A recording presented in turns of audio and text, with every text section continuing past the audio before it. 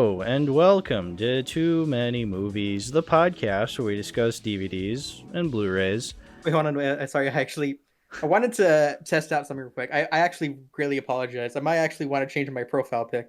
No, let's keep this in, actually. Okay. Yeah. Okay.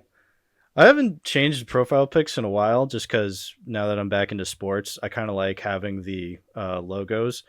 Look, I was still traumatized by the Patriots losing the Super Bowl, but I mean, now we're in Celtics season. I mean, we've been in Celtics season. They've been playing since October, but now I'm really doubling down on watching the Celtics. So, yeah, I'm just going to keep it as Celtics.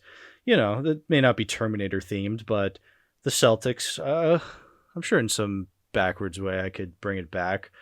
The Celtics are like Arnold Schwarzenegger because they're a bunch of killers. Let me tell you, a bunch of killer robots. I think Jaylen Brown's a robot, maybe. You know, maybe. Maybe. All right. I got a good picture now. Let me Okay. just change it real quick. Yeah. No, go Like for I it. literally just as you started recording, like I was just like thinking, do I Yeah. have anything else, like any other concerns? And then literally I realized my profile pic, and I'm like, oh shit, I should probably change it Yeah, if you want to make it to Terminator keep it themed. in theme with like the Terminator, and also because my obviously my profile pic is traditionally a skull, and Hmm. so I would think, it seems appropriate to change it, for the sake Right. of. Yeah. Have you changed it yet, or because Oh some? yeah, I just changed right now. Okay, yeah. Sometimes Discord like takes a while. Yeah, it's changed on my end at least. Hello. Okay, there we go. Now it's changed. Thanks, Discord, for literally nothing. Bunch of fucking furry pedophiles. All right. Anyway, welcome to the show, Lazy. Welcome back. As we were saying, I told you I'd be back. yeah, I would be back. There's your first Arnold impression. It wasn't very good. Here, I'll do a better one. Yeah, Put that cookie down. There you go. yeah. That's the Let me second let me one. let me try to do the Too Many Movies intro in the Arnold voice. Hello and welcome to Too Many Movies, the podcast where we discuss DVDs, Blu-rays, and even the occasional VHS tape. I am your host, Mr. Schwarzenegger, and I've gone back in time and killed Hal, and now I'm the host of Too Many Movies or something. I don't know. That's No, the best I got. that's what happened. Literally, I am dead canonically Yeah. in the Too Many Movies universe. But yeah, Terminator's the game. The name of the game. That's the name of the movie franchise we're talking about today on today's episode. I guess let's start off with some quick, like, general thoughts on Terminator as a franchise before we get into the first movie. Just Oh what are, yeah, I'd love to too. yeah, what are our general thoughts about the franchise, you know? Yeah, I have an interesting history with Terminator because it was not really a franchise I grew up with as like a young kid. It was something I kind of became more acquainted with in my teens. Mm-hmm. Because my main exposure to Terminator as a concept, or like the concept of the whole franchise, was mainly this one attraction at Universal Studios Florida. It was called Terminator 2 Battle Through Time, I think is what it was called. And it was basically kind of just like sort of a quote unquote sequel to Terminator 2, where it like shows an adult John Connor and Arnold Schwarzenegger battling the Liquid Terminator from the second film again. And so I never watched any of the movies until like I was around 15, because I think that's when I became interested in the whole like sci-fi concept of the films. And I thought, you know what? This sounds interesting. I might give it a watch one day, and I did. Yeah. And I watched the first four movies when I was 15, and I haven't watched any of the other sequels since forever, basically. Right, yeah. Yeah, I would say I'm not that similar of a camp. I mean, it's not one I grew up watching as a child. I didn't really start. The first one I did see when I was seventh or eighth grade. I can't remember which one it was, but I was homesick from school with my sister, and we caught it on television. We were watching it on TV, like, while we were sick. So I was like throwing up and shit. So like, it was not a good day. But I mean, I was watching the Terminator, and I was even as a kid, I thought, oh, this kind of rules. So kind of a weird memory of that. Um, and then two, I was obsessed with trying to watch because back in the day you didn't have streaming services where movies were readily available. You either caught them on TV, or I guess you could have just gone to the store and bought a DVD. But obviously, I was a kid; I didn't have the money. Like, this is why it took me years to finally watch The Dark Crystal. Like, I just was kind of banking that these movies would just show up on TV or cable or somewhere. And I mean, it's The Dark Sure. Crystal. Never ever was that playing. T2 is And different. also, Though.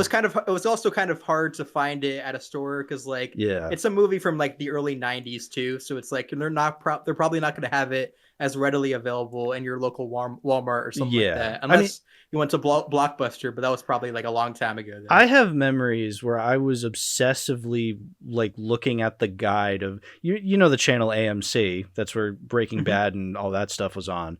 Yeah, But American Movie Channel is what it's called. I think so, yeah. But it was also That's what it stands for. Yeah. yeah. That sounds about right. That they used to play movies, obviously. So I used to obsessively like check the guide whenever, just to be like, oh, is Terminator 2 playing today? No, fuck. Is Terminator 2 playing today? No. Why are they playing Shawshank for the millionth time? Fuck. And look, I love Shawshank, but it was just kind of frustrating that because I remember it being on AMC and thinking, oh, I just got to wait for it to show up on AMC, and then it never played again. I mean, it probably did. It's just I never caught it again. But then eventually I did watch it, and it was it's Terminator 2. It's fucking awesome. But we're jumping ahead. Let's pull it back. I think the first method that I used to watch the first two movies were, and I think all the movies in general before then, like at least in regards to the first four, as I kind of just like I remember I used to have like this app on the Fire Stick that my family had growing up that I would be able to like watch any movie basically, and it would just direct you to like a piracy site. But it would be a pretty good like it would actually be a pretty good copy of it. It would be all in HD or like 720p. So like it never really distracted me, and that's actually like how I initially watched those first few movies because this was before like streaming really blew up, and this was before I became an avid Blu-ray 4K collector. Yeah. Oh, this is getting off topic. We'll get to Terminator, but like I'm remembering initially when I first got into college, I got my first laptop, and obviously in college I started watching a ton more movies, and the way I got access to a lot of movies was through, I'm pretty sure it was a piracy site, but it was like an app on my laptop that I just found. I don't remember how I came across this, but it was this, I'm sure it was not a like legit site, because I would just type in any movie, I would find it and I would just watch it. That's how I rewatched a lot of Disney movies as an adult. That's how I watched movies like The Dark Crystal and Labyrinth before I had them on DVD as an adult. That's how I found one of those early movies we talked about on the podcast, Mirror Mask. That's how I watched that. I found Mirror Mask because I'm like, oh, I've seen this movie kind of advertised around The Dark Crystal and Labyrinth. What the hell is this? I guess it's Jim Henson related. Yeah, so we did an episode on that years ago, me and Puff. But you just reminded me of that app / website that was on my laptop when I initially got it. I've never been able to find it ever again. And let me tell you, trying to find movie piracy websites is hell. It's not an easy thing to do. Not to say that streaming is any easier. It isn't. I think the app that I used for watching those movies back then, I don't even think it works anymore.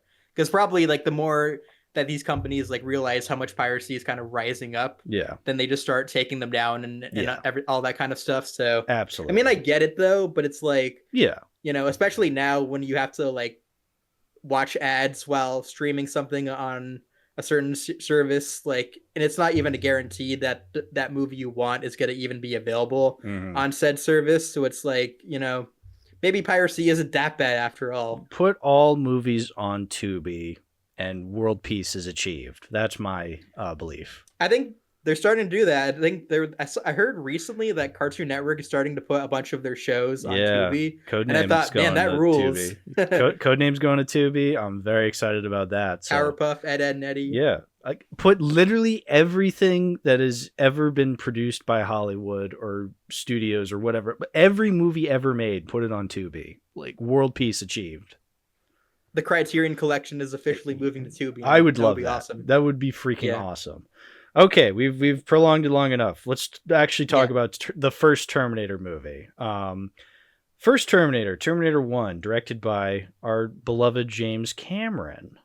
His name is James Cameron, the greatest pioneer. No budget too steep, no seat too deep. Who's that? Who's that? It's him, James Cameron. Yeah, see? Sorry, I had to get my No, obligatory South Park reference out you of the way. you said you were, so I was waiting for it, and I'm glad you got it got it here. Yeah, as soon as you mentioned James Cameron, by the Yeah. way, go listen to that song. It's awesome. Yeah, yeah.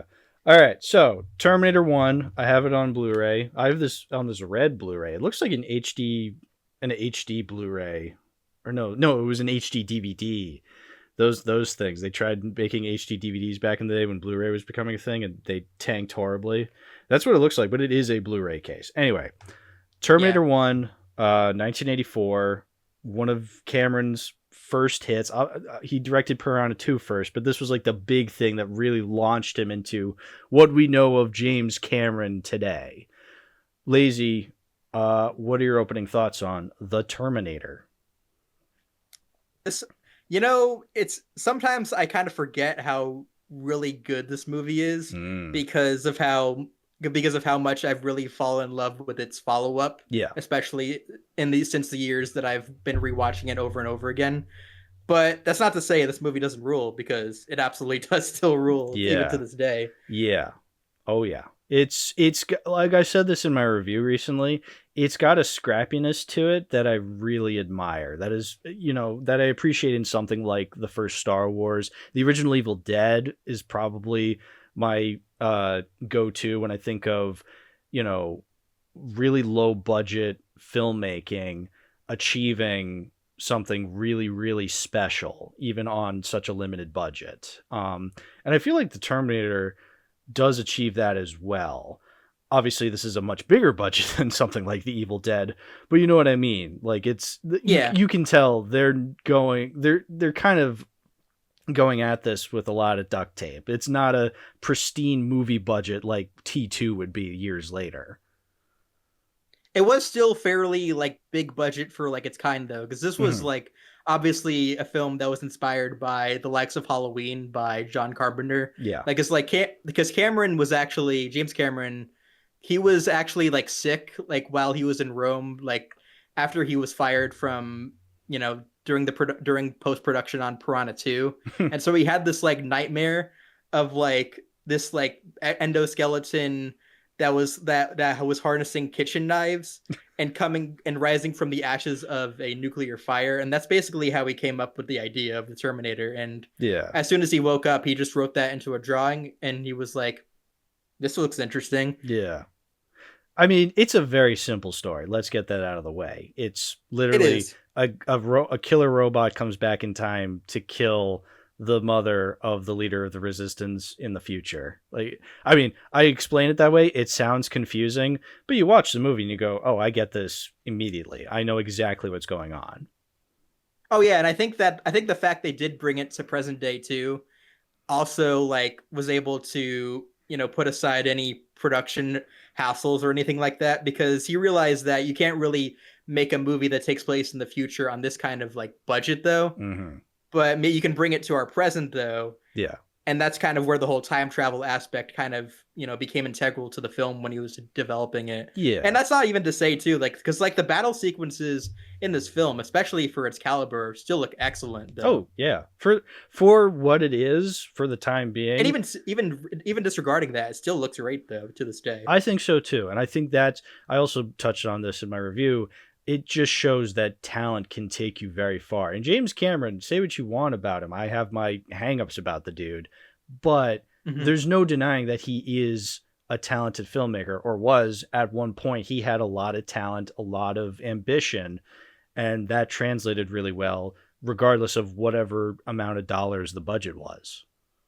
Yeah, I do still think he has that talent in him. Putting aside some of my grievances with stuff he said, before, but yeah, that's not to say like he is one of the top tier A list like blockbuster directors for a reason. And even back in his early days, he kind of showed like his talent even with the Yeah. smallest of budgets and even the biggest I restraints. mean, even when he went on to do bigger budgets, he still had a lot of talent. Like the run this guy Yeah, had went from Terminator to Aliens to The Abyss to T2 to True Lies. That's 5 movies. That's nuts. Like the whole of those movies rule. Like yeah. that's an insane just and not to mention after that he went on to Titanic. So like the dude The is worst, talented. well, the too many movies, worst picture nominee, Titanic. That's Yeah. right. Yeah, exactly. But yeah, no. So well, one thing I really love about Cameron's how do I want to say this? Cameron's vision with this movie is, yeah, it does look great. It looks grimy because yes, the future is this destroyed post-apocalyptic world. There's millions of human skulls everywhere just being crunched on by like fucking robots running all over them. Everybody looks Yeah. disheveled and shitty, and there's just lasers exploding every which way. It's a nightmare. And then you go back in time to 1984 Los Angeles, and it's a shithole in a different sense because it's 1984 Los Angeles. Yeah. It's like Kyle Reese like was already in a shithole that he'd rather go to the shithole back in 1984. Yeah, I mean, at least that one has burgers and people just Not walking. dying. People not dying. Well, they're dying because they're junkies in the streets of L.A. True. And also you have a killer robot there, but like at least you have a police force to protect you. Obviously, that doesn't really work out because also he literally kills 30 cops. Okay, but point is, LA is still a shithole. That's our point. Yeah. Um, That opening scene too, after the opening scene where it shows like the intro like text and everything like that, that's a great opener for the movie, by the way. And also like the opening like credits and everything like that, how it's very digital and that kind of thing. That yeah. looks great though. It kind of puts aside any worries that this would be just kind of some junky B movie from the same guy who did Piranha 2, because It, this was obviously before Cameron was a yeah. well-known or established director. I mean, this movie does scream like cheesy B movie because it's killer robot from the future. And this Yeah. did, spawn a million clones throughout the mid to late 80s of just, you have so many movies that are called like Terminator, or they're trying to sound like Terminator, like Termatron, or like Killer Robo Vampire, Lady Terminator. You know what I mean? Like it spawned a whole genre in and of itself. And True. but this one, you go back and you go, oh, this, you think, because every time I rewatch the original Star Wars, I go, oh, this could easily be like any other late 70s sci-fi movie that it kind of spawned. But it's like, no, it's totally, totally different. Like it's its own thing. You rewatch Terminator, no, this is not like Robo Vampire or whatever other fucking movies that tried to rip off what Terminator was doing. Terminator is its own thing. And I think a lot of that has to do with the atmosphere. It's very moody, very dark. It has to do with the editing. I think there's a lot of talent in the editing. I was talking about this, how, whenever it transitions from modern day to then the future, like there's that scene when Kyle Reese is thinking about back in the future, how like, That is a great transition. yeah, you're at the construction site and the caterpillar wheels kind of like rolling over, and then it transitions into a tank in the future. Like that's a great use of transitioning to that expository scene. Yeah, what was that scene specifically? I think that's when he's oh no, I'm thinking of the scene later in the movie when like he goes back to the shelter and that's when the Terminator attacks. That's later in the movie. There's like another Terminator that attacks, and that's where he gets a picture of Sarah Connor, Yeah. from the past. Yeah. Oh, yeah, I know we're doing a terrible job at explaining, making it sound Yeah. a lot But I more know what you're complicated. talking about. But Yeah. the movie is like, it's told perfectly. Like I'm never confused by the time travel in this movie. It doesn't make a whole lot of sense, but at the same time, I don't think the movie is ruined because of that. I think the logic is still there too, though, Hmm. because like, oh, the fact that like whenever you're sent back in time, like you're basically naked without anything on you, that kind of does explain a lot of like why didn't Kyle Reese just bring weapons back Mhm. for for Sarah Connor to fight back or whatever. And Yeah. like when like they literally can't though. I was thinking Yeah, about this. not even the Terminator himself. Yeah, I was thinking about this. A lot of the movie is told visually, and they only explain things like that when they absolutely need to. They don't get caught up in the details, and that could be very, very dangerous for a movie like this, where, if you over explain too much, you're going to bore the audience. If you do drop too much information, it's just going to become overwhelming. I think this movie does a really good job at kind of, unfolding the layers as it goes along, kind of trusting the audience is following along. And we are. Like, I'm never confused the entire time. I'm having a good time. Yeah, that's because Kyle Reese is the one from the future and Sarah Connor is the one. She's basically in the position or the point of view of the audience though, and how Yes. we're being caught up with this whole like futuristic war that's in the future, and like how like her son is like her future son is gonna be the big savior for humanity. Like we're learning it as she is, so Yeah. she is too. So we're in the shoes of Sarah Connor in this movie essentially. Yeah. Let's talk about Sarah Connor, because she's one of the most important characters in the Terminator franchise, in that, yes, she is the mother of John Connor, the leader of the resistance against the Terminators. But none of that has happened yet. She's just some waitress at this diner in 1984 LA, and you have this killer robot after her. That's terrifying. And, she's being explained, oh, you're the mother of one of the most important figures in the future. It's like, holy shit, that's a lot to take in.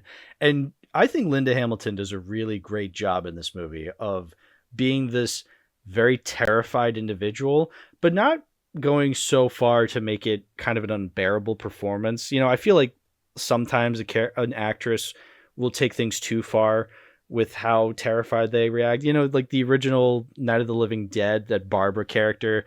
I like the original Night of the Living Dead, but that Barbara actress can get a little annoying after a while when she's just screaming her head off every 5 seconds. It's like, shut up. I get it because it's a terrifying situation, but I feel like you really need to balance that out where it's like, okay, now you're just screaming every 5 seconds. This is getting obnoxious. And that means that that would make her not really a character as much as sort of a plot device to basically just react a screaming towards head. terrible events. Yeah, a screaming head basically to things that are happening around her. Yeah. But Sarah Connor obviously does like develop throughout this movie. I think that not to get too ahead of ourselves, but I think the climax of this movie was really like sort of the origin story for Sarah. Because when Kyle Reese was telling her that she's supposed to be the mother of this great warrior that's supposed to save humanity, she's like, I can't even I don't even know how to look through my textbooks or anything like that. Yeah. And then like literally by the end of it, you're like, well, I think you could tell that she's become a very different person, and someone who could literally train like her son to become this great warrior. Point. And warrior to basically save humanity when it's at the brink of extinction. Yeah, like that's literally the scene where Kyle's like, hey, go on without me, and she just goes, on your feet, soldier. Like, that's a great indicator that she's changed so much throughout the course of this, just this first movie. And I think again, it's very compelling, and I think that a lot of credit goes to Linda Hamilton. It goes to James Cameron for writing this character, but it also goes to Linda Hamilton for her performance as well. Yeah, Michael Biehn. I hope I'm pronouncing that right. Yeah, Biehn. Gives a very convincing performance as well. I like him a lot in this role. Yeah, I like Kyle Reese a lot in this role, because I think when I first watched the movie, obviously I knew about, the Terminator, and I had heard of the character of Sarah Connor, but like I'd never really heard the importance of the character of Kyle Reese. But Kyle Reese, even though he dies at the end of the movie, spoilers, he is also a very important character. In fact, he's probably, when Sarah Connor's not on the screen, he's kind of the pseudo main character. And I really like Michael Biehn in this role. I think he does a really good job because, he could come across as so creepy if you play this character wrong. Because again, I mean, when you first meet him, he's just like, Sarah Connor, I'm from the future. As Sarah Connor, you have to kind of side with her and being like, what the fuck are you talking about, dude? Like, you're crazy. But also, he could also like come across as someone that maybe oversteps a boundary, like when near the end when he's like, "Oh, I love you, Sarah Connor. I literally came from the future to because I wanted to save you," which could theoretically come across as weird. But Hmm. even like after he says that, though, he takes a step back and says, "I shouldn't have said that." But like Sarah still, falls for him anyway and Right. knows and trusts him enough to not come across as weird in saying that. Oh, that's a good thing. That's a good thing to bring up too. He's literally John Connor's father, and he's from the future. So when I first watched the movie, I didn't know that that was a twist. So like when I witnessed that for the first time, where I realized, oh, he's actually the father of John Connor. That was awesome, and that's a really good twist. I gotta say, that's a really cool idea for a twist. Like, oh, the guy coming back from the future is the father of John Connor, and John Connor sent him himself. It's like that's a really, really cool idea. It could easily not be a cool idea if they played it wrong, but I think they played it just right. Again, I remember watching for the first time. Hey, I didn't know that. That's a really cool detail. It is, yeah. It just comes to show that Cameron is a really good idea man, and he knows how to execute those great ideas of his for the Mm-hmm. most part. Mm-hmm. I would say So on average, he's better at executing those good ideas better than George Lucas, who's also a great yeah, ideas man. Execution wise, well, they speak for themselves. Let's be honest. Um, yeah. I just think that I'd say maybe like Cameron's writing process is a little more simpler than Lucas's. So I yeah, think that's how his writing or how his ideas are able to translate better, though. yeah, Even when some of his ideas aren't that original or creative to begin with. Well, I'm talking more specifically his later works. hmm, But even then, I feel like he knows how to make them sort of, sort of likable enough, yeah. for a general audience to be interested in than like Lucas, which kind of puts his ideas into a giant boiling pot and just Yeah. stirs them and kind of comes across as a little puzzling. The Goongas. The everyone, Gungas, everyone loves the Goongas. yeah, Anyway, I think you know what we have to talk about Arnie. Like we talked about Sarah Arnold Connor, we talked Schwarzenegger. about Kyle Reese. Let's talk about Arnold, the titular Terminator. Uh, Easily like the star of the show. No wonder. Like even back when this movie first came out, Schwarzenegger was top billed. I mean, he was known by then when this movie came out, but I feel like this is the role that really launched him into the stratosphere as like Arnold motherfucking Schwarzenegger, you know? Yeah, I mean I think it is literally the most defining character of his career that he's ever portrayed on screen. I think that's And absolutely 100% fair to say. Yeah, it's the Terminator. Because, like, nobody's saying uh, lines from Batman and Robin the same way they're saying lines from the Terminator. Like, people say Hasta la vista, baby, and I'll be back because those are iconic. Whereas we say stay cool, bird boy, because it's funny, you know? oh yeah, of course, because it's also interesting to look back on too, because like Arnold Schwarzenegger, like James Cameron wasn't even really interested in casting him in the movie because like I think his producer basically recommended him to play Kyle Reese, and so Mm, he only met up with him just out of obligation, and he wanted to pick a fight with him just to try to get him off of the film's pre-production. But then Schwarzenegger had so much fun talking about the idea of the Terminator and how he should be portrayed in the film that Cameron and him got along really well, and that's how they became friends ever since. And that's how like obviously James Cameron walked away from that meeting feeling like he wouldn't be a good Kyle Reese, but he would be one hell of a Terminator. yeah. So I mean, that's nuts to look back on. It's like, how could you not see this guy as the Terminator? But I think that's a yeah, because he's testament. like this big buff like guy though Yeah, too. So but that's a testament to how iconic this role is that you literally cannot picture anybody else. Obviously, the famous story is that he did consider O.J. Simpson, and of course, the punchline to that is that he thought O.J. Simpson wouldn't be bought as an evil villain; he'd be too nice, and it's like, yeah, I read about that too. It's yeah, like cue Curb Your Enthusiasm theme right now. exactly. But even then, like, yeah, I still think O.J.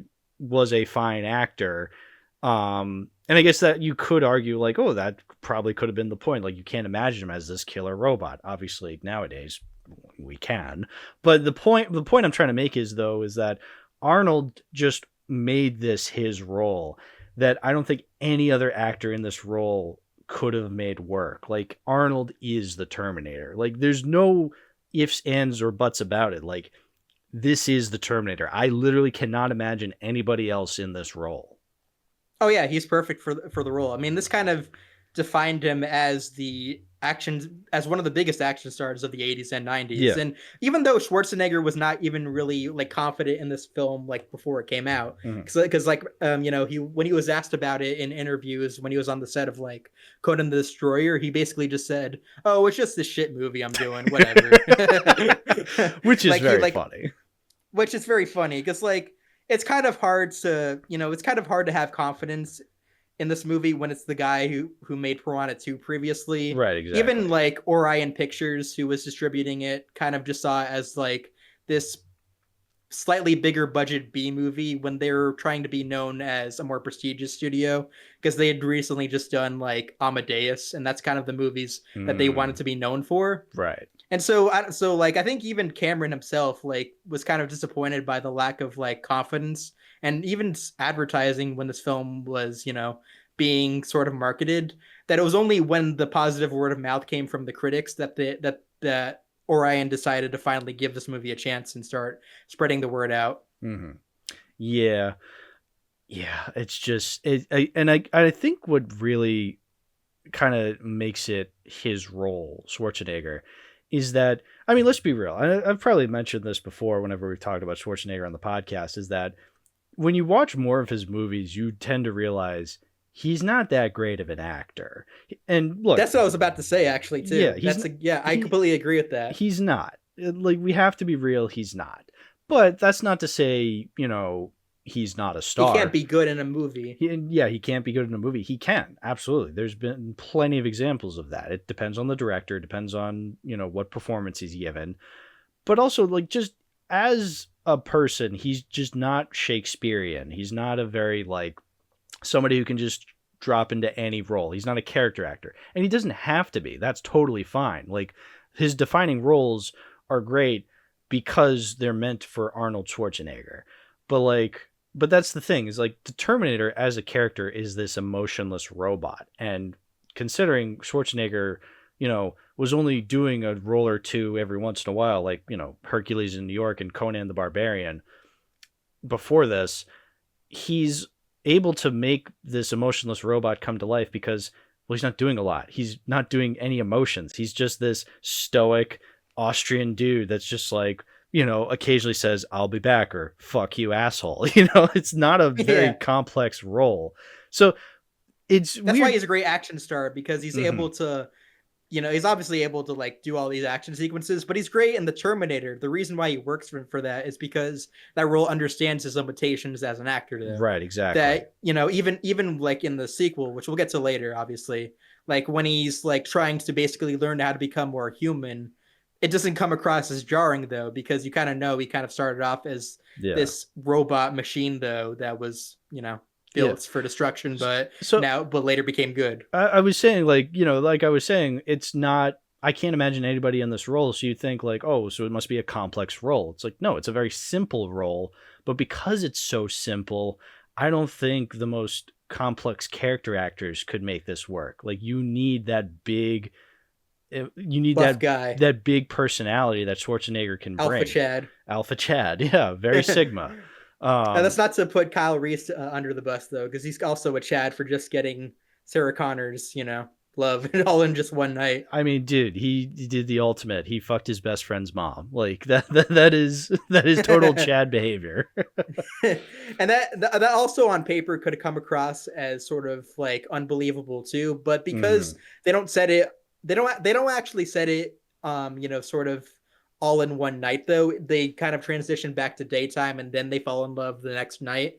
So it's not that unnatural or hard to buy, though. I mean, in all fairness, it is also a movie, so like you can suspend your disbelief. It's like, it's a fucking movie. Who cares? I still think it works. Yeah, I agree. Yeah. It completely still And you works. also would fall in love with the guy who's also trying to save your life from, a killer robot. So. I'd fall in love with Kyle Reese. So, yeah, I agree. Oh, what other notes did you have? There's a lot of like I really love some of the like I think I already mentioned this before. Some of the action sequences, like during the sequences, like during the flashbacks, they Hmm. still look great for that kind of budget. Yeah, Obviously, some of the other effects, like the puppet Arnold when he's like kind of tearing off his face a yeah. little bit, You can is not very tell convincing. you can tell when it's puppet Arnold and when it's regular Arnold. Now, with that said, I still think the puppet. I think this is like what we were talking about with a gnome named Norm, where it's like the puppet itself is good because the puppet in gnome named Norm is good, but when it starts talking and like kind of moving around, it's like that it doesn't look good Creepy. anymore. It looks creepy and weird, and it It's doesn't not look as good bad in anymore. this though, because Mhm. it's only in it for like mere seconds That's compared to right. that puppet in that movie. That puppet is the main character of the fucking movie. So like, whereas here, yeah, it's just in certain shots you see a weird kind of robotic Arnold. Now he's supposed to look weird And and it's not that robotic. glaring of a flaw. Yeah, it's not that glaring of a flaw either, though, because he's Hmm. obviously supposed to be a machine. Yeah, So when he's like tearing off like this part of his skin, you know what? Maybe you can kind of buy the fact that he does kind of look a little fake or artificial just as he's like putting his skin back on yeah, too. but even as a fan of movies, I think people can appreciate that because you appreciate that use of practical effects. And I think that's what I like about this movie. Like I've been saying, I love the scrappiness of it. So it looks fake a lot of the times, but I like that they're doing that to tell this story. They're cutting back between these two different effects, where it's either Arnold in makeup or a literal puppet. Yeah, I think that it works too because like it would be kind of weird if a movie about the depicting the evil rise of AI at all felt too artificial or Hmm. too perfect though, because Yeah, then that would kind of feel like it would go against the point of the movie or whatever. Because exactly. nowadays with the whole rise of like AI slop though, when now it's kind of almost trying to imitate sort of the and also trying to perfect art that is basically man-made though Hmm. that's kind of that's almost made it harder to distinguish like the two, except you have to look at what art is actually showing more imperfections in it to be able to tell what's real and what's AI artificial slop basically. Exactly. Yeah. It's a great movie. I love it's what I do think it's also the best movie to be inspired by Halloween and the rise of slasher films Hmm. too. This is a bit of a slasher film. It is that I wouldn't necessarily like consider it that. I consider it more Yeah, sci-fi, but it is it is slasher horror. definitely, yeah. It is a slasher But I mean horror. more so like inspired by slasher Right. films like Halloween. Because Uh, I think yeah. Cameron wanted to make a slasher film kind of disguised as like sort of a science fiction action film. I think it does both genres well because yeah, no, Mm-hmm. I don't consider it not horror because again, it yeah, like you'd mentioned John Carpenter. Yeah, there's that synth score to this that you would find in any John Carpenter movie at the time. So like yeah, no, I have no issues calling it that. Um And the yeah, score is still very effective too, I though. love the Despite it music. obviously being kind of like a little 80s or retro, like Yeah. the score by Brad Fiedel is excellent in both this and the subsequent film. That I'm honestly surprised he doesn't do a lot more scores though, because his scores for both these movies are excellent though. Yeah. No, I love retro 80s synth, so like I love the score of this movie. Even if it does Yeah. sound kind of, weird. I like weird. I like that weird. Yeah, and it does show some pretty effective pieces of music throughout too, like the whole like reprisal of the Terminator theme when like Sarah and Kyle Reese are making out for the first time. Oh, I didn't even pick That up on that. Yeah. When I yeah. when I think of the music, I just think of the dun dun dun dun dun because, Oh yeah, everybody that's great does. too, Yeah. obviously. I mean, it's But there's also iconic. like great music throughout, even like during like Right. the action sequences. It's obviously kind of digital 80s, Mhm. yada yada yada, but it's very effective Yeah. in what it's trying to accomplish. And also just makes for an interesting and entertaining time capsule as well. Absolutely. That's not to make the movie seem not me trying to criticize the movie as being outdated. It's No. just like, obviously it just fits really well for the time that it was made in. Absolutely. I think this is aged better than some of its later sequels, which we'll get to. Cough, cough. Yeah, But pick not any the of next them. one though. But I'm talking about the other ones after Yeah. it, though. I'm Obviously, talking about the the next ones one. you don't like, audience, not the ones I don't like. I don't know. uh, God, what else? There's so much good to this movie. This movie literally like kind of saved James Cameron though I at a think. time when he was like really like financially Yeah, I've heard in the debt though.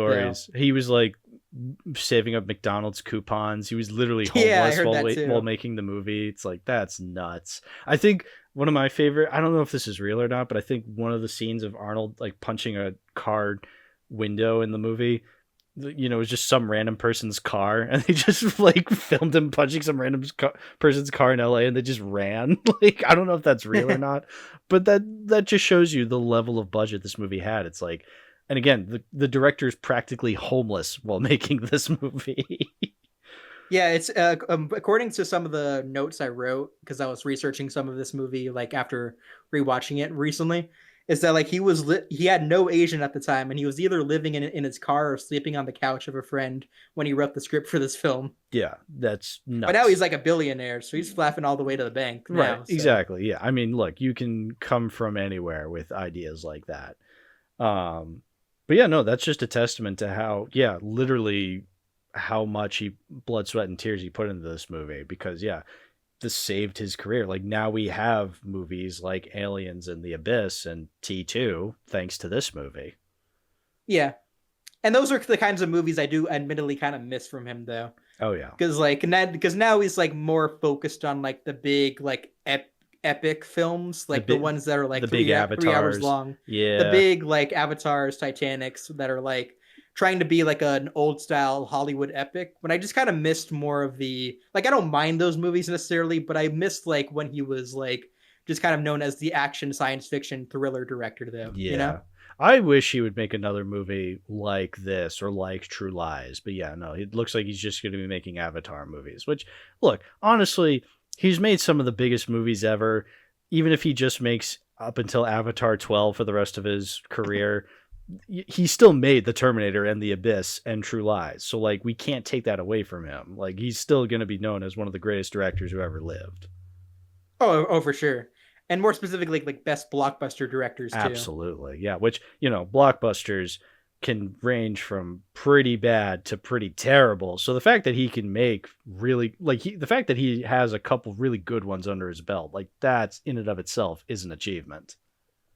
And really like competent blockbusters too though. Mm-hmm. Because I think a problem with like a lot of like big blockbusters today is they usually look very desaturated and flat though. Yeah. And even like Cameron's films, even the Avatar films at least look very visually vibrant and pleasing and almost transport you to this other world Yeah. though. But yeah, Whereas I feel like a lot of like recent films like the Wicked movies like kind of look really ugly to they, look at to be yeah, they honest. feel committee driven where it's like, all right, Yeah. there's not one true voice to this one. It's just lame. Yeah.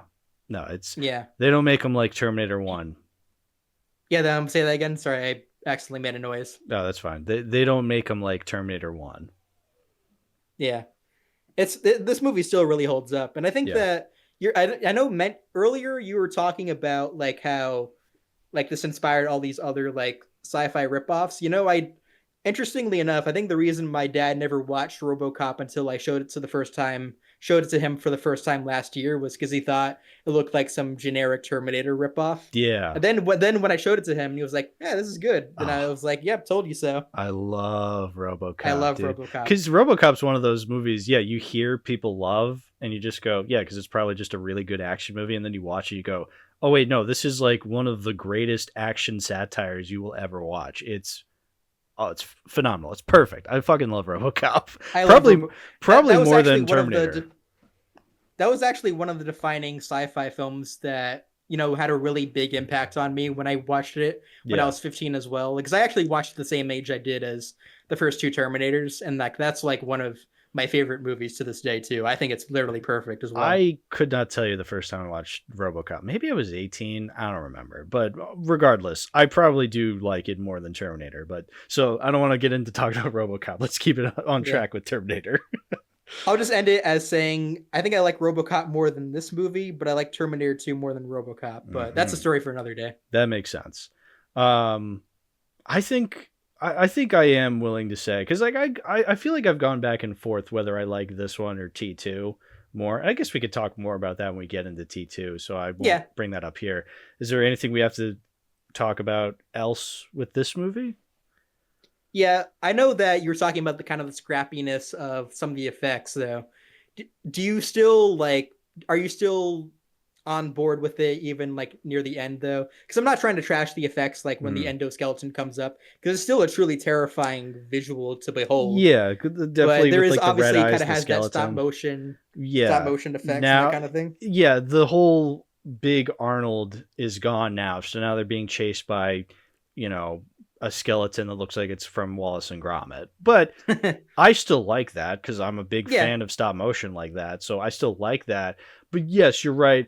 A little bit of the terrifying performance from Arnold is now gone because, well, it's not Arnold anymore. It's an effect. It's just a straight up stop motion puppet.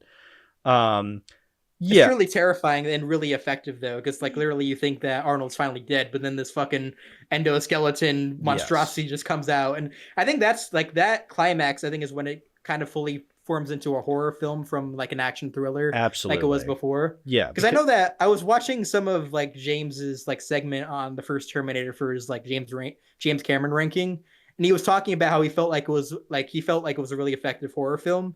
I didn't really feel that until like the climax of the movie because yeah, everything before that was great, but I think it felt more action thriller esque than horror. this is a climax you would find in Friday the 13th or a Halloween movie. Yeah, because the killer Yeah, is still going after our final girl because she is the final girl because Kyle Reese fucking dies.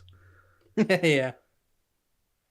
I think this movie would literally be perfect for me if it weren't for a couple of blemishes in the visual effects department, Mm, which in all fairness though, were just because of their restraints and yeah, technical limits.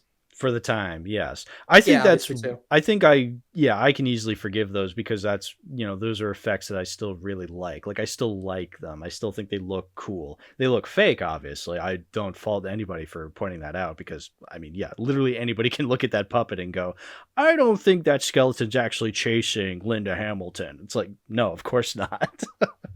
um Yeah. oh, But there's still parts when like the endoskeleton like chase sequence works though. absolutely. Because obviously the action in this film is still phenomenal too. Because Mhm. like the car chases were great. Obviously, when they're showing like an actual like endoskeleton there, like without the stop motion effects, Yeah, the like it actual still looks puppet. great. Yeah, Yeah. I like love it. so many visual effects in this movie. Like aside from the blemishes that I mentioned before, that still look awesome though. Oh yeah, absolutely. And again, that's what separates it from your average Terminator ripoff movie. Like the Terminator ripoff movies do not have the effects that this movie has. Oh, for sure. By the way, want to know one fact about the classic line "I'll be back" is that in the script that it was written as "I'll come back," but then it was changed to "I'll be back." But then Arnold like struggled in terms of pronouncing that like initially because of his thick Austrian accent, and so James Cameron just basically told him on set, "You don't tell me how to write, and so I don't tell you how to act," or something like that. That's so funny. I mean, look, that is one of the funnier like details about Terminator nobody brings up where it's just like, oh, it's this high-powered killer machine and he has this Austrian accent. Like that's weird. But I think that does kind of add to the weirdness of this character, the fact that he has like this foreign accent to him. Because I feel like if it was an American doing the accent, that's kind of what makes it. I guess that's. I mean, I could. You That's an could. interesting point to bring up. Yeah, Actually, I never thought of actually. yeah, like there's this weird accent. I guess it could only really apply to anybody who's not Austrian. I feel like people in Austria watching this movie are like, "What is the deal? I don't see why this character is fucking terrifying." It's like, yeah, I don't know, but like, but I feel like if you still have a Terminator with an American accent, because like the next two movies have Terminators with American accents, but I still feel like their performances are still solid enough. But I feel like if you had like a big beefy American actor, like if you put Stallone in this role, well, maybe Stallone would still work because Stallone also sounds weird, he's able to put on that sort of intimidating Yeah. face, and he has that muscular body Yeah, that could work. But I just I'll can't be see. I back. can't. But I don't think he would top Schwarzenegger No, though. no, absolutely. Like I said, this role is far too iconic at this point. It is literally impossible to imagine anybody else in the role. Yeah, and it's why I'm glad that the movie exists though. Oh, I love that this movie exists. I love that this Blu-ray exists. That it's a Yeah, red, you want to go into Blu-ray the case. Blu-ray? There's not much to talk about. I think it. I mean, it looks great on Blu-ray. I think this is before James Cameron got all fucky with the AI with the 4K. So I think the Blu-rays are fine. Although I know some people really don't like the Aliens Blu-ray. I didn't mind it. I thought it looked fine. I think the movie looks great on this Blu-ray. I like that it's this red case. I think that's really funny. Is this the one? No, the next one is. Uh, I like that this actually this is really funny. This Blu-ray comes with postcards, I guess. Really? Yeah, it comes with postcards, and it's like behind the scenes postcards of like shots from behind the scenes because a lot of them have like Arnold and James Cameron. And James Cameron, I mean, he doesn't look homeless in these pictures, but I'm sure he was still struggling, like as the story goes. That's pretty cool. What is the point of these postcards? Because like, there's no like on the back. That's just Arnold Schwarzenegger, the Terminator, James Cameron film. It's just copyright 2015. I really like that poster for the movie, by the way, too. It's so simple, but it's just like that pose, and it just says Schwarzenegger on top. I think it's a great poster. Yeah. I mean, it's a little modern looking. And oh wait, no, we're talking about the classic one. I'm talking about the Blu-ray. Yeah, the classic cover. poster. The classic poster. Yeah, that is one of the most iconic posters ever. And it literally is just him with like the red dot and the sunglasses. Iconic. The the Blu-ray cover is like a little more modern looking, and I'm assuming it's supposed to be Schwarzenegger, when he's like naked after he's come back from the future. But like, the half we see of his body is all like mechanical and robo and Terminator-esque. It's a little modern looking, but like it's fine. Like whatever. I figure Terminator is one of those movies that has like 1 billion fucking DVD copies of it, and they're all different ones. They're all different like posters and whatnot. So like it's fine. I what's important to me is more so the movie on the disc, and the movie on the disc is brilliant. I love the movie so much, so I'm keeping the Blu-ray or Red Ray because it's a red case, but whatever. The red one, Ray. The red one, Ray. Yeah, exactly. This is actually I put it in, and it's like, oh, this isn't Schwarzenegger at all. They replaced him with Dwayne the Rock Johnson. Dwayne Johnson and Kyle Reese is now played by Chris Evans. I would love that. Honestly, I would love that. And then Sarah Connor just becomes Lucy Liu. Yeah. Oh, this is sounding like the greatest movie ever. Actually, never mind. Terminator sucks. Red one is the best. I would imagine you have this on. I do. Blu-ray? Yeah. Okay, in your Blu-ray collection, what's your Blu-ray like? Blu-ray, it's just sort of standard. It has that sort of that pose that Schwarzenegger makes like when he's like first landing on Earth, and like he has a naked body and he's like going down. It also shows like some of his endoskeleton. Oh, we might have the exact same one, except yours is like an actual blue case. Yeah. Yeah. Okay, we have the exact same one, except mine's red, yours is blue. Yeah, mine's blue too. So yeah. But why are you blue? Why are you blue? Yeah, but it's a good Blu-ray. I think I had trouble like playing it. I think because I just recently moved into a new apartment, and so I was trying to officially like play it on Blu-ray too, because I didn't want to go into this episode having watched it on streaming or buying it digitally when I can just watch it for free on my Blu-ray that I already have. Yeah. And so I did eventually. It's a good Blu-ray too. It's like it plays just pretty well too. So, and it doesn't have any previews or anything like that. It just cuts straight to the movie. That's something I noticed actually. Yeah, it just cuts straight to the movie. So I think because we have the same Blu-ray, yeah, the menu is literally like a pop-up feature while the movie's playing, which I'm kind of mixed on because it's like I kind of like when you have a movie having its own like menu, but I guess it is nice as like a feature. So like, I don't really mind. I did watch the deleted scenes while the movie was playing. It was like the opening sequence was playing, and I'm like trying to flip through to watch the deleted scenes. It was very bizarre, but I guess that kind of separates it from your average Blu-ray. So that was cool, I guess. Yeah. Fun. By the way, another fun fact about this movie. James Cameron sold the script to Gail Ann Hurd, who would subsequently become his wife at one point, for Right. $1. Oh, $1.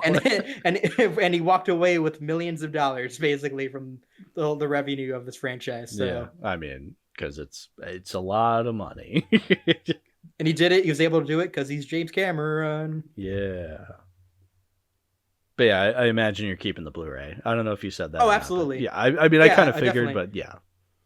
The answer is yes for this, and I guess we'll go into the 4K Blu-ray that I have of Terminator 2, which is more controversial than the standard Blu-ray Oh. that I have for the Terminator.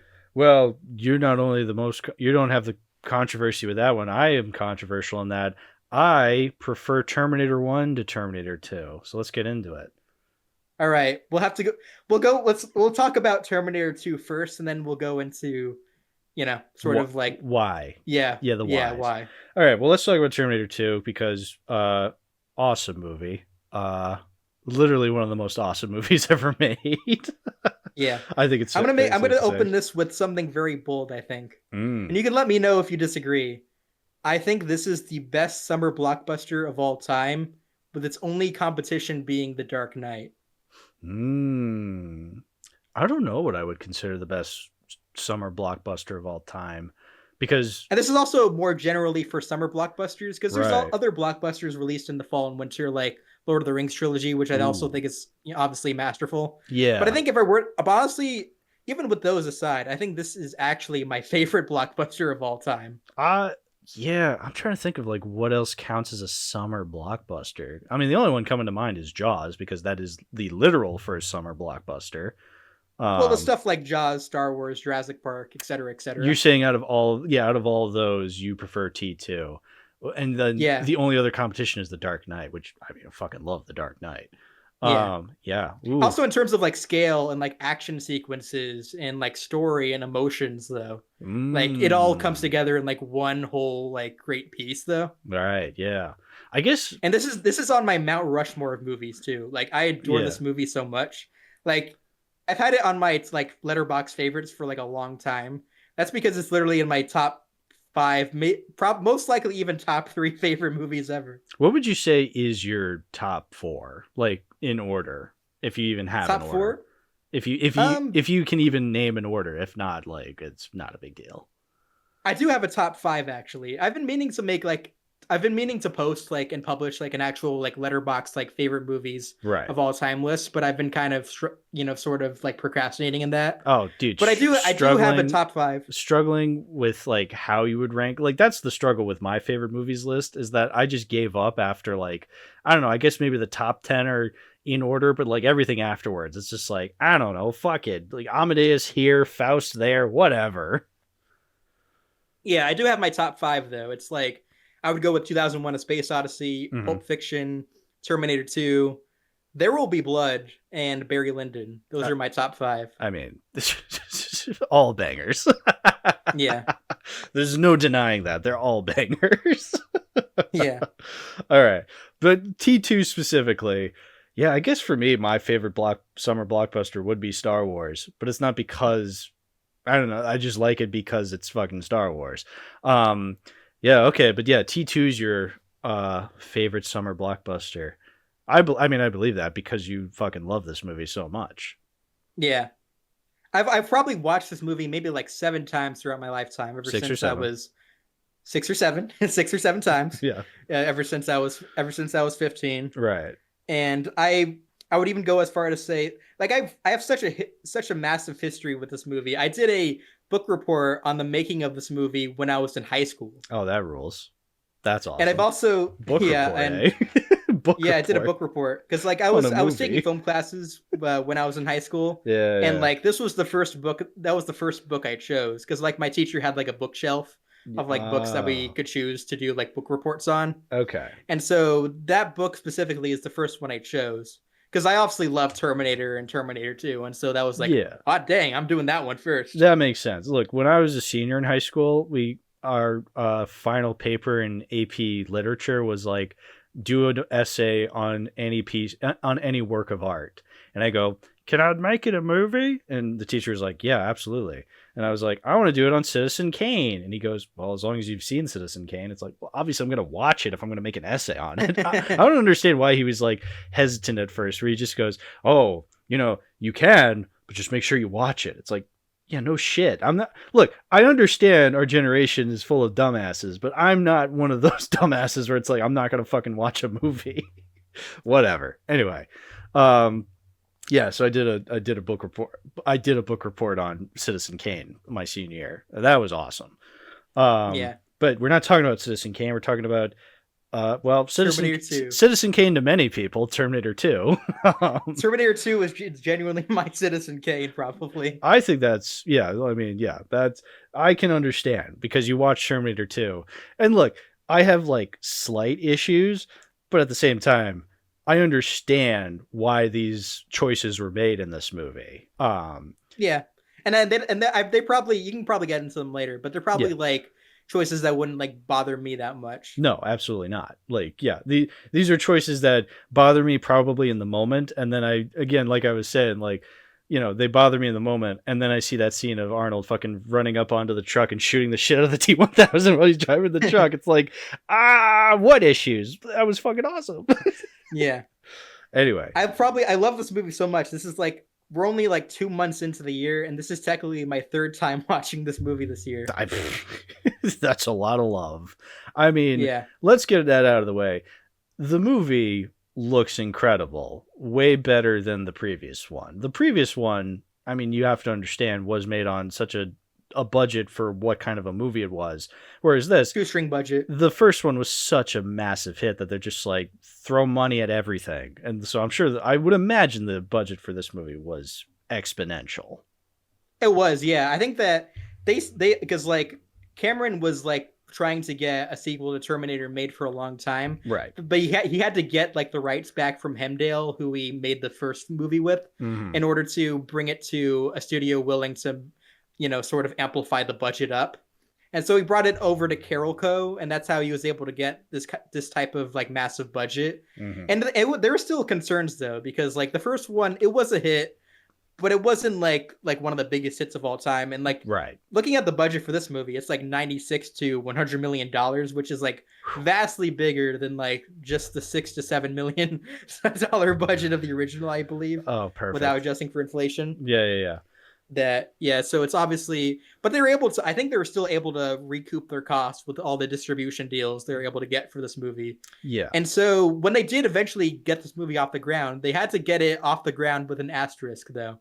When Carolco greenlit the film in early 1990, they had to get the film out by summer of 1991. So they only had a year and a half to get the film made. And so Cameron and like his writing partner were like working like 10 to 15 hour days to figure out the story and that kind of thing. I mean, and with all that into consideration, with all that like pressure and that kind of thing, you wouldn't even think for a second this movie had any sort of production trouble. No, like absolutely not. Like I've gone my entire life thinking, oh, this movie probably had an easier time to get made than the first one because the first one was such a hit. Nope, apparently not. Yeah. But again, yeah, you would have no idea because you watch the movie and it's like, oh, this is so much like it's just more well put together. Definitely visually, story-wise, I would say it's bigger. Like that's my thing, is that this is a much bigger movie than the last time.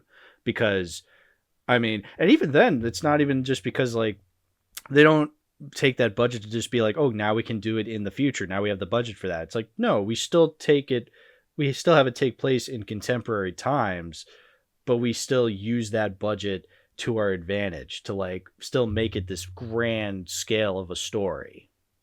Yeah.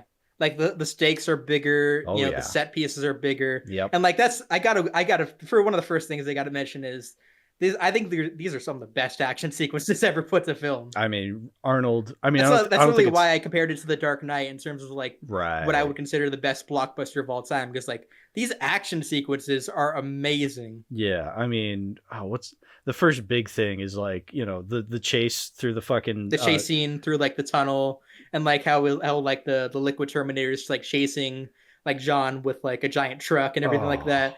And literally Arnold comes behind with like a motorcycle. He saves yeah. John, shoots at the truck's tire, Yeah. then it blows up. It's like amazing. Like Yeah. this is literally like this is what cinema's all about, baby. I mean, the shot of Arnold on the motorcycle, like going off the kind of cliff thing and just flying off with the motorcycle, Yeah. just and like I've been told, like, oh, he was obviously on strings on that scene, but like You wouldn't everybody know though. everybody just thought that looked incredible. The fact that he just launches off this cliff thing and you just see him midair in a motorcycle, that's huge.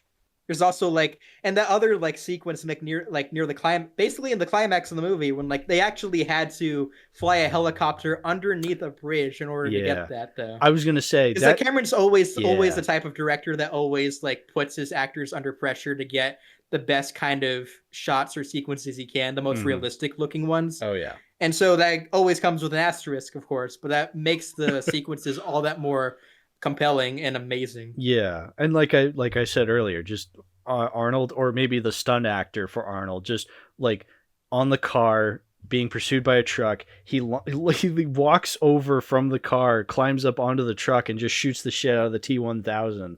Like that was nuts. I audibly went, "Oh my god!"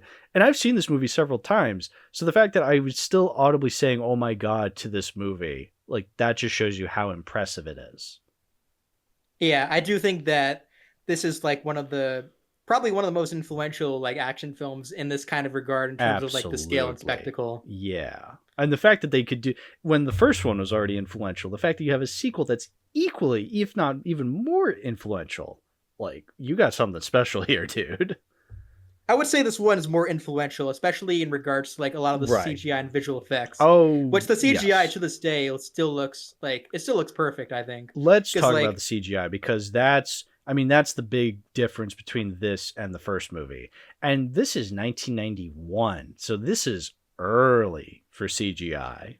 one of the very first like major Hollywood films to integrate computer generated imagery in Yeah. a film, essentially. Yeah, I know. Like, if you want to go back even further than that, stuff like, I don't know, Star Trek Star 2 Trek and 2. Tron as well. Yeah, we're using But like those CGI. were more so kind of sparingly and not Right, really in this sort of grandiose sort of way. right. This is on a different level because you're using it, yeah, for different sequences. So like you're using it for a character.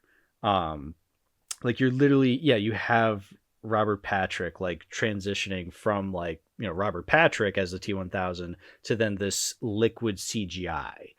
And yeah, that must have been nuts to see in the theater like back in 1991. Yeah. Oh, for sure. And I think it basically is like it's the movie still looks perfect to this day, even with Mm. like the limitations in CGI that they had back then. I think That no, go ahead. I was gonna say, yeah, because like compared to something like Jurassic Park, great movie still, don't Mm. get me wrong, but like the fact that it used CGI a lot more frequently Yeah. does kind of make a lot of some sequences in that movie look a little dated to this day.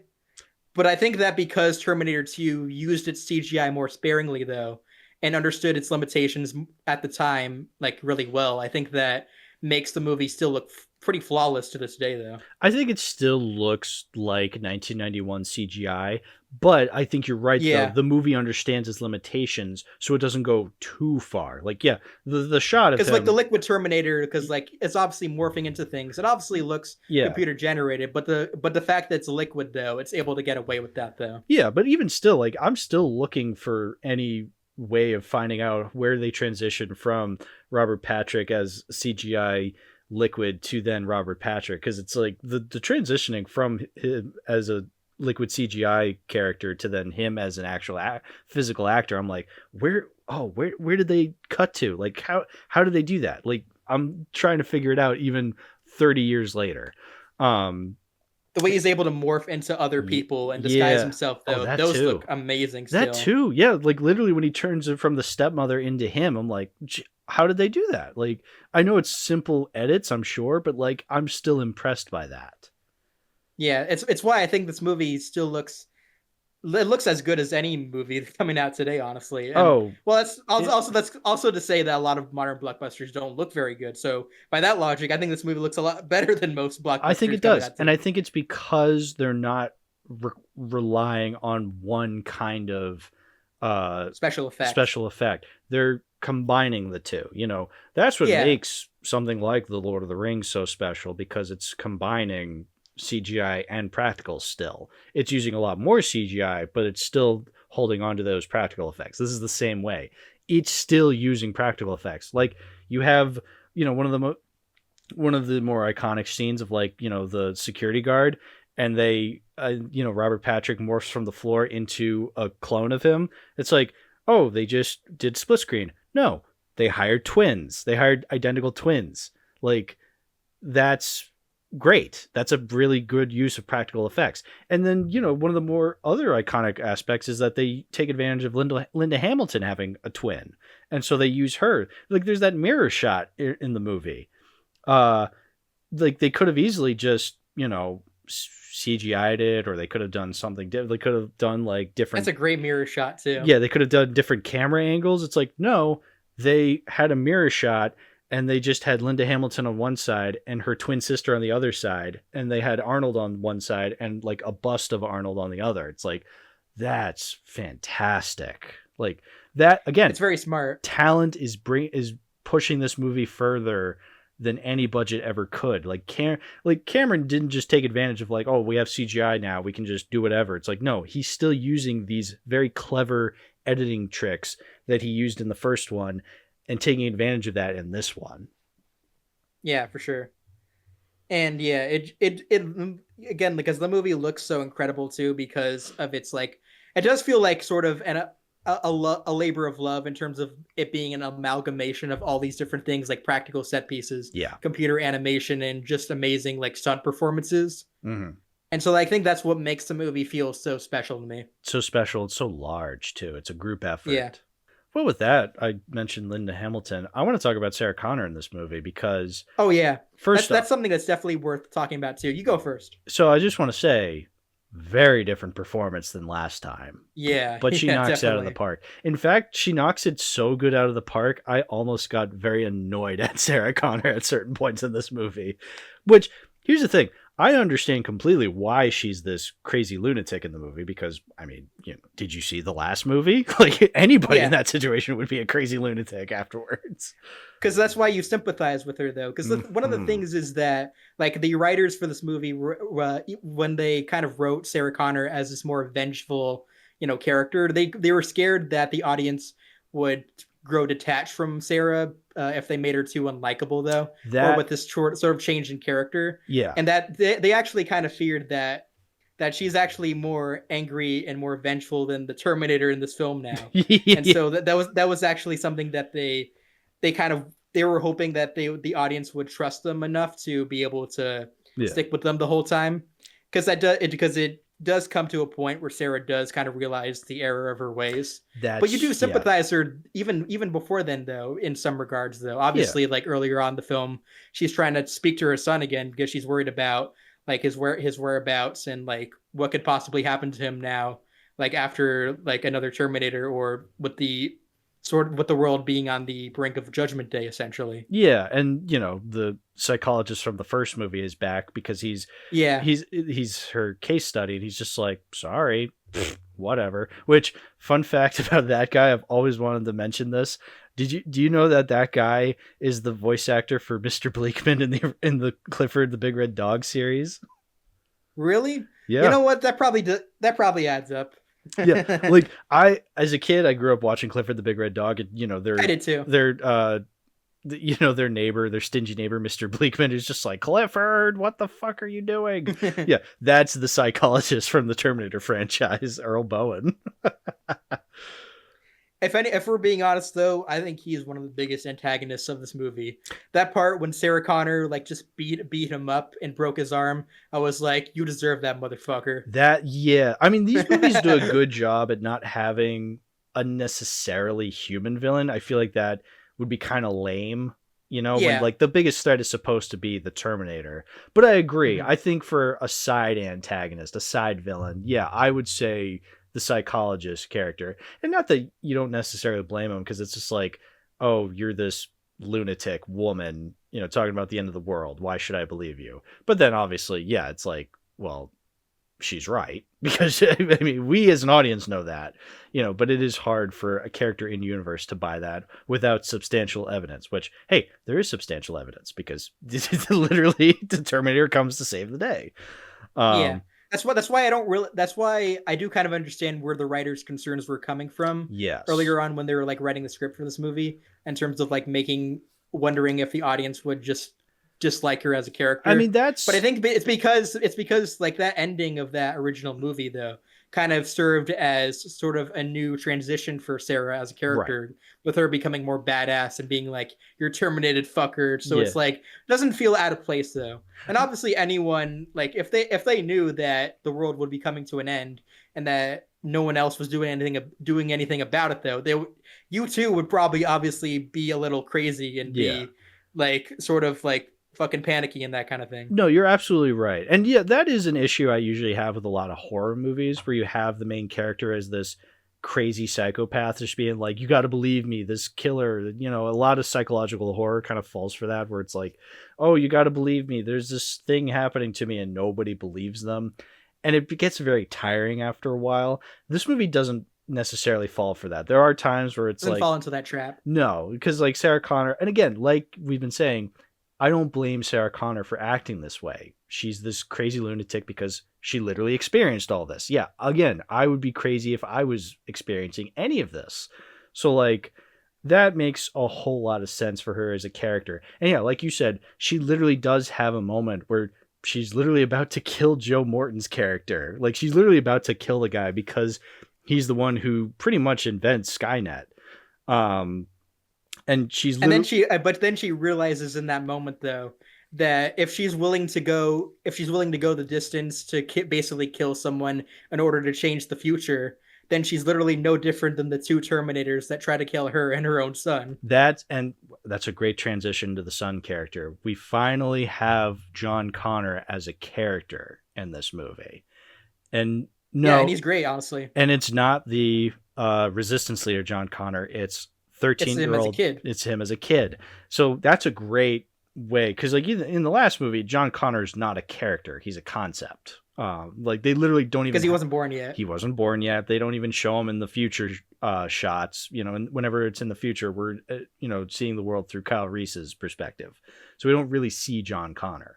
But here, yeah, John Connor needs to play a bigger role, because it's like, okay, we're advancing the story, but we don't want to necessarily have it take place in the future yet. Let's pull it back and still have him as a child character. And yeah, again, and I think he works really well. Edward Furlong is really great. Again, this is a role that could easily go south very quickly because it's a kid actor. Those are rarely ever good. I think that is another one of the worries about this movie going on, was like, James Cameron cast this kid because he felt like he was the most believable in terms of giving an emotional performance. Mm-hmm. But he realized though, if this kid doesn't work, this movie's not going to work. But thankfully though, he really works though. Yeah. And he also, I think John Connor, the way he's written this movie, he does kind of seem like he's sort of emblematic of sort of an archetype in the 90s of sort of the radical, rebellious type that you'd see like in The Simpsons with like Bart Simpson. Very Bart Simpson. It doesn't come across in sort of a cringe, sort of outdated way. Like you'd believe like this is probably still how kids come across though. Oh, it's a total child, but like in a good way. Yeah. Bart Simpson is a caricature. He's a cartoon character, literally. But yeah, because he's like this rowdy little boy character. I feel like Bart Simpson would kill, whereas John Connor wouldn't kill. He's just sort of mischievous. He's this resistance leader in the future. He's somebody who like, believes, has like a belief system, a moral code, and that has to come from somewhere. And it comes from, he saw what his mother, this hysterical lunatic, blowing up, like that's the thing. Like she was trying to blow up like Cyberdyne systems, and it's like, Jesus, like all this violence, and for what? And that John Connor is the emotional core of this movie. He's literally teaching the Terminator, you shouldn't kill people. And I feel like you need a And those main sequences are great too. you need a character like that to offset, the killer robot character. You need him to be that opposite of like, look, we can't kill. So even when they're just like, even when like a couple dickheads come to like, kind of mess with them, he doesn't go far enough to just be like, oh, let's kill these guys. It's like, no, we can't kill them. And he doesn't even really have a good excuse to tell the Terminator. Like, he's never just like, oh, you can't kill people because, he literally, He just asks why. he just, he goes, why? Because he can't. You can't. Like, and there's no real specific reason for it, but it's like, yeah, true. It's like, you don't just kill people. Like, you can't. Like, that's like an unspoken rule. There doesn't have to be any logic behind it. You just can't. I love what it leads to after that is that when they try to break Sarah Connor out of the, sort of psychiatric place that she's at, and like basically like then Schwarzenegger just goes up to the guard and just shoots him in the knees and just says he'll live. That is the funniest scene in the movie. It is very funny. One of the times I saw this in theaters, this year, that was like, I think that was one of the scenes that got the audience the most, honestly. I mean, yeah, but for good reason, because it's a great moment. Yeah, it's a great moment. But yeah, then later in the movie when he's like shooting at all the cops, like, with the Gatling gun, and then he's just like, human casualties, 0. Like, that's funny, but also like that just goes to show that he's learning and that John Connor does have an effect on this character. What's interesting though is that Edward Furlong actually in real life did not really have a father figure like when he was cast in this movie. So so that kind of character that he was portraying was very personal and relevant to him too, though. Yeah. So like Schwarzenegger was literally acting as a father figure to him on camera and behind the scenes too, essentially. Yeah. See, I feel like, this character could come across as annoying, but the reason he doesn't is because of that emotion. He has a human side to him. Because of that human side to him. Because, he refuses for the character to kill. Like, that's what makes him such a good character. Yeah, he's this rowdy teenager because, like, he'll fucking commit, like, fraud. Like, he clicks that thing into the ATM machine and steals people's money, but he won't kill people. Like, he won't. Yeah. He won't do something that heinous. He'll do like, little rambunctious shit, like, piss off his step parents, but like, or his adopted parents, I should say. Who were kind of already dicks to him anyway. Yeah, but like, it's not like, they deserve to die when they die. Yeah, obviously. Great scene, by the way. Like he doesn't want them to die anyway. He just finds them annoying. Phone calls them because even though he doesn't like them, he just wants to make sure they're okay. Yeah, which that's a great scene where he's just like, what's your dog's name? Max. Hey, how's Wolfie? Wolfie's fine, honey. Your dog is dead. It's like, holy shit, dude. Or your foster parents are dead. Not your dog is dead. Your foster parents are dead. Jesus Christ. But it's awesome. Yeah, it's a great character and a great movie. That even the little moments though, like when when John Connor cries for the first time, and like when the T-800 just says to him, what are those things coming out of your eyes? And he just doesn't say anything, and then like he asks, why do you cry? And he says, I don't know, we just do. We just do. Yeah, I like that. I like that he doesn't have all the answers for the T-800 kind of expressed in a very mature way. Like, he's very childish explaining these things like, oh, why don't you kill people? You just don't. Why do you cry? I don't know, we just do. Like, it's a very juvenile, very childlike way of looking at it, but also very like, what's the word? It's very, what is the word? Like, not poetic, not cathartic, intriguing. Human, very poignant. That's the word I'm looking for. Very poignant. It's a very poignant way of looking at these sort of things from the view of a child. Yeah, and the parts when like you do see the T-800 become more human because of his connection with John Connor and how they've grown a real camaraderie with one another. Mm-hmm. Like that part when like, well, you were talking about the part when like, when obviously you should have get a bunch of cops to get them away from Skynet, the Skynet facilities. And like before that, John's scared he's got to kill all of them. And he just turns to him and smiles and says, trust me. Trust me. Oh, so good. Yeah. That's the thing with Schwarzenegger in this movie. We should talk about him. It's obviously a different Terminator than the last time, because he's not this killer robot. Yeah. He is, but he's sent back in time to protect John, it's a great twist, actually. That was always something that I didn't even realize. I think because I knew of T2, But yeah, like when you initially see Arnold in this movie, you think he's the killer, and you think Robert Patrick's character is the one there to save him. But then at that point in like the back halls of the mall, and he like pulls out the gun out of the roses, he goes, "Get down." That's when you're supposed to realize, Yeah. oh, he's the good guy, and Robert Patrick's the bad guy. Yeah, it's a great twist, and I think they tried like keeping that twist intact Mm, as a means of surprise for the audience, like during the original advertising. But as more trailers started to come out, they did kind of spoil it a little bit that Arnold was yeah. sort of the hero in the film, Yeah. because there's only so much you can hide, though. Right, exactly. I think even if like I knew going in that Arnold was supposed to be the good guy in this one, and even still, the movie's still great. You know, like Yeah, that twist, even though it's lost, doesn't really take away from the movie. yeah. There's also always going to be twists in pop culture that you're going to know about, like Right, before you even watch the movie. exactly. Um, but yeah, Schwarzenegger in this one, I like that. You know, it's a different because it's still like this emotionless robot, but I still think it's different than what we had the last time. You know, because like he does explain a lot more things. So like you have this big Austrian dude just explaining a lot more expository dialogue. Um, or I guess that's more in the third one. But like you know, but still he gets a lot more lines than just "I'll be back" or "Fuck you, asshole." You know. Yeah. Yeah, yeah, he has a lot of like the best lines in this movie though, like "Hasta la vista, baby." Oh, it's the best. Yeah. No, Yeah, it's somehow it even could be more so cheesy on iconic. paper, but like because it's tied to something so emotional though, you get wrapped up in it though, Oh, if you know what yeah. I mean. Oh, dude, Hasta la vista, baby. Just chef's kiss. And also that emotional goodbye with him and John Connor, it still gets me to this day though, Oh, because like it's John Connor's yeah. like literally like I'm your like, I'm commanding you to not leave me here, and then like you know he then the T-800 literally turns to him and says, "And now understand why you cry now," and they hug. Like that's really Yeah. emotional The though. fact that Schwarzenegger can do that, like that just shows you that he's not look, he's not a great actor, but again, when given the right role, you can go so He far. reworks so well, Yeah, exactly. and I think this is why this is his best performance to date, honestly. I think that's fair to say. I think yeah, this is his best performance.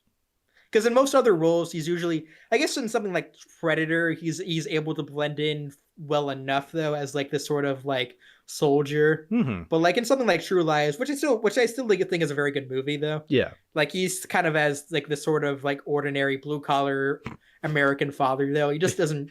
You don't buy it Yeah. though. Yeah, this is my American father, Austrian Arnold Schwarzenegger. Married to Jamie Lee Curtis. What do you mean he's a spy? Like, yeah, of course. Like that, yeah, of course. True Lies rules, but that is a little ridiculous. Whereas here, yeah, no, I think I have no issues calling this Arnold's best performance. One of the best action performances ever. Oh yeah, totally. I don't even know where his stunt performer begins and he ends. Like I don't know. I just it's so good at like really combining both of them because I'm sure there's stunt performers because there's certain stunts in this movie where it's like I don't think they would risk a star like Arnold fucking Schwarzenegger doing something that ballsy, you know? Yeah, and there was a reason why he was one of the biggest action stars in the 80s and 90s though.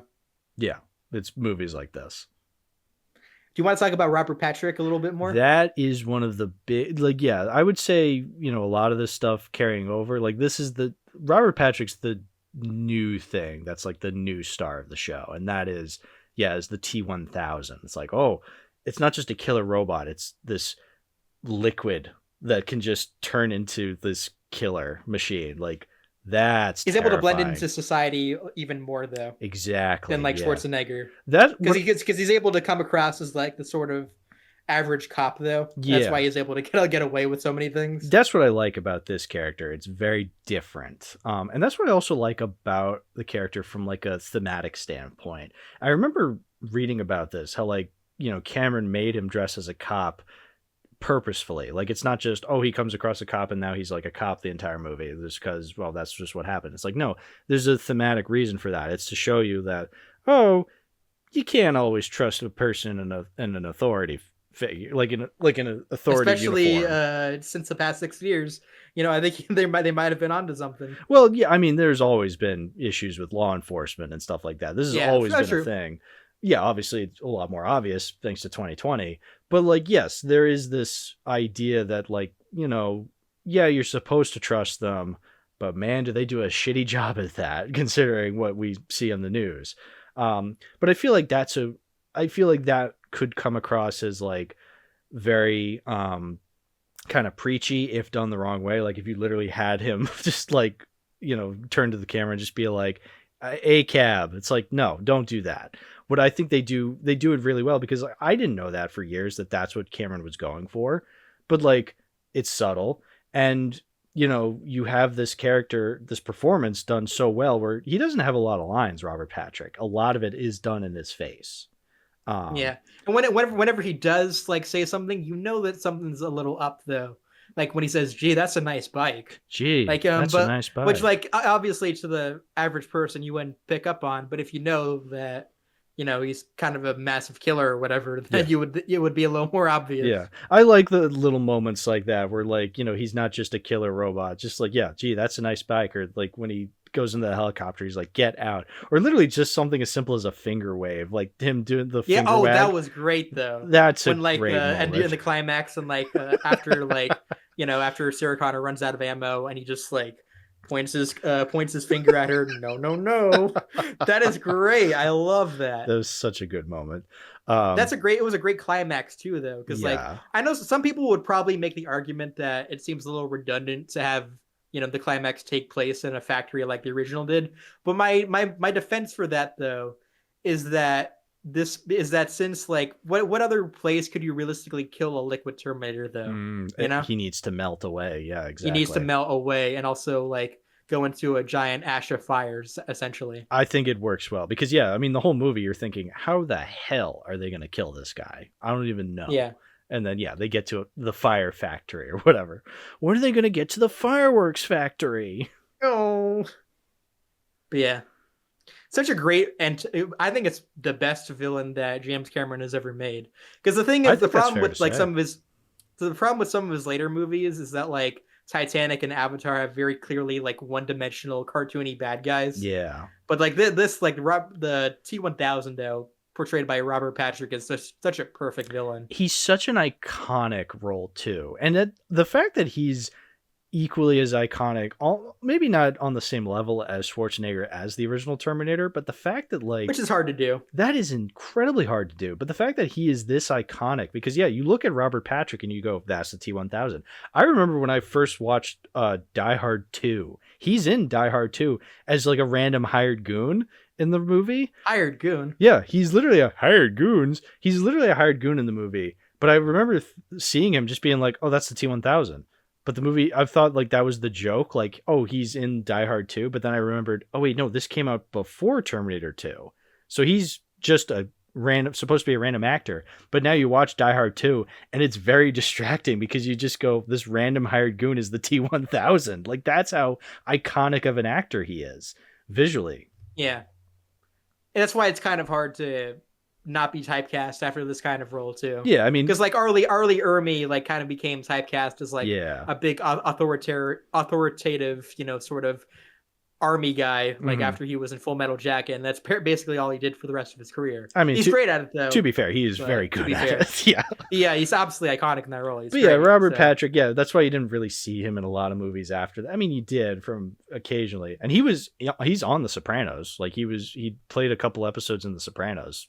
Really great role too. He's like this Weasley kind of like loser character in The Sopranos. I won't give away anything because like you got to watch it. It's really good. Yeah, but it's a very different role than the T-1000. But you can see like obviously the T-1000 is his most iconic role.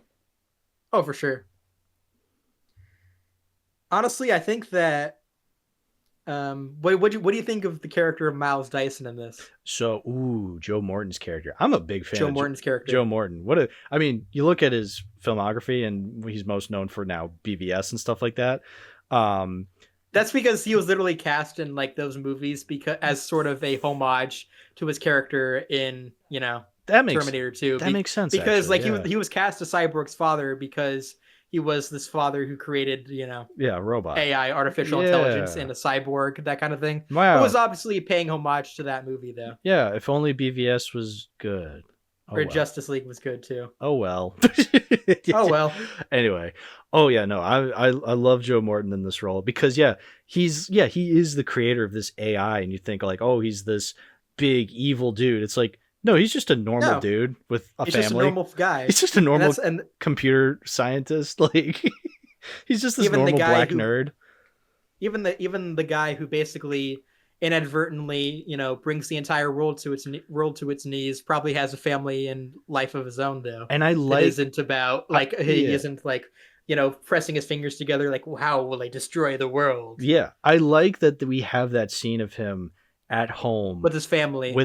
Like his wife comes in and is just like, hey, you promised to bring them to the water park. And I feel like in any other movie he'd just be like, sorry honey, I can't, I'm the busy father type. But in this movie they actually have him just be like, all right. He turns off his computer and he's like, I'll bring you guys to the water park. It's like, why would they show that? It's to show that, yeah, he is this completely normal guy. Like he has a family. He loves his family. He's not inherently a bad person. Yes, he created something that would eventually destroy a lot of people, but that doesn't make him an inherently evil person. It's to show that, like, hey, this great evil can come from even the most normal good person. And that's a terrifying thought. And I think that the movie does a really good job of explaining that without over-explaining that. Like, it just shows that one scene. Obviously, and then we have that scene later on when he's, like, at home and, like, his son comes in with the race car. He's just like, oh, that's fun. Oh, we're getting shot at. Like, then it becomes this whole, like, big thing where, like, Linda Hamilton's about to kill him, but then she can't. And then, like, his son basically, son says, don't hurt my daddy. Oh. And it's like the son, that's when Sarah Connor just finally breaks. Yeah, and it's like, what am I doing? Yeah, the son just putting his body in front of his father, just being like, "Don't hurt my daddy." It's like, oh, yeah. Obviously, being Sarah Connor in that situation, how could you shoot him after that? It's like, I mean, it already looks bad that you're this crazy white lady breaking into an unarmed black man's. Yeah, Sarah Connor would definitely get canceled today for trying to kill a black person. Exactly. Oh, that's how the machines win. They cancel Sarah Connor on Twitter. How do we achieve this? We cancel her. No, go ahead. We kill Sarah Connor for being anti-woke. Yeah. Like that. Sorry, Miss Connor, you're not woke enough. It's like that clip from Scooby-Doo 2 where they just say, sorry, you're canceled. Yeah, sorry, you're canceled. This sounds awesome. This is a better Terminator movie already. This is Terminator 7. Sarah Connor gets canceled. Sarah Connor gets canceled on Twitter.com. Hollywood, let me write it. I got many ideas. Oh, absolutely. But yeah, he's Miles Dyson, or Joe Morton really works as like Miles Dyson in this movie. I like him a lot. It also helps that they make him likable, and he's less of a prick than Elon Musk. Yeah, no, far less of a prick. Far less of a prick than Elon Musk. But again, that's to show you that like he's just a normal dude. I think that they really needed to make him just this normal guy with a loving family to really offset the fact that like, oh, I created one of the most heinous things to ever happen to mankind, even worse than the hydrogen bomb, which they mention even worse than 9/11. Even worse than 9/11. Yeah. It would be 9/11 times 1,000. Yeah, 911,000. But yeah, no, they literally even bring up the hydrogen bomb because there's that scene when Sarah Connor just goes, "Men like you made the hydrogen bomb," and it's like, oh yeah, that's a great monologue too, because that's such an underlying theme of the movie too, is that humans basically giving themselves the power to destroy themselves. There's scenes where like there's like even that scene where like it shows like the children like shooting play guns at each other, and John Connor's like, we're not gonna make it, are we? Yeah, that's where like the cynicism really gets to you. But I feel like this movie is not very cynical in that nature. Like it has that cynicism to kind of show you that like, oh, there's people who believe this kind of stuff. But the movie is very much like kind of hopeful with that, because thanks to characters like John Connor, where it's like, no, I believe we can be better than this. That's why like in that scene where she's like, ranting like, men like you made the hydrogen bomb. John Connor's the one to be like, all right, mom, we get it. Like, this isn't helping. We need to be a little more constructive We need here, to because you're also judging, like, because that's when Miles Dyson's literally like, you're judging me on things that I haven't even done yet. Exactly. Yeah, no. So that's the thing. Like, you need stuff, you need cynicism like that, which that is kind of the stuff that does annoy me with the movie. But I absolutely understand why you need that. You need that cynicism. One, because again, you're going bigger this time than the last time. So you're going to be a little more in people's faces with the cynicism, with the thematic stuff like that. Sure, go ahead. Because then you need stuff like John Connor balancing it out, being like, but we can also have the hopeful aspects as well. I think it balances the two aspects really well there. Absolutely. Like, it's obviously not too over the head about it too. Mm-hmm. Because like it shows like how, you know, humanity is almost an antagonist in and of itself, bringing itself to its own knees at the edge of the apocalypse or whatever. Yeah. But it doesn't like go through that, because like, you know, that last message of the movie, like when before the credits roll and like it shows, you know, Sarah Connor as like she's, you know, kind of headed on a black street highway at night, and it says, "I walk away now with more hope, because if a Terminator from the future can understand the value of human life, maybe we can too." Exactly. Yeah. I think, that's a really beautiful and poignant message, honestly. Absolutely. And that's what I like better. Like, I imagine if these movies came out in the 70s, they'd be a lot more cynical, because, well, the 70s were fucking dog shit. 70s was one of the most cynical eras for film, because the 70s was a complete contrast to the 60s and 50s, which were obviously the rise of like musicals and that kind of thing. And 70s became much more cynical and darker. That's why you got films like The Godfather, Taxi Driver, and that sort of thing. You need the cynical movies, but then you also need the hopeful movies, which is why I'm glad Terminator turned out to be a hopeful franchise. Well, the first two at least. It's also an action movie too, about, you know, that's supposed to be a crowd pleaser too, so you can't make it too cynical. Right. You just give it a little bit of a bite though, and I think that's what works about it so well. Yeah, no. So again, these are like minor issues, like I said. Like, these are literally the only things I can think of being like my issues with the actual movie. Like, and it's stuff that I can agree to being like, well, the movie's going bigger this time, so like it has to go bigger. So I'm fine with it. I wouldn't change a thing about the movie. I think the other thing too is I like the cynicism to it. Because like I like cynicism in movies, but it depends on the movie. I feel like, you know, because like I think, I'm trying to make a point. I mean, the point is, I am okay with cynicism in movies, and I'm okay with the cynicism in this movie too. Like, I don't really have an issue. I'm not okay with the cynicism in a lot of Ari Aster movies, but that's a story for another day. That's the thing. I think a lot of modern cynicism, I'm very much I'm very hit or miss with, and I think that is a story for another day. I agree.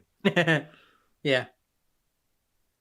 But I'm not cynical about this movie. It's a good one. It's very good. I love this movie so much. It's a movie. I think it's a movie. It's a perfect movie in my eyes, and I only use that phrase sparingly because like I've heard people say, like, describe other movies as perfect movies, and I'm like, bitch, you think this is a perfect movie? But like with this one, I can back up why I think it's perfect though. Yeah, or basically perfect, because like technically, when you think about it, every movie has stuff you can nitpick though. But I think when I describe a movie as perfect though, it's as perfect as it can be though. Right. Is what I mean. When I describe a movie as perfect, I think of movies like Gnome Named Norm. Yeah. When I think of perfect movies, I think of CIA. Yeah. Or Neil Breen movies. Actually, Neil Breen is a better example. Or Double Down. I mean, can you think, because when you watch a Neil Breen movie, you just think, I wouldn't change a thing about this. Like, this is exactly the kind of movie it needs to be. Yeah. In all seriousness though, yeah, perfection in movies is often something I think about, where it's like, is this actually perfect? Is this actually something I can jive with? And I feel like I can't reach you with this movie on that. I completely understand where you're coming from though, because I think I completely buy that you love this movie so much, and that like the things you like about it, I also like about it. I think for me, when it comes to perfect movies, like, they're just movies that I grew up watching. I think that's the other thing too. I think this is like my is that you don't have as much nostalgia for this movie as yeah. I probably do. I have Because this was probably my Star Wars, honestly, yeah. growing up. I wasn't a big Star Wars kid, Mhm. honestly, growing up. It wasn't until I grew a little older that I started to appreciate the older movies more. So this was honestly kind of like my Star Wars, honestly. I think that's fair to say. Yeah, this like Star Wars for me is what I would consider perfect because that's what I grew up watching. But also like, I grew up with the idea of this movie. Like I'm nostalgic of the idea of it because I wanted to watch it so badly for so many years. But like I only seen it like 3 times at this point, I think, whereas you've seen it 6 or 7 times. Um Yeah. but like even still watching it 3 times, I completely understand why this movie is so beloved because it's not hard to figure out why. You watch the movie and you go, this fucking rules. You see the action set piece of Sarah Connor shooting at a helicopter, and you're like, man, this is cinema, baby. It's absolutely cinema. So like I think it's one that I'll tend to love a lot more as it goes along. And I already love it a lot more. I mean, I gave it a 9 out of 10. Like that's amazing. Like that's a great Yeah. score. But obviously because it's not 5, I hate it actually. This movie sucks. Yeah, you actually hate every movie that you don't give 5 stars to. Well, I even hate the movies I give Well, 5 actually, stars to. yeah, I hate all movies. Yeah. Movies suck. I hate movies. Wait, I think I gave the Terminator 4.5 out of 5. So that means I actually hate that movie too. Exactly. Yeah. Bad movies. Oh Can we talk about the Blu-ray a little bit? yeah, that honestly sounds good. So Wait, but do you want to go into why you prefer the first one more first? I think it literally is because I have more of an emotional connection to it because I've seen it more often. I watched it when I was 12 years old. And I've seen it the most out of all the Terminator movies. So like I have more of a connection to it than I do this one. At the same time That's though, fair. I feel like, I'm confident in saying I like it more, but like I feel like a couple more rewatches of both these movies, it could go either way, honestly. Like I think I still struggle. Like I say I prefer the first Alien to Aliens, but at the same time it's like I don't know, I could go back and forth and prefer Aliens over Alien. I mean, it is also the same thing why I prefer A New Hope over Empire Strikes Back. I love both movies, but I just have more of an emotional connection to A New Hope than I do Empire. I think it's the same thing here. I love both the Terminator and T2. I just have a slight bit more of an emotional connection to that first one.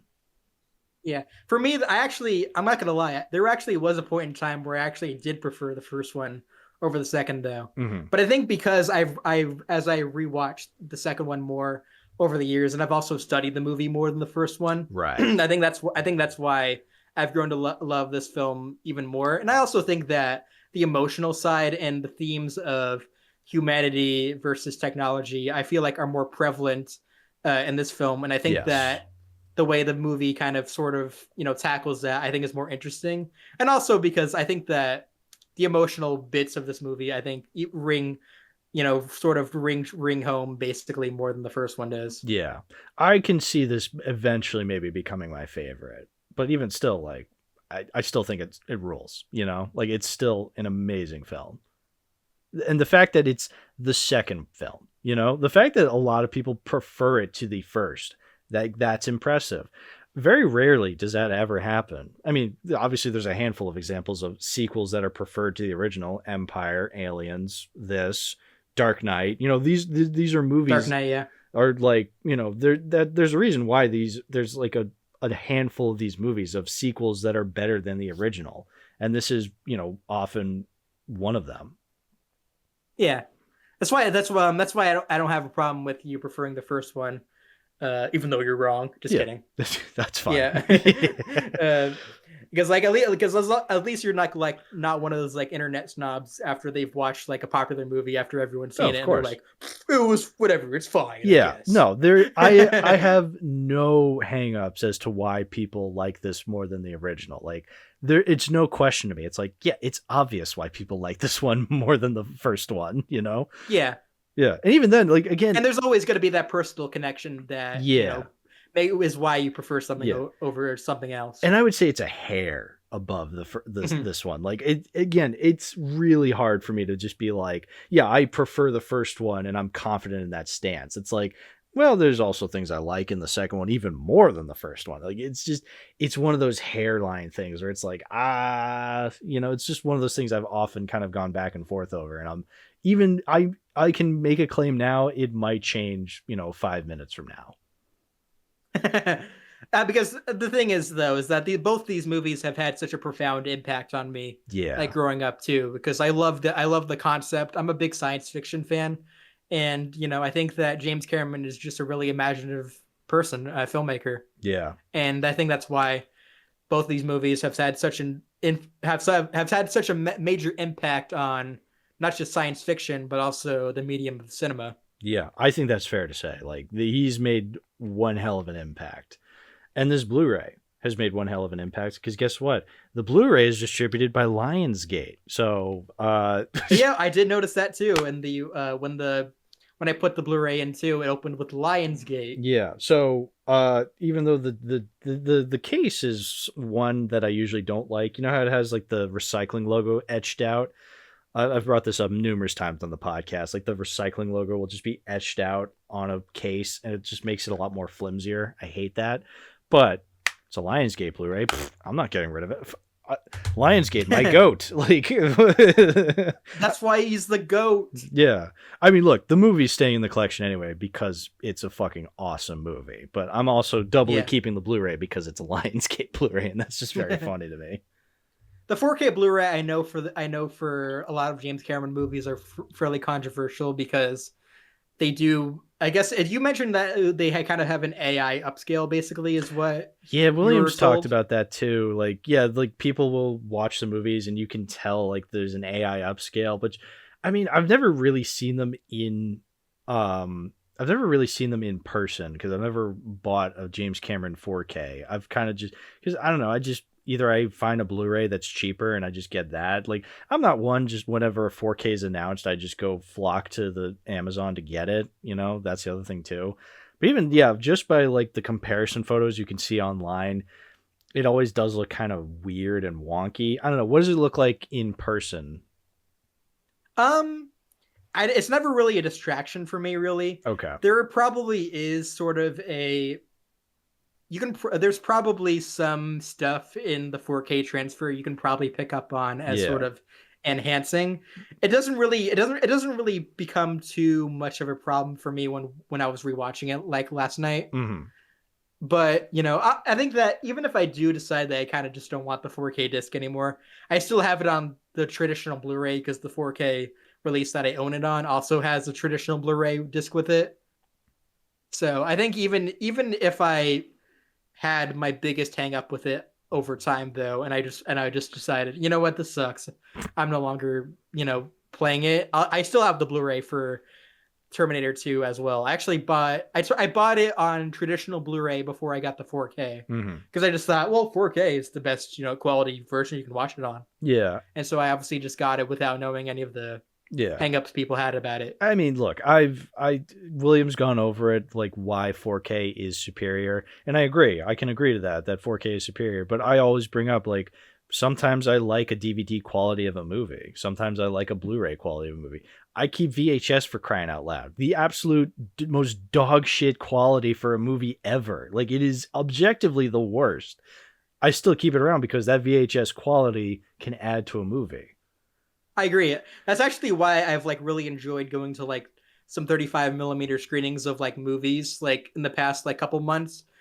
One of them is Terminator 2 because I like seeing it in that sort of little old style grainy. Like film reel, like the grainy reel, like with like it has little, sort of bubbles on screens, and it makes you feel like you're watching it like when it came out too. That's cool. Yeah, I feel. And it also shows how much. It also shows like how film, is something that's very man-made. It's not artificial or something that's made by computers. Right. Yeah. So that. Yeah. I feel like maybe that's at least also, hopefully won't be in the future, but I think right now it isn't. that's also why I think a lot of people don't like AI being used to upscale it because it's like, okay, well, this is what the movie's saying against that. But I mean, again, if it wasn't too distracting for this movie though, because who cares? What does it matter at the end of the day? I've noticed it more for like other movies though. I think though, like I remember when Interstellar 5555, great movie by the way. I remember when that was getting a re-release in theaters for a 4K restoration, but it was so obviously an AI upscale that it a lot of like frames of the movie looked really ugly and dingy. Yeah. And so like when I was warned that it was just a 4K upscale, I was like, yeah, I'm not seeing this in theaters, even though I would have loved to see Interstellar 5555, knowing I'm a big Daft Punk fan. So that would have been great hearing that soundtrack on big theater speakers. But oh well, maybe in another lifetime. So yeah, Terminator 2. Terminator 2 It's okay. cinema. It's okay. Yeah, movies kind of suck actually. 6 out of 10. And I'm giving this one a 6 out of 7. um, It's closer to a 7 than a 5. it's closer to a skibbity than a toilet. It's closer to a Scooby than a Doo. Yeah. Well, speaking of 6 out of 10, Terminator 3 time? Wait, do I want to? I'll hold on. Let me like make sure there's nothing. I have a couple more notes here that in case I have anything else to read. I think that's basically it. Here's a note. Movie good. Here's a note. Movies peak. Yeah. I can agree to that. I agree with that. The movies peak. It's on my Mount Rushmore of movies. I will love it till the day I die. Mm-hmm. It's literally one of the best movies ever, and I will like literally on my deathbed. Those will be the last words that come out of me. Terminator 2 is one of the best movies ever made. A 10 out of 10. No, actually, 20 out of 10 movie. I would give it higher if I could. Yeah. Yeah, Letterboxd needs to step it the fuck up. Let me give it a 6-star. Yeah. Letterboxd does have its own issues though. I feel like it needs to add likes to comments and also, other features, but that's a story for another day. I think Letterboxd should be deleted forever and never. I think back. Letterboxd should be destroyed by robots. The Letterboxd should actually become a network website about Mexican food, because why not? Call it Rotten Tomatoes. Hey, wait a minute. Huh. What were we talking about? Oh yeah, we're talking about Terminator. Oh yeah. Did they make a third one? I think they did. So Terminator 3. Controversial sequel. We're getting into the controversial sequels because after Terminator 2... This is the first one that wasn't done by James Cameron. First one he had no involvement in this one. No involvement. No, absolutely zero involvement. And it's often said that like the sequels after 2 are all bad.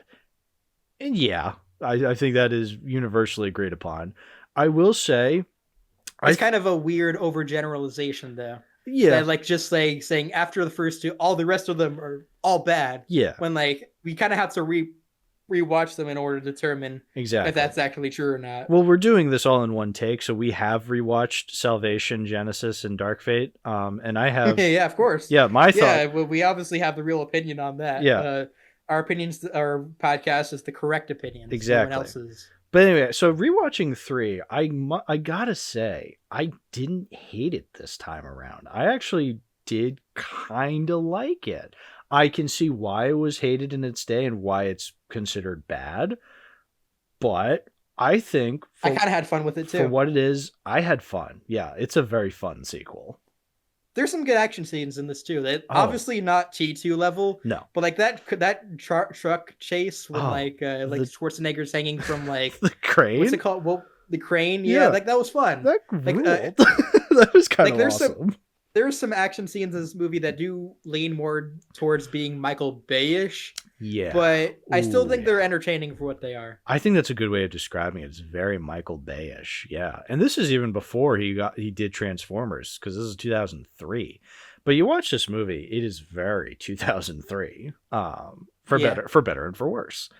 I will say, I think the big thing with this movie is that it's a lot more cynical, because especially after, a beloved movie as Terminator 2 Judgment Day, where the whole point of that movie is to stop Judgment Day.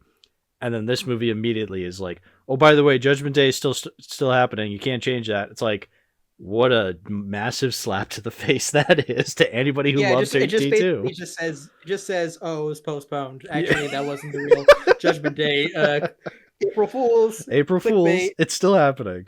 But not only that, Sarah Connor is gone. She died off screen. Like, It's not well. At least I'll say this though. It's not as bad as what they would do later on in the franchise with some of these oh, of course. characters that we grew to love in Oh, Terminator 2. of But course. we'll get to that We'll later get on. to that. But yeah, no, it's still just like, oh, we killed off this very prominent character just because the actress didn't want to come back. So again, yeah, a lot of things so far.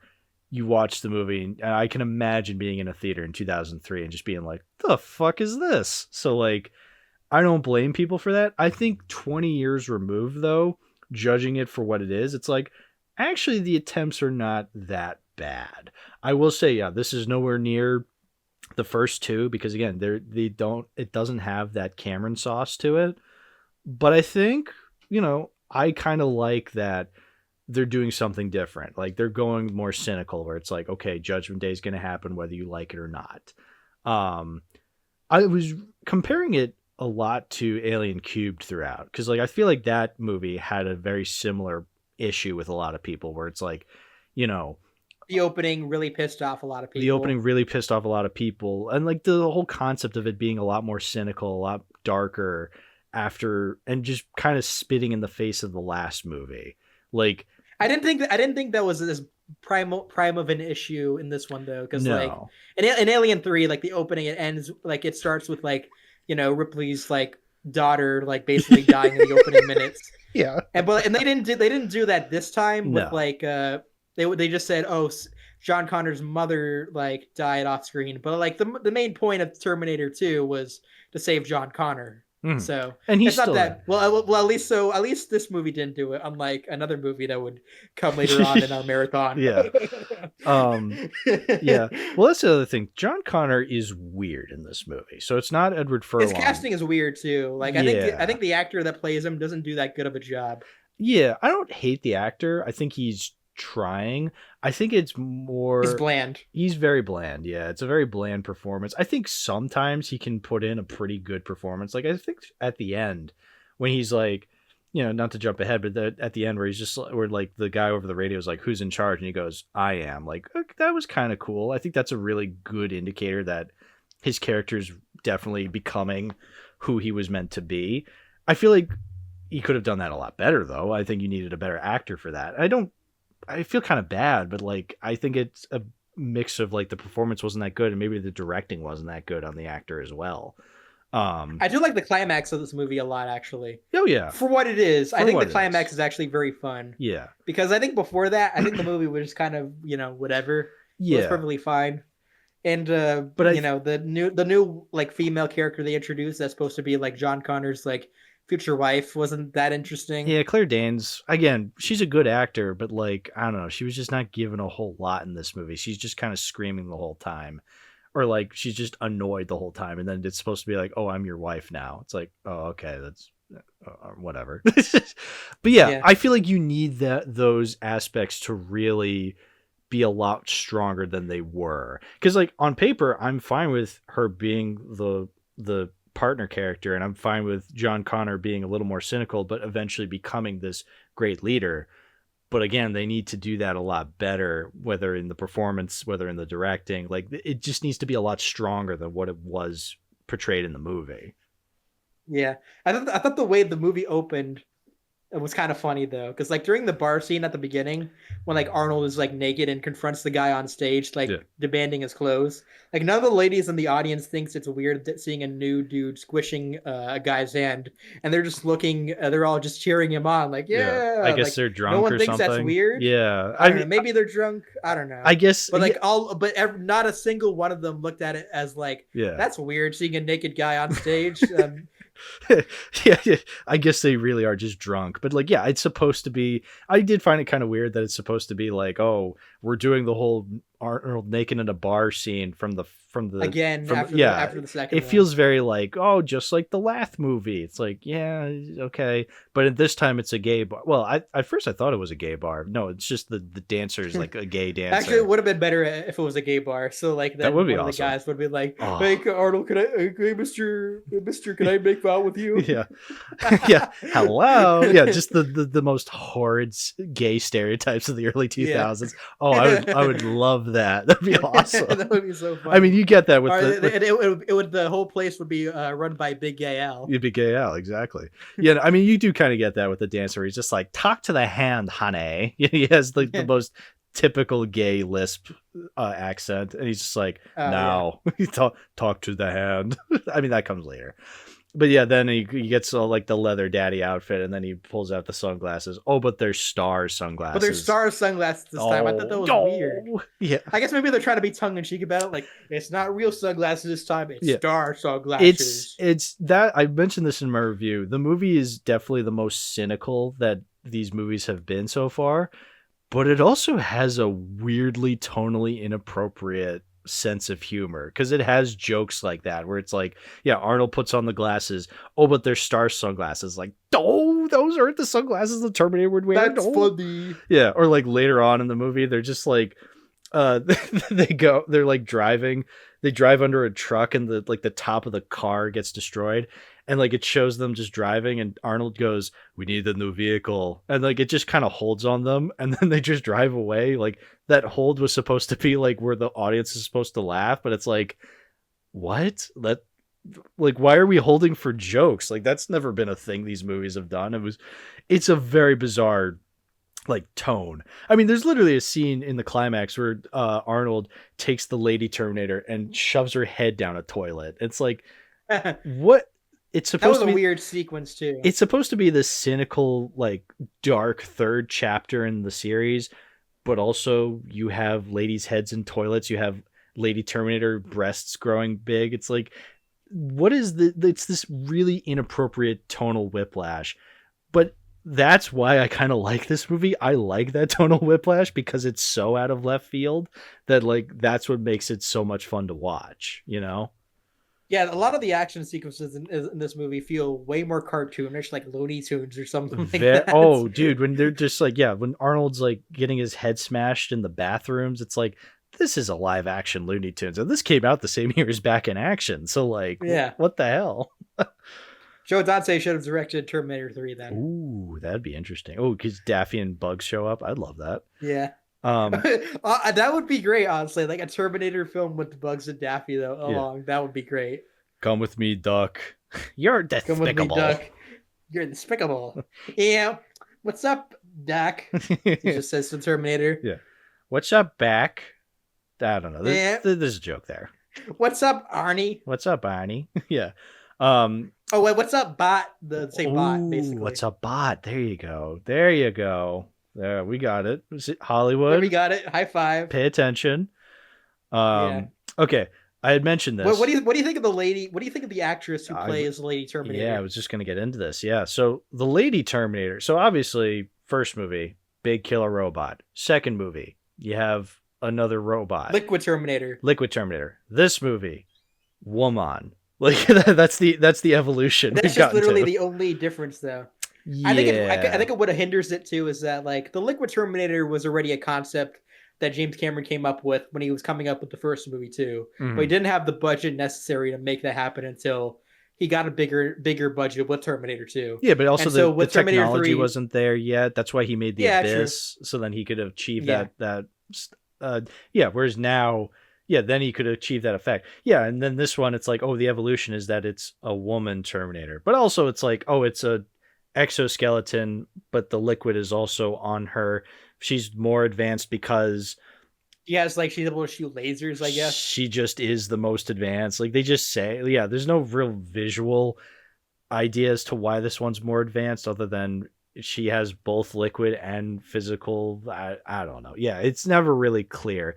The point is it's supposed to be, oh, the Terminator, except she's hot now. Like, which is Yeah, fine. Like I which is like, fine. but like, For, like even the guys, yeah, for the dudes, for the dudes, for the but who not because the first two were for the chicks who yeah, like Schwarzenegger. this one's for This the one's for the. this is But for this, the but the thing boys. is, the problem is though, you may disagree. I don't think she's hot enough though. No, no, I don't think she's. Yeah, no, I'm not. Yeah, I don't actually have a crush on this character. No, yeah. But I still You know who would know go who. ahead. You know what I think would be better as a Lady Terminator Who? is I'm gonna be asked a lot of questions about this. Sydney Sweeney. No, I agree. Look, I'm not going to The deny it. reason I say that is because the thing is though is that her acting is so flat though, but she's good looking though that she would be a good robot killer though. That's my logic behind that. I don't care Because about like her. I don't care I mean, about I her don't care jeans about commercial. her. I don't care about the jeans I don't. commercial. She's hot. Well, I don't care. Whatever. Like, yeah, That's the only reason she gets acting roles anyway, because she's hot. yeah. But Put like put her in that. she could be good as like a robot killer who's like very monotoned. No, I completely I think agree. she generally could be good with that because like I haven't seen much of her acting, admittedly. But I recently saw this one I saw this one clip of The Housemaid, which I have no interest in seeing because the clip that I saw it from looks like shit. But Yeah. yeah, I thought that like her Cindy Sweeney's acting is so flat though Yeah. that she would contribute something to being a lady killer robot that expresses no emotion though. She'd be perfect for that. I know nothing of her body of work. I only know her body, Her body of work. So, anyway, Yeah. Yeah, no. So the Terminator lady, I still think she is the best part of the movie because just the concepts they come up with her, where like she's moving her body around in these weird ways. She's just like, I still think the actress does a pretty good job. I mean, again, it's an emotionless robot. And I think a lot of the action surrounding her is really cool. Again, I think it's a really cool idea. Not the coolest, because again, it's not James Cameron anymore. It's, I don't know, a committee and the director. A hired gun. A hired gun. Yeah, exactly. Hired guns. Hired guns. But like, yeah, so like, I still think for what it is, I still like it because it's very early 2003 kind of version of Terminator. Were you also going to mention that the actress is the same one from Blood Rain? Oh, I did not know. Oh, you didn't know that that? actually true? I didn't know that. The Lady Terminator is the main character from Blood Rain, and I know that because of The Letterboxd. Way Bold classic. I've never seen it. I've only ever seen the Nostalgia Critic video on it. So now we should watch it. Sure. Right now. No. But yeah, so Lady Terminator's cool. John Connor, Claire Danes, Arnold. So Cool. let's. But he's always cool. Arnold is cool in this movie. He's clearly phoning it in compared to his other performances in this role. Because he's not doing it with James, who is his close comrade. So Yeah, there can be he's many just doing factors. it with his hired gun, so he's like, Yeah. whatever, it's a paycheck. It's a paycheck. This is also 2003 when it came out, and he became governor of California in 2003. So this was his last role before becoming governor of California. True. So like, and this was also after like his big rise to fame was kind of starting to fade with like, because this was after like Batman and Robin and like even Last Action Hero, which was kind of an underperformer. Yeah, this is post Batman and Robin. This is post Jingle All the Way. Definitely like, Schwarzenegger's still a big name, but he's not 80s and early 90s big name anymore. He's not the big name. Exactly. He's a big name. There's a clear difference. Exactly. But even still, it is Arnold, who is a very entertaining personality. Like, I love any movie he's in. Even just fucking the movie he directed, that Christmas in Connecticut movie, I was having a blast watching just because he directed it. He would never appeared on screen, or I think he did for like a second, but it was like in the background somewhere. I was still having a hoot and a holler watching that movie just because it's Schwarzenegger attached to it. So like, you put him in this movie as, Terminator number 3. It's like, yeah, he's phoning it in, but like, even still, I do like the awkward kind of one-liners he does. Like, I do like talk to the hand because it's just so lame. Because he and like John Connor act like such criminals in this movie though, because they're getting away with all this like horrid stuff. It feels almost like a step back in terms of like their characters from that last movie. I mean, because John Connor literally does have a moment where he's like, "Didn't I teach you anything? You can't kill people." But it's like, I don't know, dude. You're still doing a lot of weird stuff throughout this movie where it's like, I don't Yeah, think he's like driving a truck with like with his future fiance stuck inside and like evading the police. He crashes into they someone, do kidnap and it Claire basically Danes, just yeah. yeah, and like that's because like the Terminator does that, and just and like there was like a point when like after he kidnaps her, he promises to let her go if she does something. She does it, and she says, "Oh, you said you would let me go," and he's like, "I lied." Yeah, that's the punchline of the scene. I lied. Okay. Again, it's I thought so some of the lame. action scenes in this movie were actually pretty funny though. Oh yeah. Earlier on though, like that part, I don't know what it is though, but there's something about the action scenes in this movie that are actually funnier than the first two, and that's not. And I mean, they're obviously not as good, but there's something more comical about them. Oh, Because like that absolutely. part when like he busts into like that one like guy's apartment, like who's related to John Connor's fiance, and then he and she just kills him, and like blood splatters all over a picture frame. Like I was Oh cackling yeah. by that point. That's funny. Oh, the scene where like he literally rams into he's like uh he's on the crane and like uh he like slams into the fire truck and then he just goes, I'll drive. Like again, yeah, Oh yeah, that's so comical. Oh, the fucking we got to mention the fiance character being so the lady Terminator is disguised as the fiance with a couple detectives. He she punches through the detective driving through his chest into the front seat and drives the car from the back seat. Like that's absurd, but it is funny. yeah, it is.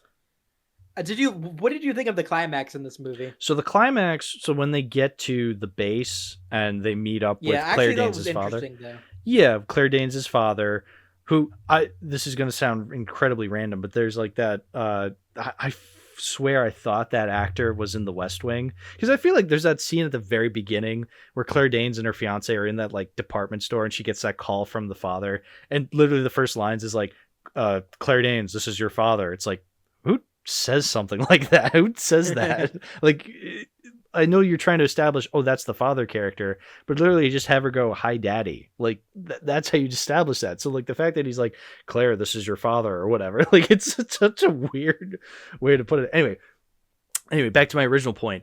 There's that scene in the department store that really, like, reminded me of a scene from The West Wing, which is a very, like, late 90s, early 2000s show. And then I thought the actor playing the father was also in the West Wing. I think it was because he has that like military outfit, and I just thought he played like a military character on the West Wing. I looked it up. He was never in the West Wing, but I was just like, what the hell? Like I Yeah. completely gaslit myself into believing he was in the West Wing. So I don't know, but yeah, back to that. The climax. Yeah, so he dies. Sad, I guess. Um, Wah, wah. womp womp. Oh yeah, by the way, some of those last lines in the climax were actually cheesy though. Like when he like kills that lady Terminator, he's like, "You are terminated." Yeah, I thought that was so corny. that's very corny, and especially it doesn't help that like he's covered in CGI and stuff because he's like Yeah, you can tell that he's like yeah fucking half his face is gone, so they achieve that with like CGI instead of practical effects, and it's like surrounded by CGI fire, and he just goes, "You are terminated," and it's like the CGI robot with the CGI metal face is just like it's like this is a it's getting lot. very cartoony. It's a cartoon at this point. Yeah, exactly. Yeah, honestly, they should just make a full on like Looney Tunes esque like Terminator cartoon though. I would love that. Like Yeah. you're saying that as a joke. I want that now. No, I would love that. Yeah, I want that now. Now. Give it to us, Tubi, please. Yeah. We're at your mercy. But yeah, I still think yeah, it's very cartoony ending. But like I like the bathroom scene where like both Terminators are just like throwing each other into toilets and they're not like because they're emotionless robots, they're doing it with the straightest face, and there's something comical about seeing a woman get her face dunked in a toilet and she comes back up and she's not affected by it. Like that's funny. Yeah. I actually did like the climax of this movie though, because I thought it was an interesting angle to actually like depict the event of like Skynet officially like operating, Yeah. So like it all of its like sort of like Terminators and machinery and whatnot. Because yeah. that was something that was obviously established since like the beginning of this franchise, but was never shown on screen. So I thought it was interesting that they actually got to that. Right, exactly. I so in concept and in execution, I do kind of like that. Okay, they go through with Judgment Day becoming a thing, and the whole thing is like, oh, we weren't meant to stop Judgment Day. We were just merely meant to survive it. It's like, okay, I think for what this movie had achieved up to that point, that's deserved. As a sequel to the first two Terminators, it's a little choppy, but as its own thing, it's like, okay, I'm okay with that. I'm fine with that. Um, it's a different thing. I know this movie would have been impossible to make after Terminator 2. Yeah, You are because they kind of they wrote themselves into a corner they after really making that did. movie. Yes, they really Because like, did. how do you follow that up? Exactly. So, So but not just in terms of quality, but how do you like continue that story though? You exactly. really can't. You That's really why that's can't. why Cameron didn't really want to do another one, because like, A, how could you do that in a satisfying way? And B, was like, I kind of wanted to work on other stuff. Exactly. Like Titanic and Avatar.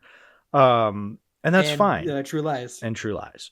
And that's fine. Like I think as like an official sequel, I can see why this was, hated in its day. I'm willing to forgive its flaws and just see it as a fun action schlocky follow-up to Terminator 2.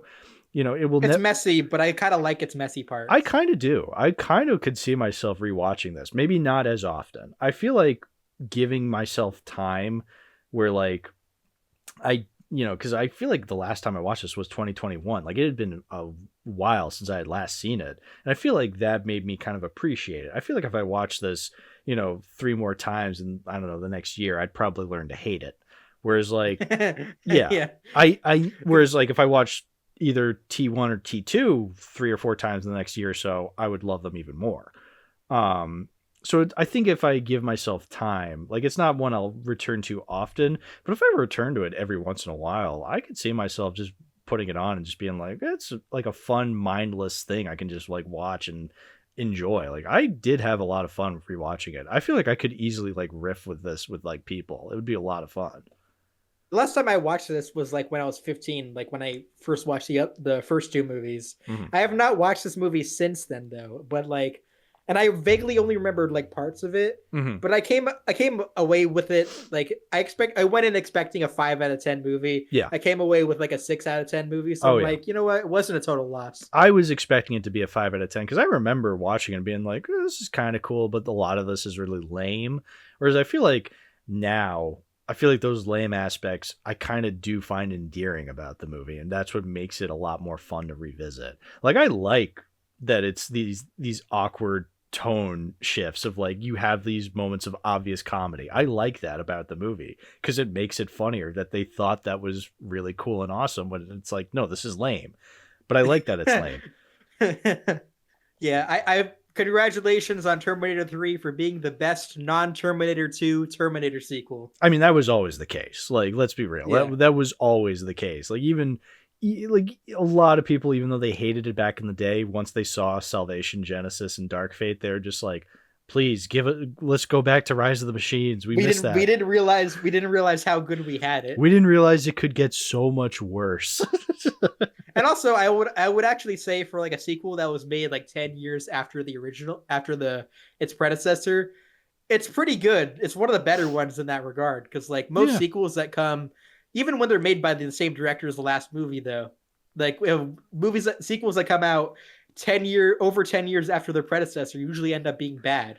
Oh yeah, there's a lot of really rough ones out there. I think also this isn't even just in regards to like obscure stuff, even like mainstream stuff, like even some Pixar sequels, I think are definitely big, like culprits when it comes to that kind of big letdowns problem. Oh yeah, no, I can't think of a single Pixar sequel that obviously Toy Story 3 is obviously great. Well, Toy Story 3 is the outlier. Okay, that's the outlier. Yeah, that's the outlier. I fucking love. I guess I'm also referring to what. Yeah, I love Toy Story 3 too. It's probably my favorite, personal favorite. But But I'm also thinking, I guess when I think of like other like the big outliers in terms of like the culprits are like probably like stuff like Finding Dory, Oh yeah, Monsters University, yeah. Incredibles 2. I guess I've come around on Monsters University a little bit ever since first watching it. I think it's pretty good, obviously not on par with the original. Finding Dory is most people are indifferent to, Hmm. uh, probably myself included. I guess some people say they like Incredibles 2, and by say they like it, I mean that they pretend to like it. Oh, see, I watched Incredibles 2. I think I have it at like a 7 out of 10 on Letterboxd. I don't even remember. Every time I've rewatched The Incredibles since then, I refuse to rewatch 2 because I'm like, I don't have it in me, dude. Just this is so masterful. This is so good. Yeah, Why would I ruin that for myself by watching the sequel? I yeah. have to rewatch it at some point, though. It's been like what, 6 or 7 years since I watched it. You don't need you don't need to, but I'll wait if you until want to. I'll wait until the third one comes out. That's when I'll rewatch it. Because the problem is people claim they like it because they don't want to admit to themselves that Yeah. the long-awaited sequel to one of the best animated films ever was a complete waste of time. So I remember finding things to like about it, but I can't name you what those things are. Like now, thinking about it. basically, Yeah. I just, every time I watch The Incredibles, I go, this is one of the greatest animated films ever made. And then I go, all right, let me watch the second one. And nah, I don't feel like it. I just go watch something else. So, yeah, no, yeah, so when it comes to sequels, yeah, Terminator 3, like, again, with hindsight, I think back in the day, I can see why this was hated, why this was like, again, following up T2, one of the most beloved sequels ever made, and you followed up with this, I can imagine being frustrated with that. But when you but separate, as we keep getting worse sequels over the right. years, the mid sequels are looking pretty good. Yeah, so that's the thing. Like, I think I've been saying this for years. Like, you need time to truly tell what a movie's quality is like. So, like, yeah, 3 back in the day, I'm sure immediately people were like, "This is the worst thing ever created by humans." And then it's like 20 years later, you go, "It was fine, whatever. Wasn't that great, but it wasn't that bad." Yeah. So, I mean, James Cameron actually expressed his approval of this movie and said it was great at the time. oh, that's funny. I mean, that sounds to So, me like how, Tom Cruise said The Flash was one of the best things he had ever seen. It's like, oh, yeah, it's yeah. great. Sure, guys, Well, whatever. this movie is nowhere near as bad as The Flash, though. No. And this is not like a William Friedkin thoughts on Exorcist 2 kind of thing. You know that? Where like Yeah. William Friedkin saw like, Described The Exorcist 2 as like the worst movie ever made. which is hilarious. It's one of the best quotes ever. I mean, I hate Exorcist 2. It's really bad. But like, I don't even hate it that much. But just his quote describing Exorcist 2 is one of the funniest things ever. It's so good. One of the most fascinating things about that movie is that Scorsese said he liked it more than the original. Yeah, exactly. That's why it's like, dude, come uh, on, come I mean, on. Scorsese. I mean, I worship the guy, but I love really, Goodfellas. I love Raging Bull. I love Taxi Driver. Marty, what the Marty, fuck are you talking you about? doing okay, man? Are you old and senile? Like, again, I adore Goodfellas, but Although this was like when Marty. he was younger, though, Ugh. and maybe like he's probably changed his mind on this since then. I mean, who You know, knows? Like, who knows if he even remembers even watching I it? remembers Exorcist too. Yeah, he's like, there's an Exorcist too. It's like, no, there wasn't. Actually, there was a second Exorcist. No, there wasn't. It's called Exorcist 3. It's pretty good. Yeah. Uh, Anyway, Terminator 3, yeah, fine movie. we were talking about Exorcist. Our thoughts on Terminator turned into Exorcist. No, yeah, Terminator 3, I'll go to bat for. I mean, I say I'll go to bat for. I'm not going to like die on the hill like, oh, it's actually great. It's like, no, I understand perfectly why people don't like this one as much. I wouldn't mind buying it on Blu-ray, honestly. I rented it because I thought like, oh, I'll only ever need the first two. But I could see myself buying this on Blu-ray. Like, I think it belongs in the collection. Not anytime soon. Like, I'm not going to go to Bullmoose and be like, bring me your finest Blu-ray copy of Terminator 3, Rise of the Machines. Terminator 3 on Criterion when? Yeah, exactly. No, I'm not going to do that. But if I ever find it in Bullmoose and it's like, I don't know, $4, it's like, absolutely, dude. Absolutely. Yeah. I mean, I think the last like minutes of this movie were like John Connor like speaks to the military. I thought that was actually quite good. Like I said, I think that's when the actor's performance actually gets kind of good. But it's like, okay, if it's in the last 5 seconds of the movie, that's not a good thing. Like, your performance should be good within the first 5 seconds of the movie and beyond. It's like, you can't just be getting good now. Actually, speaking of that first 5 seconds, how I love I mentioned this in my review on Letterboxd, how, like, you know, a detail of him saying, like, I was on the run, I kept on running away, and it's like, you're still in Los Angeles, dude. Like, you ran away to the other, because he comes across Claire Danes, and he knew Claire Danes as a teenager, and he just so happens to go to the vet place that she works at, and she's like, I recognize you from high school. It's like, weren't you on the run? And you end up exactly in the same fucking city. That was weird. Yeah. It's typical California behavior. Yeah. If you wanted to run away, you should have just gone to Nebraska. Go to Nebraska, where FNAF is. Go to New England. Go to, I don't know. There's other parts of the country. Go to Canada. Go to Canada. Go to Madagascar. Go to Mexico. Go to Madagascar. Yeah, he has to move it. You go in like the little crates, and then you end up on the island of Madagascar. San Diego? What could be worse than San Diego? Yeah, or hide out in Disney World. But there's robots there. Oh no, that's where the oh no, Disney owns 20th Century Fox distributed a Terminator movie. Yeah, that means Disney owns Terminator. We gotta run. Oh, the next Terminator movie is just gonna be like the Pirates of the Caribbean characters coming to life and killing everybody. Yeah. And they do like an epification of like the mashup score between like Pirates of the Caribbean and like Terminator though. That'd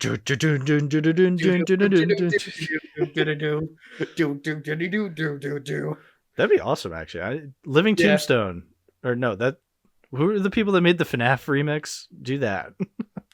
Yeah. Anyway, Terminator 3, it's a movie that exists. It's fine. It's fine. It's not the worst thing ever. It's whatever. It's fine. Who knows? Maybe I'm being generous because the other ones, but yeah. I mean, the ones that came after it, of course. Right. But... Well, let's get into those right now. They left off your balls when your suit was created. I still love you, Alex. Bullshit! Your sex life is terminated. All right, on to Terminator Salvation. Lazy, it's been 5 seconds since we talked about Terminator 3. Since we last talked about it, yeah. Now we're talking about Terminator Defecation, since we hated it so much. Yeah, Terminator 4, Terminator Boar. Terminator Californication. Californication, there you go. Well, yeah, I mean, they all take place in California. Well, except the last one. Dark Fate takes place in Mexico, I think. The last 2 times I visited Olivia in her home state, I can confirm that the setting of these movies is very accurate to how California looks like in how Olivia's state, at least in the future war. So there's like 1 million human skulls everywhere and robots. Yeah, that's exactly what it's like. Yeah. I fucking hate California, dude. Yeah, you bring up a good point. I did hate this one. I didn't want to hate this one. I think ever since I knew about Salvation, I've always heard it's bad. You know, like, it's just one of those sequels that everybody hates. And I always wondered why that was, because it always looked kind of cool from the trailers I would see of it. So I was always kind of confused by that. And then actually watching through the movie, I can say, oh, yeah. Because I don't think on paper it's necessarily bad. I think it's an okay idea for a story. But I think the biggest issues for me come in the execution. What are your thoughts? That's fair. I noticed this is probably like the first one. There's probably a considerable discrepancy between like our thoughts, because like I didn't think this movie was great or anything. I thought it was just kind of just fine, honestly. I would obviously say it's worse than the previous 3. Yeah. But I think it's better than the other 2 that are coming up later, though. See, that's the thing. Like, I think that too. Like, out of the last half 3 bad ones that we have to talk about, I would say, yeah, this is better than Genesis and Dark Fate. Like, no question about it. Because, yeah, I think the ideas do hold this one up a little bit more. And I want to be a lot. I want to be specific when I say the ideas, because I feel like, sometimes you see a movie get called bad and people will say, well, the ideas were good. It's like, but what does that mean exactly? But at least the prequels had some original ideas. That's a line I remember from a Cosmonaut video. Yeah. Who the fuck says that? Yeah, that's Who the fuck says shit like that? yeah. But yeah, so Salvation does have neat ideas, and by that I mean, okay, it's no longer. It takes a concept that you feel like probably should have been done before, where it's basically depicting the opening scene of each and every Terminator movie thus far. Was there a future word in the opening of Terminator 3? I forget. Yeah, there's like that one shot yeah. of the actor of that movie as John Connor, like holding up the American flag or whatever. Yeah. Oh, that's right. Yeah. That is. It's just it's not as ingrained into my mind as the first two are. I mean, that's pretty telling about 3. Yeah. But anyway, Salvation, we finally get to have it take place in this post-apocalyptic future. Again, I don't think it's necessary, but as like this is the 4th movie now, why don't we just do it straight up in the post-apocalyptic world? Sure, do that. I'm fine with that. The problem is it's a very ugly looking post-apocalyptic world. I agree and disagree with you there. I mean, I agree. There's some sequences in this movie, like I'd say like the part or the portion where like Kyle Reese meets up with Sam Worthington's character. I thought that looked, obviously pretty ugly. It was very white and washed out. Like it was looking like Saving Private Ryan, but not needing to look like Saving Private Ryan because this is a very different type of movie. I thought the other sequences in the movies looked a lot better though. I think for a movie that came out in 2009, I think a lot of the visuals in this movie actually look pretty great. I think, yeah, you know what it is? I think late 2009, or late 2000s, I should say, but I mean 2009, the CGI is obvious, so it doesn't look as good as what we've seen before, but it definitely looks But it's cool looking CGI to me, though. Yeah, I don't know, just something about the color palette and the amount of CGI, especially there's some scenes later on where it's really dark and you can't see what's happening half the time, and it really bothers me whenever movies do that. Yeah. Oh, for sure. Like, yeah, that's I was actually thinking that exact same thing with like Dark Fate. Like there's like nighttime scenes in that where it looks almost like pitch black. You can barely see the characters like in certain scenes. I thought of that more when I was watching that movie than this. I mean, that movie definitely suffers from it too. Don't get me wrong. Yeah. Oh yeah. But I mean, I think I read your Letterboxd review. You didn't like the way that the CG Arnold looked in this movie, but I actually thought he looked pretty cool though. I thought I thought it looked pretty accurate though. I mean, obviously you could kind of tell it was CG a little bit though, but it was like mostly there for me though. I mean, at the same time, whether Arnold is in the movie or not, like whether the Arnold CGI is good or not, I don't necessarily think that's like an issue for me. I mean, the fact that they just had to CG him in is just funny to me regardless. I think it's good for the time. I'll definitely agree to that. It might be the best looking CG Arnold, because I don't know if the CG Arnold in Genesis looked any better. And that was years later. But yeah, I mean, I don't know. I just something about the effects were it just didn't work for me. And I'm not saying like, because like I'm not saying it is the worst looking one. I don't know, just something about it just wasn't really up to snuff for me, and I just don't like how it looks. I feel that. Yeah, I don't know, just because they set the bar kind of really high with those like first two movies. Because even though the first one has some aged effects, the practicality and almost authenticity of the way it looks, though, more so the second one, with how it's trying to look as gritty and real as possible. That the more they add CGI into these movies, they lack the grit of those earlier films. Though. Yeah, I think also there's only one example of a practical Terminator effect in this movie, and that's during the Kyle Reese scene, like when we first are introduced to Kyle Reese, and there's that big Terminator marching through the streets, and it's got like a big gun. I think that's the only physical Terminator in the movie. I think the rest of them are all CGI, and it's really distracting that way. Yeah. For sure. I thought that I remember thinking like as soon as it opened though, I thought it looked like a video game cutscene. But then as the movie like went along and you started seeing some of the close-up shots of like the exo endoskeletons and that kind of thing, and it looks a lot better and more polished, but I wouldn't say I prefer it over the way some of those earlier movies looked though, obviously. Sure. I will say when it comes to other things I'm okay with on paper, I'm okay with John Connor kind of taking a bit of a backseat when it comes to the main character position, because he is sort of the main character of the movie, but I feel like a lot of the movie, the emotional core especially, kind of goes to that Marcus character, Sam Worthington's character. Yeah. It's interesting to see that he was in this movie like the same year he was also in an actual James Cameron movie. Avatar, In yeah, hindsight. yeah. Yeah. This came out before Avatar, but that's really interesting to think about. Yeah. I mean, I think that I liked his performance in this movie. I do feel like his character is somewhat underdeveloped though, because I feel like they revealed the whole like he was actually like, a Terminator underneath. I feel like they introduced that a little too late into the movie though. They did. Where it didn't feel like a Wait, what? No, I'm saying they did. That's the weird thing about his character. I feel like they. Oh, what are you saying again? Go ahead. I'm saying like they reveal that he's a Terminator too late in the movie, but you kind of already you already kind of assume it because the opening intro, the cold open scene of the movie is him on death row, and they show him getting injected, so then he dies, and then 20 minutes later he's in the post-apocalypse, not a day older than when we saw him in 2003 on death row, and he's covered in mud and he's naked, and you're like, so he's a Terminator now, right? Like, and the movie, and then when he's later revealed to be a Terminator, that's supposed to be a twist. Like, oh, you thought he was human the whole time. It's like, no, how did he get from 2003 to 2018?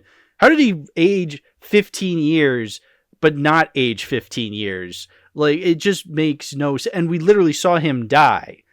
Like, how is this a twist? It's a very confusing idea. Like, why is this a twist? Just make him a Terminator straight up. Or if you want to make him a twist, that's fine. Don't have the opening scene then where he's on death row be our introduction to this character. Like, it's just such a confusing reveal when you really think about it. Like, why did they edit it that way? If I said that it was introduced too early, I meant I meant that I think they introduced that a little too late though, to like where all this other stuff was happening though, to like where you're supposed to be like shocked by this reveal, but like I don't know though. I mean, I wasn't really connected with this character all too much, and I feel like I kind of didn't really care or wasn't taken aback like the movie wanted me to be. No, it was just oh, okay. It was a moment where I'm like, well, duh, yeah, like of course he's a Terminator. Like that explains. I think it also doesn't give him enough time where I feel like he's able to like really process that, or really like maybe take in the fact that maybe he feels like a black sheep or something like that. Mm-hmm. But it just kind of cuts back to the whole like Terminator war shenanigans after that. We don't really get to process or really take in that subplot or reveal, I feel like. Yeah, and I'm not inherently against the idea of him kind of getting the main character scenario where like, oh, spotlight. The spotlight. I'm not opposed to that, but I just don't think his character's that strong. Like, he's apparently a criminal, but also not a bad guy because he regrets doing the crime he did, whatever it was. It's never really explained what he did, but he's on death row, so it must be horrible. But he's like, yeah, kill me at the beginning. Like, there's all this stuff they're trying to make you feel for this character, and a lot of it feels forced in a way where I don't really feel anything for this character. Yeah, me neither. I like Sam Worthington's performance, and I would say the same thing about Christian Bale as well, because I think their performances in this movie are good, but I don't think that I really connect with them as characters, though. It's a shame because I don't think I've ever seen Sam Worthington where he's really good in a movie. I don't hate the guy. I think he can be a good actor. I mean, it's more so the characters that he's playing where they don't give him enough to really shine. Yeah, they're not interesting enough. Yeah, and I feel bad because I think he can be a good... Because, the performance is fine. Like, I feel like they could have done a little bit more with it, but I just don't feel like McG is the kind of director that can really pull out I don't know, Gary Oldman-esque performance out of any actor, you know? McGee, I think he seems like one of those kind of Michael Bay sort of Roland Emmerich directors. Ooh, Roland Emmerich, definitely. Very, very much a Roland Emmerich type. I forget that he directed the Charlie's Angels movies from the early 2000s. Yeah, that's right. Apparently he directed some movies called The Babysitter that I've seen. And I remember watching them, and I've liked the first one from what I remember. I haven't seen it in years. But like I haven't seen them in years, so like I don't know. He's just not a director I've seen a lot from. I think this and the Babysitter movies are the only things I've ever seen from him. This is the only one I've seen from him, and the only other movie that's really caught my eye is this like one like Netflix original he's made like I think a year or two ago called Uglies, which I only have ever heard about because it has a 1.4 out of 5 on Letterboxd. I've cut the ugly. Sounds great. I'm sure. Yeah.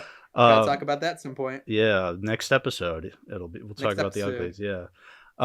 You mentioned Christian Bale, so I think we got to talk about him because. Are we going to talk about the elephant in the room?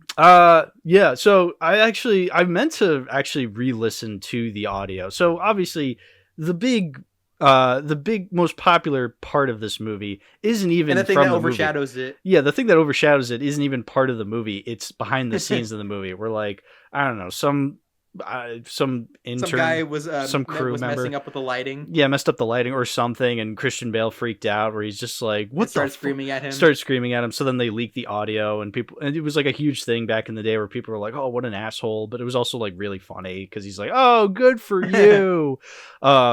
Yeah, I noticed this, but like, because I've heard the recording before, I didn't listen to it recently, but I've noticed this. It is very funny that he's still speaking in an American accent when he's yelling at the crew member, when like, you know, he's British. So the fact that he's still in character when he's yelling at the crew member is so funny. But yeah, like that is the most famous thing to come out of this movie is Christian Bale yelling at a crew member behind the scenes. And the Bailout remix.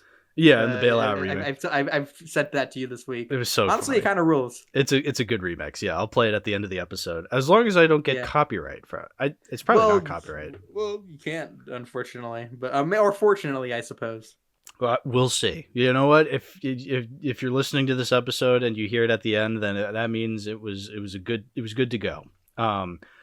But anyway, so that out of the way, Christian Bale in the movie, regardless, he's playing John Connor, which you'd think would be pretty fucking awesome. It's like, oh, sweet. Not only do we get to finally see John Connor in this role that he's been hyped up being in for almost 30 years at that point, you know, in 2009, but we're getting Christian Bale, a pretty damn good actor, to play him. It's like, okay, this sounds like it could rule. And I can kind of honestly buy Christian Bale as an older John Connor, though, too. Sort of, kind of, yeah. He's not... I don't blame Christian Bale for why I'm not a fan of this character. I more so blame... Script. It's the script, it's the directing. Just, yeah, he's not given a whole lot to work with. I still think he's fine, because it's Christian Bale. Like, I thought he was good in Thor Love and Thunder, for crying out loud. Like, you know, he's a good actor. It's just, sometimes he can be in some real stinkers. I honestly buy him much more as a John Connor than, well, not to get too ahead of ourselves, but Jason Clarke. Oh yeah, from Genesis. If I had to choose, I'll take Christian Bale well over Jason Clarke. Yeah, but yeah, we'll get to that. Yeah, I don't know. I just feel like John Connor in this movie can be kind of a dick a lot, and it's just not fun to watch because it's like, you know, the reason we fell in love with John Connor originally is because, you know, he's this sympathetic character. Yeah, he was a kid at the time, but I feel like you'd expect that kind of sympathy to kind of carry with him into becoming this great leader for the resistance, you know? Yeah. And I just don't feel like we get that necessarily. I don't know. He generally does come across as a bit of a dick sometimes, and it's just not fun to watch. It's like he's pretty much just Christian Bale yelling at a crew member. Yeah. I don't know. I thought there were some interesting visuals and ideas in this movie, which is why I didn't hate it like you did. Because I feel like The thing is with this and Terminator 3, the reason I don't hate either of them because I feel like they're trying to still remain true to the essence of those first two movies in some kind of way that I feel like the next two are lacking though. Yeah, I don't know. I really don't want to hate this as much as I do. I think it really just comes down to a lot of the style choices I really didn't gel with. A lot of the twists I didn't care for. Like, it wasn't just that, oh, Marcus is a Terminator, and it's like, please clap. There's also that twist where he's in Skynet because he's infiltrating Skynet, and Skynet is played by Helena Carter. It's Helena Bonham Carter. Helen Bottom Jeans. Yeah, fucking what's her face? I already forgot her character's name from Wallace and Gromit, but Lady Toddington from Wallace and Gromit. That's who is playing Skynet essentially, because she plays. She has one scene at the beginning. She's in the cold open where she's like, I don't know, some doctor friend of Marcus, and she has cancer. He kisses her and he goes, so that's what death tastes like. I remember. Yeah. Go ahead. No, that was it. It was just funny. Yeah. I remember like the sequence of like the Terminator of like a bunch of like the humans being extracted by like Skynet or whatever. Mm-hmm. Like the whole sequence where like they're in giant like they're being held captive by all these like giant machines, right? Yeah. And that reminded me a lot of Spielberg's War of the Worlds, honestly, which just came out like a few years earlier. Honest to God, I thought you were going to say all the humans in cages. I thought you were going to say it reminded you of Battlefield Earth, because that's what it reminded me of. Like at the beginning, when like John Connor goes into that room and there's like all those cages full of people, and I'm like, this looks like Battlefield Earth. Yeah. Oh man, that would have been so funny if you actually were reminded of Battlefield. No, I'll reference that on another Terminator movie we talk about. Of course, yeah, it'll always come back up.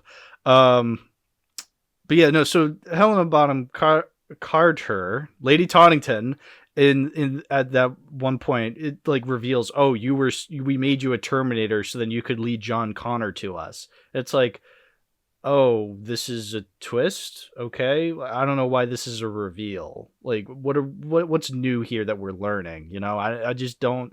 I just didn't really feel the weight of that reveal when it's supposed to be like, I don't know, a big twist that they didn't see coming, and I just didn't see it that way. Yeah, what did you think of the climax where like John Connor is like trying to escape from this like one like Terminator who like. I think, and also Arnold, I guess as well. I think it's what happens is like Arnold like starts like the Arnold T-800 starts kind of like deforming a little bit, and then it just becomes an endoskeleton that tries to kill John. That's right. That's what happened, right? Yeah. He shows up as CGI Arnold, no dick, no balls. And then, he catches on fire or something. Like, I think Kyle Reese shoots at him, or I don't know. He catches on fire somehow. So then they don't have to keep animating him as Arnold. He just melts away into a generic looking Terminator. So it's like, oh, okay, that's the villain now. Which is also CGI anyway, too. Yeah, exactly. But they wanted to show that they could CGI Arnold Schwarzenegger in 2009 because, hey, he was governor at the time, so they couldn't get him to be in the movie. So I get it. But it's like, it just goes to show every Terminator movie has to have Arnold show up. So what was it? Honestly, I'm gonna be honest, there are things about this movie I've already like started forgetting about. I know. Yeah. Because I thought for some reason I was misremembering like certain things about this movie, because like I thought that all the humans were being held captive inside these giant like machines, but I think they were just regular prison, captives, I guess, if that makes sense. Yeah, it was like on ground. So I don't know. Like maybe it's because Genesis and Dark Fate have so much more like have left a bigger impression on me, even if they were for the wrong reasons. That a lot of this have just kind of been going in one year out the other for me though. Did you remember that a generic movie? Did you remember that Michael Ironside's in this movie? I think so. He's the admiral in the submarine who's just like, oh yeah, you're out of line, John Connor. You're no longer the leader of the resistance. It's like, who the fuck is this guy? Like, what does he have the authority? Is he the president of the resistance? Who is this guy? I guess I remember that part. They just wanted Michael Ironside in the movie, which, hey, I'm not gonna disagree. I think we should have more Michael Ironside in movies. I'm just saying, what purpose does he serve other than to just be the, I don't know, chief of police-esque character where he's like, you're out of line, John Connor, you know? What did you think of the mute child named Star? Oh, yeah, the delightful Pock child who's just, he doesn't talk. I mean, she was good because she doesn't talk, so she can't say anything cringy. So, like, I thought her performance was pretty good, actually. Well, also because she wasn't required to talk either, though. Yeah, exactly. So no complaints from me there. She was good. The director explicitly said, "Don't talk, so I don't have to direct you." Yeah. Hey, if it works. Yeah, just kind of a bland, nothing burger movie. Yeah, I guess I'm not really angry or upset with this one though, because it's just like. It doesn't like diminish anything I liked about the Terminator movies I care about, and it also just didn't do anything overly offensive to me though. Yeah, I think at the moment, like when I was watching it, I was like, oh, this is so generic, this is so boring. Oh wow, the character that Sam Worthington meets up with, that what was her name? It was like. And then, like, it has that kiss scene near the end. Yeah, that was weird. Yeah, that was weird. Because you clearly, because this woman clearly knows that Sam Worthington's character is obviously like a Terminator / endoskeleton now, so it's like that's kind of weird. Yeah, but I just didn't like her character when she shows up, because he tries to save her and she's like, I can take care of myself. It's like, oh god, okay. Movie written by men trying to make women seem cool. It's like, do we have to do this with every woman character? I can take care of myself. Oh wait, there's a bunch of evil rednecks here to rape me. I guess now Sam Worthington's gonna save me. It's like, this is so generic. But like, I watched this movie a week ago. I've already forgotten most of this, so it's like, yeah, it doesn't piss me off either.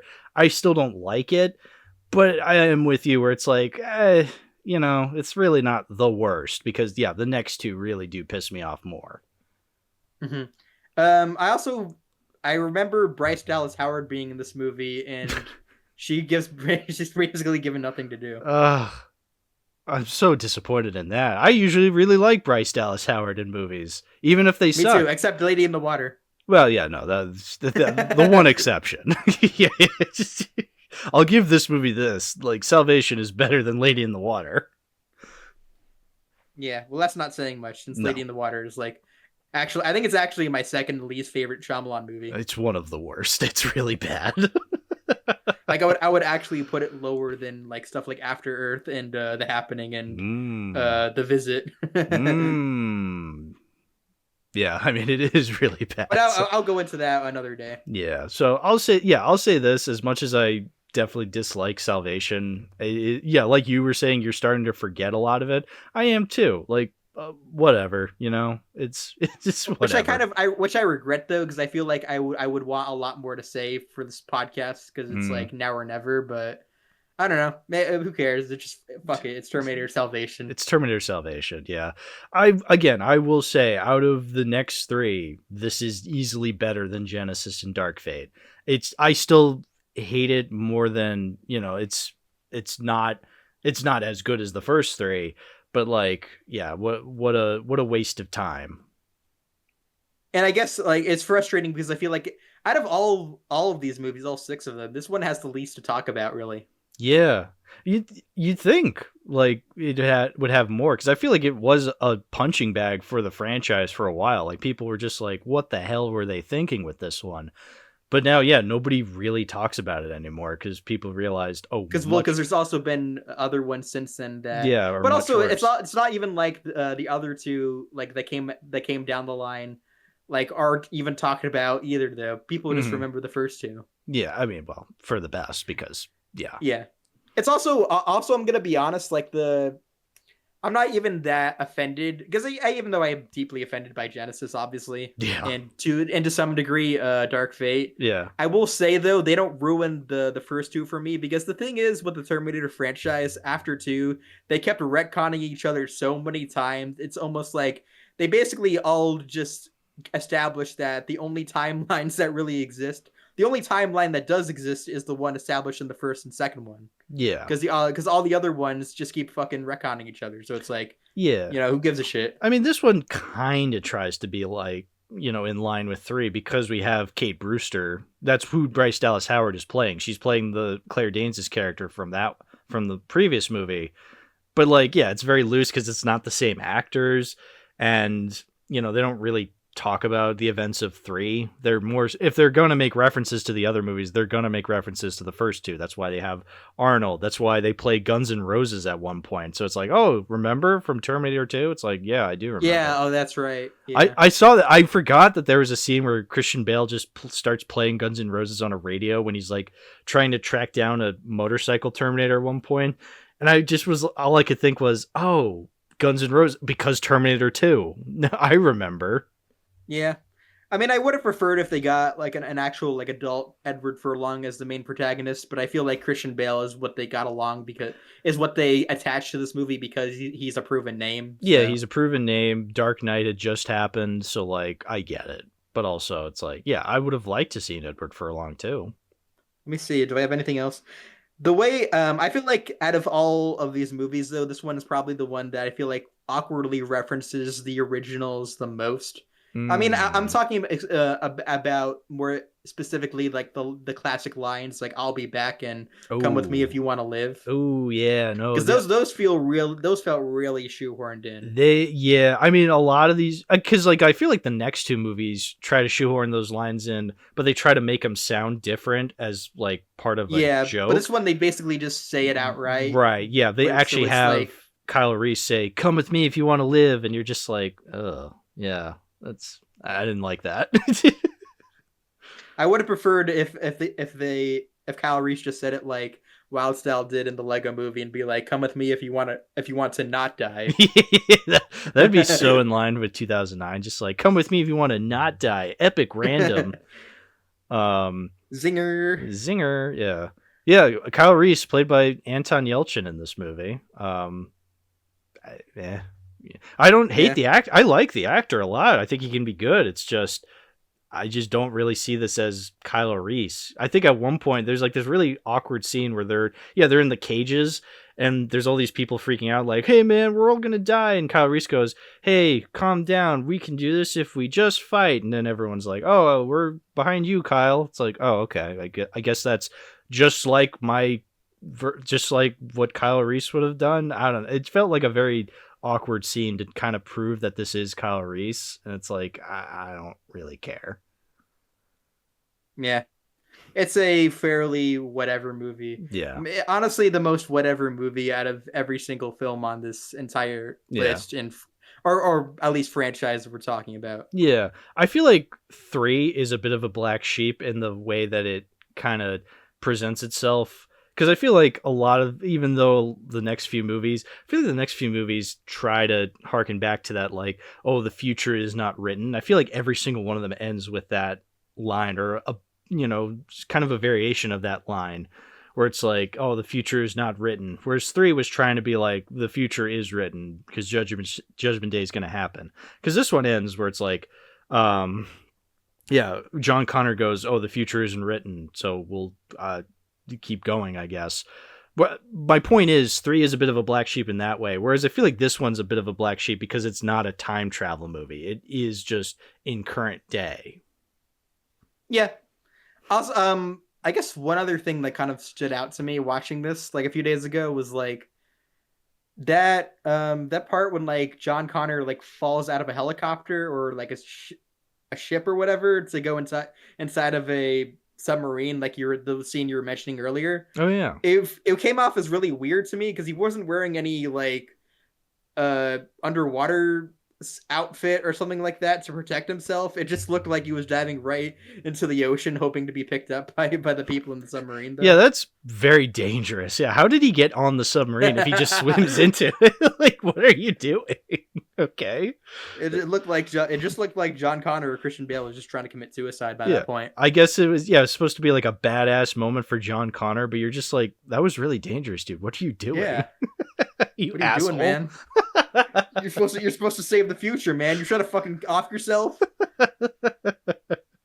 Yeah, no, lame. Yeah, again, I gave it like a 5 out of 10 because like it's not a movie that bothers me. From what I remember, though, there were some again, like I said, I liked some of the ideas in it, and I think there are some interesting sequences. Like I actually don't even mind the climax of this movie either, or the ending that much. I think it has some weird ideas, and I just don't really care about the movie itself though enough to where I feel like, and I don't feel like it really puts any of those ideas to good enough execution to like where I have any interest in watching this again anytime soon or in the near future. Definitely not. Yeah, I feel like it is the idea is kind of making it, kind of holding it up by the bootstraps, you know, because I feel like if the CGI was a little better, like the presentation was a little better, like there weren't that many dark scenes, I feel like I would raise this to at least a 4, where I could definitely say like, oh yeah, the ideas really are helping it a lot. I don't know, the visuals just really bring it down for me, where I just can't see past that, literally. There are uglier movies, I think, in this franchise. I actually would say I think this movie looks better than Genesis and Dark Fate does. Yeah. Yeah, so that's why, I didn't walk away thinking this was like, oh, this really offended me. It was just kind of I feel like, if anything, it felt more like an anthology movie where it wasn't really about the main storyline that was set up in the first 2 movies. It felt like it was diving into a subplot of said movies, if that makes sense. I feel like this could have gone way harder if it was like the Animatrix, like he had honestly, like an Animatrix style, like an anime style, or even just different animation styles of life in post-apocalyptic Terminator world. That would actually be kind of cool. Oh yeah, I would like that too.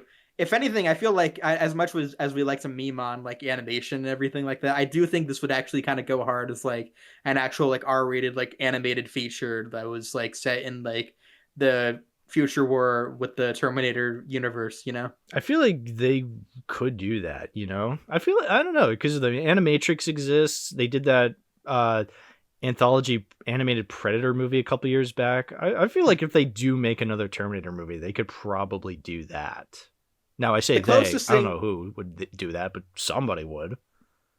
Yeah. The closest thing that I feel like this franchise has come to that is there was an anime called Terminator Zero, which I've never seen before, but I do hear it's probably one of the better things to come out of this franchise since 91. I mean, yeah, a lot of competition there, but I believe it.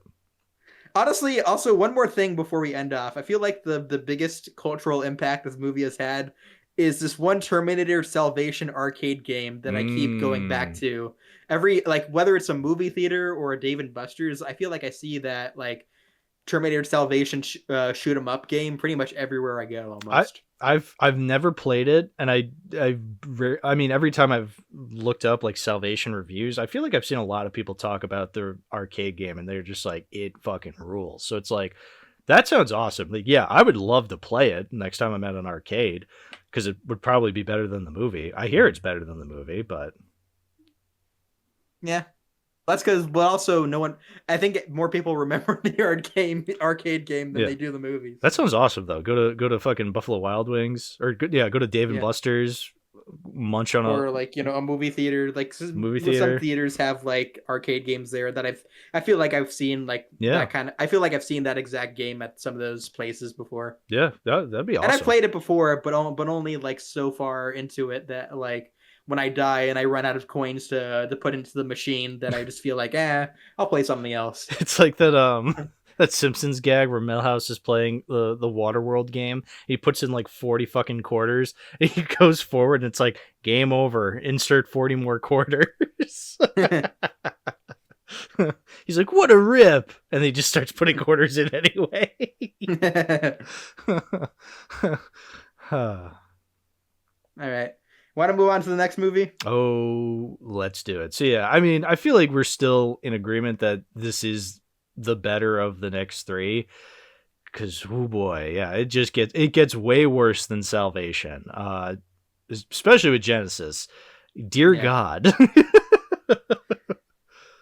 Terminator Genesis, or Terminator Genitals, as I like to call it, because this movie sucks fat balls. Sucks fat balls. I can agree to that. Yeah, no, Genesis, it's one of those movies you just watch it and you go, what did they expect? Like, really? You know, like, what were they thinking? What were they actually fucking thinking making this movie? Thinking, yeah, people are going to love this. The Terminator fans, non-Terminator fans alike, they're going to watch this. They're going to love it. Who the actual fuck thought that? You know who actually did think that? Who? You're going to find this really funny. There's a featurette of this movie that's interviewing James Cameron, giving his thoughts on this movie, and he's like saying all these like praiseworthy things about it, being like I'm watching this movie, realizing things I recognize from the first two movies, and he ends the whole featurette being like that if you love the first two movies, you're going to love this one. Oh, that speaks. You go ahead, sir. That speaks to me the same amount of. That's to me like when Tom Cruise was just like, oh guys, The Flash, cinema. Like, okay, buddy, sure. And he also said I think at one point he said he considered this the true third movie of the franchise, which is like fucking absurd to me. That's absurd. But I do think that like later on down the line though, he did say that it's no secret he wasn't a fan of the Terminator sequels that came after 2, and that he was only supportive at the time because of his friendship with Schwarzenegger. I mean, yeah, that sounds to me like, oh yeah, it's great, guys, and then it comes out, it's like, oh, thank God, yeah, no, this is a big piece of shit. It's like, yeah, of course. Oh man, where do we even begin with Genesis? I mean, really. I do have one thing to begin with, though. Please. And I think it's a really important talking point with this and the next movie that of this franchise, essentially, is that this is the first movie of this franchise that was produced by Skydance Media after I think it was Megan Ellison who acquired the franchise after the studio who made Salvation went bankrupt. Yeah. And so I think I was sent a meme by like Bamison earlier this week that was like pointing out how like Megan Ellison actually gave her brother Dave like the rights to this franchise for his birthday. Yeah. Which is honestly like which sure, maybe it's like a nice birthday gift for him, but it's honestly like the worst case scenario you could have with the worst hands that this franchise could be put into. Right, yeah. Really. Because obviously there's like a huge elephant in the room where like Skydance right now, Skydance like was the one who produced this movie, but they also it was also distributed by Paramount. Like 10 years later, they merged with Paramount, and now there's this whole debacle this week where like they're probably acquiring Warner Brothers or something like that, and it's like it's this whole can of worms that I would obviously be very interesting to go into, but it's not really relevant to Terminator Genesis. So I feel like maybe that would be better for another time. But yeah, again, I think it's relevant because I think David Ellison is like honestly probably one of the worst and honestly most idiotic like film executives working right now. Yeah, so yeah, he got gifted to him on his birthday. Well, yeah, wholesome, but at the same time, then it's like, oh, we got Genesis and Dark Fate out of that. It's like, okay, not so wholesome anymore. Yeah, because honestly, even when you look at Skydance's like filmography, it's rather unimpressive in spite of a few highlights, though. And I think even those highlights, like some of the Mission Impossible sequels and also, Top Gun Maverick, those are you could probably owe those being successes to other forces. Yeah, like J.J. Abrams or even Tom Cruise himself. Yeah, I know Abrams has stuff you can criticize, obviously, like his writing, but as a producer, I feel like he's mostly innocent in that regard. I feel like that's fair to say. But yeah, when it comes to Mission Impossible, Top Gun, yeah, I wouldn't say David Ellison is the driving force for that. It's obviously Tom Cruise. Mm-hmm. And yeah, He because a lot of I've gone into Skydance before in my own channel because like they just have such a shitty track record with some of their productions, and also honestly give me this really really kind of disgusting vibe, honestly. Like they really reek of like corporate interference, really. Even in a lot of instances, like there's this whole like story where like they tried interfering as much as possible with like Alex Garland when he was making Annihilation, though. And I think that's why like that movie didn't get a proper like overseas release, though, and they sold it to Netflix internationally, though, because they just like didn't trust Alex Garland even after he made Ex Machina, which is like kind of sad. Yeah. But anyway, Genesis is easily the worst out of these movies because it makes the worst and most confusing like narrative choices of trying to re-alter the timeline of the first two films. Yeah. So that's the thing. The movie, I mean, first off, the movie starts off obnoxiously recapping what we already know about, the machines rise up, but then and take over everything. But then John Connor rises up and teaches us. It's like, yeah, we know this already. And it really makes it even more annoying because then the rest of the movie, it's like, oh, actually, that doesn't matter anymore because we're starting everything over. So you think, okay, the first 20 minutes are null and void. And it's not even like the first 20 minutes were good either. They were like, there's that really awkward scene between Kyle Reese and John Connor where they're just like, what are you going to do after we win the war? And it's really poorly acted. And I just don't buy them as, John Connor and Kyle Reese. It's really, so it's already poor casting as well. Off to a really rocky start. And then it just goes off the rails further from there. Yeah, I knew as soon as like the opening title reveal showed up, and it ended with it started with a generic sound effect that I was in for a bad time. Yeah, it was gonna be rough. Yeah, real lame. But yeah, no, but that's the annoying part about this movie is that it is a bit of a reboot, but like it because it's trying to start things over, do things differently, quote unquote, but like it's also trying to remind you of the things that came before. And we still have Arnold. Like we recasted everybody, but we still gotta have Arnold. Except Arnold. Arnold is still here. And look, I like the guy, but he's also very old. And so he doesn't really have the pizzazz like he used to have.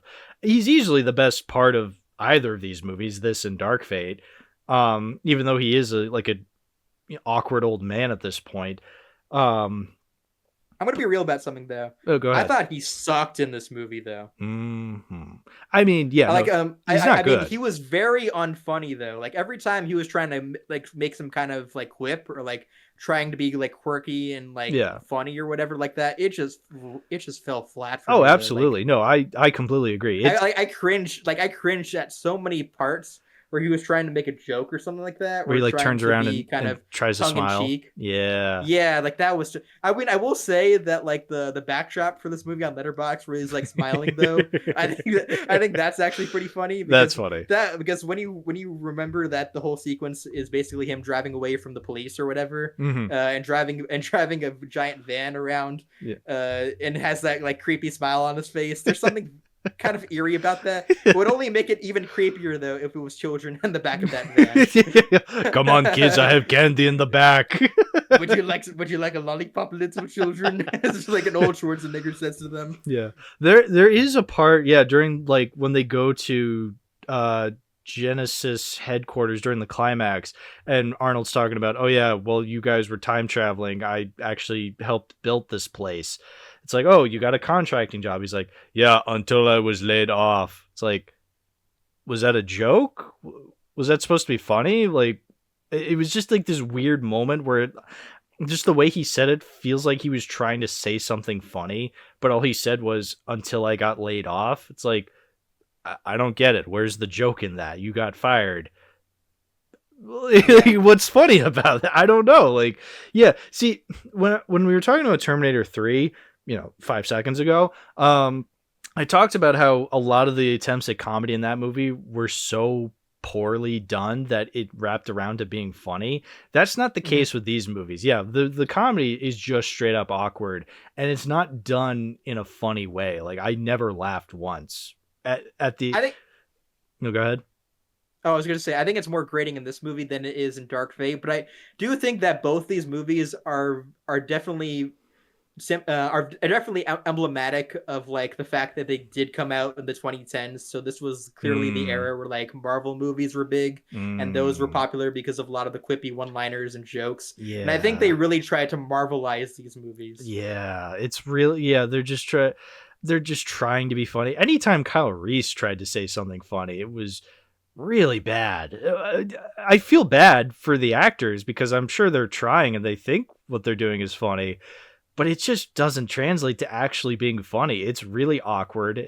Like I feel like there's several times where like Kyle Reese's character will just he'd say something along the lines of like, "Oh man, this sucks," or like, "Oh, that just happened." He's like, or like, "Well, that just happened." Yeah, like, but not really. You're saying like, "Of course," or something like, "Oh, of course." Or, I don't know, something about it was just so painfully awkward that it just was never funny.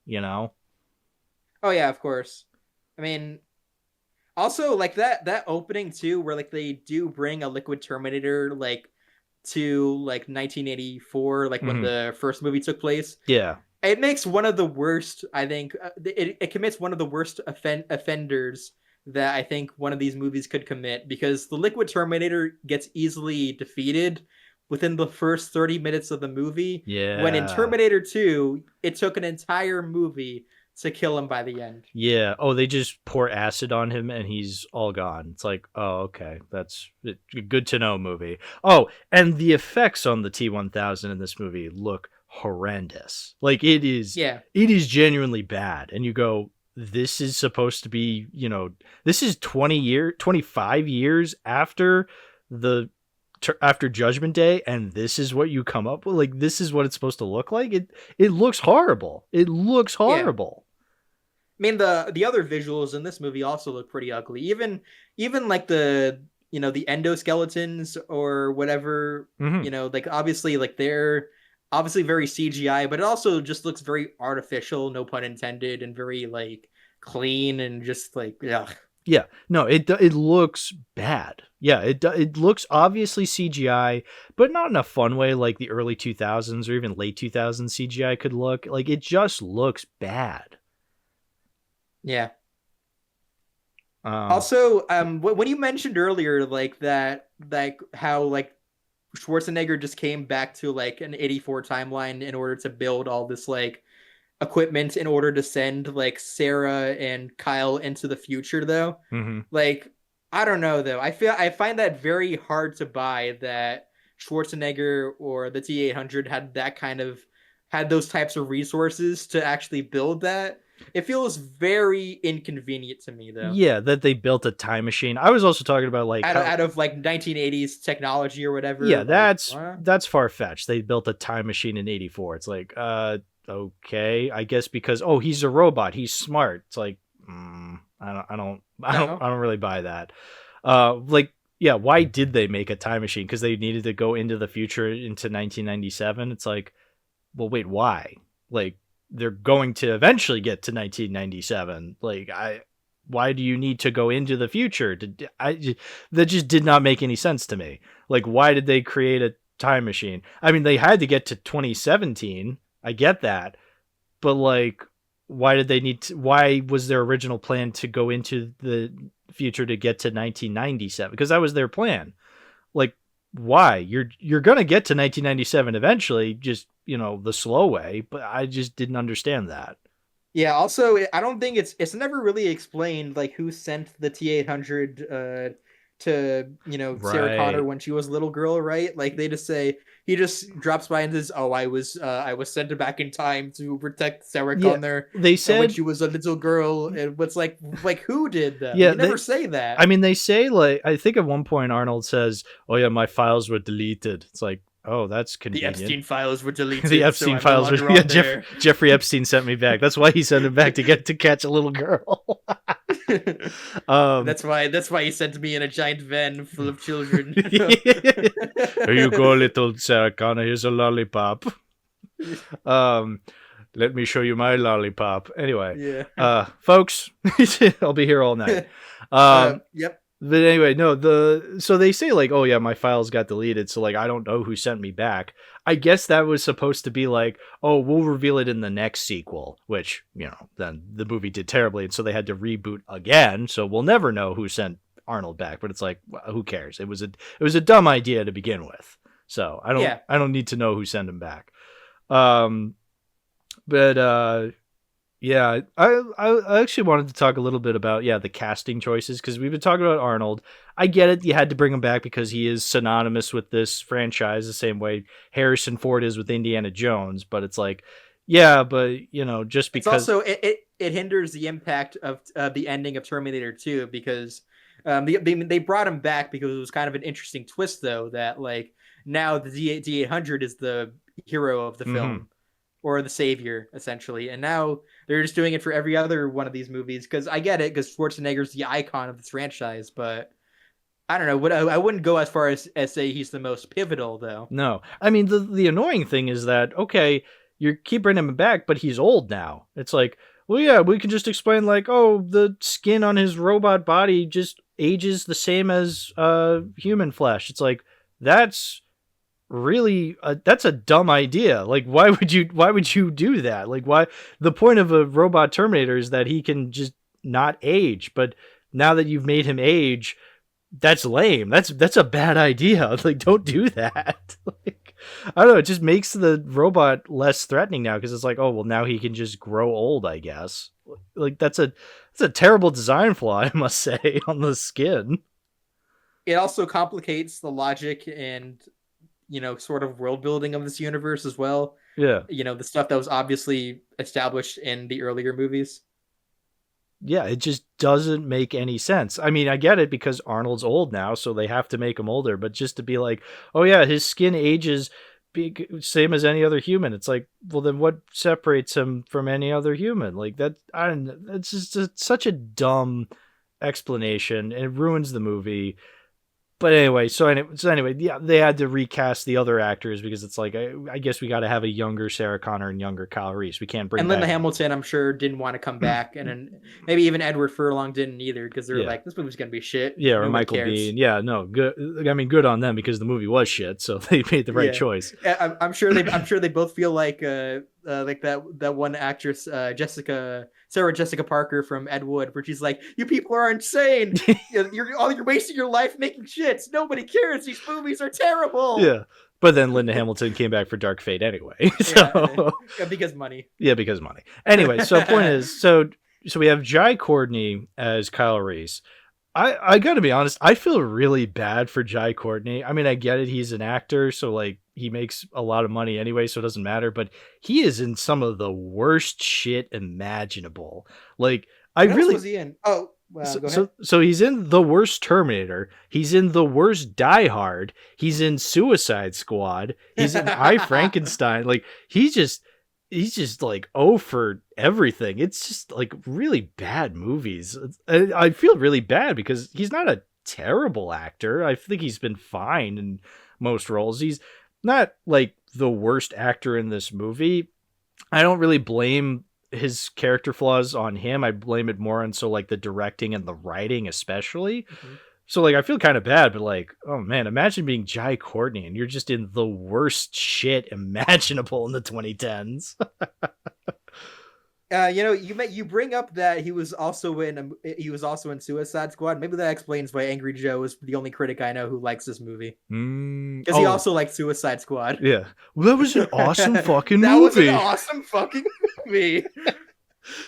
Does a 10 out of 10 mean a perfect movie? 10 out of 10 with a badass seal of approval.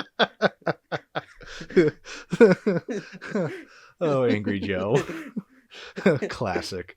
Classic. Yeah, no, so yeah, Jai Courtney, Kyle Reese, I don't see it. He's a little too annoying at times, and yeah, it's just not a good performance. It's not a good version of Kyle Reese, from like, oh yeah, this is what I want out of Kyle Reese, just being this annoying, quippy douchebag. It's not a good character.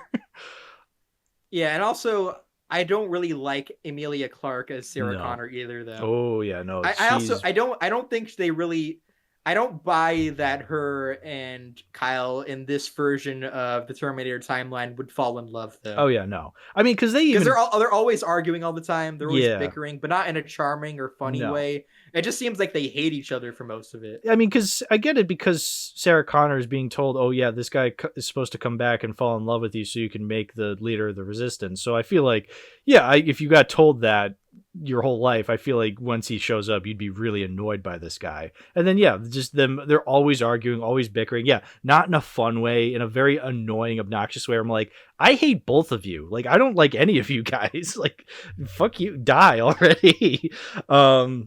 But then, of course, they fall in love in the end anyway, because she's like, because they have to. I get to choose now. It's like, and you still choose the one guy you would have been choosing anyway. It's dumb. But yeah, no, I really don't like Emilia Clarke in this role. She does not have that Sarah Connor-ness that I got from Linda Hamilton. I feel like they only hired her because Game of Thrones was so big back in 2015 that they're just like, oh, we got to have a nerdy character. I'm gonna have a nerdy actress in the role too. Game of Thrones is big. Put Emilia Clarke in the movie. It's like, okay, well, she kind of sucks in this role.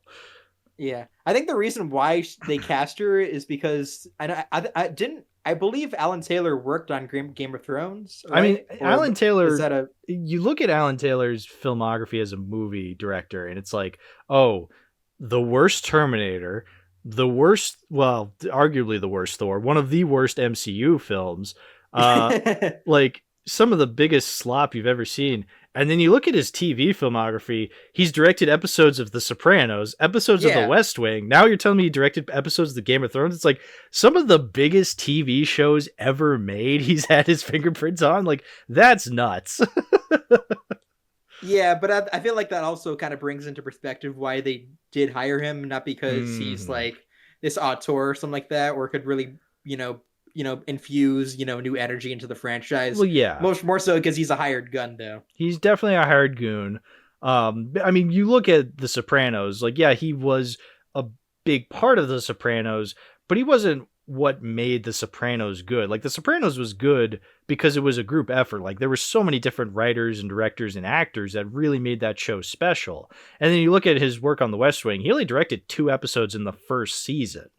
I mean, they were good episodes, but even still, it's like, yeah, that just doesn't mean he's like a great director. And I mean, again, when you see Thor: The Dark World, and then you see Terminator Genisys, you go, oh boy, yeah, he's not that good of a director. I'll say that. I don't know.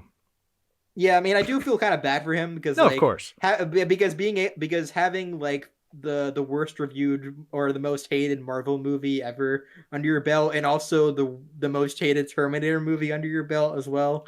Like, that's gotta hurt, though. Yeah, and I think, I forget who said this. Might have been Mifune. I think Mifune was telling me, he like pulled up a quote where it was saying like, after Genisys was like so horribly mistreated by the studio, like Alan Taylor went into a depression where he's just like, I just don't want to make movies anymore, man. I don't want to direct anything anymore. I heard that too, actually. It's just like, yeah, I was looking for that too.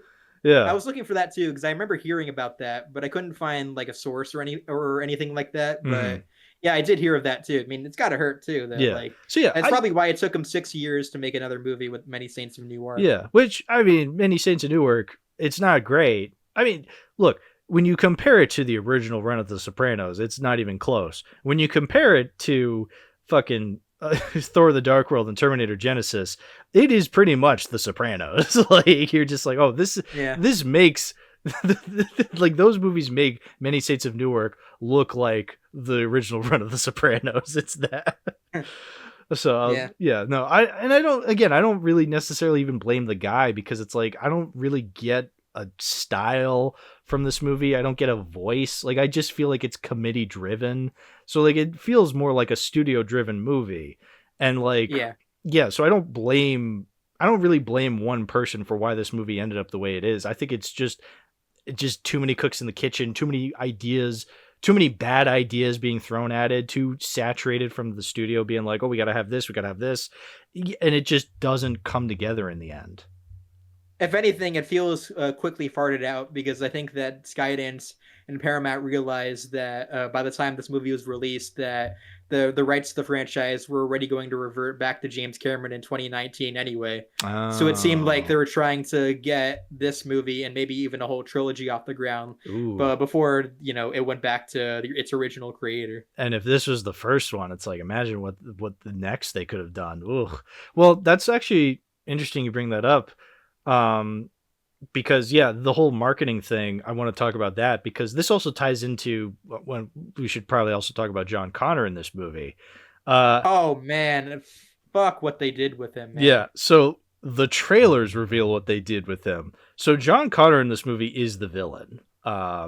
He is. He's the twist villain of the movie, and they reveal it in the trailers, which first off, horrible idea. I mean, it's a horrible idea to make John Connor the villain, but if you're going to do that, don't reveal it in the trailers. Like, that seems like something, because I think afterwards there's really not a big reveal after that. I guess fucking the Morbius actor is a bit of a twist, and like he's kind of Skynet, Genesis, whatever. But like I feel like that is the biggest twist of the movie that you don't want to know anything about until you go and see the movie. But they reveal it in the trailer. This isn't like Blade Runner 2049 where like, it was supposed to be a reveal that Harrison Ford was in the movie, but then Sony was like, nah, put him on all the advertising. That doesn't really change how you look at Blade Runner 2049 though. It's like, okay, he still shows up. I feel like that makes sense why they did that though too, because he's obviously the older actor. It's kind of how with like Harrison Ford, they did the same thing in Force Awakens. In the trailers, it's how you get some people in the theater. So I get why they did it. Yeah, it doesn't ruin Blade Runner 2049 if you know that Harrison Ford is in the movie. It doesn't really ruin the movie. It's like, oh, okay, he just doesn't show up until like 2 hours into the movie, whatever. But the thing that bothers me about this is like, okay, this ruins a reveal. So now when you watch the movie, you go, oh, he's just a bad guy the whole time. And well, it just doesn't make sense from a marketing or a story purpose. Like now I know it's the same thing as like, why did you reveal that Marcus is why didn't you reveal that Marcus was a Terminator in Terminator Salvation earlier? It's like, it's pretty obvious that he is. Like, why are you doing it this way? But now to get into the real meat and potatoes, John Connor as a villain is a horrible idea. Like, what are you doing? It's also, rather insulting. It's also, I mean, they also kind of did him dirty in the very next movie as well. So it's like, that's a very big issue with both of these movies, is that how they basically throw who was basically the most crucial character in the whole franchise out of under the bus though. Yeah. And also, it's also just really awkward, like the way they introduce like they reintroduce like Jason Clarke's like John Connor into the movie again, where it's like he just shows up out of nowhere, and like obviously like Sarah and Kyle are like, this is our son, and they're like, it seems like they're all happy together, but then like it just reveals that like or like, oh, Schwarzenegger just like shoots him out of nowhere, and basically says, oh, he's a Terminator, or he's evil now. And it's just so awkward and stupid.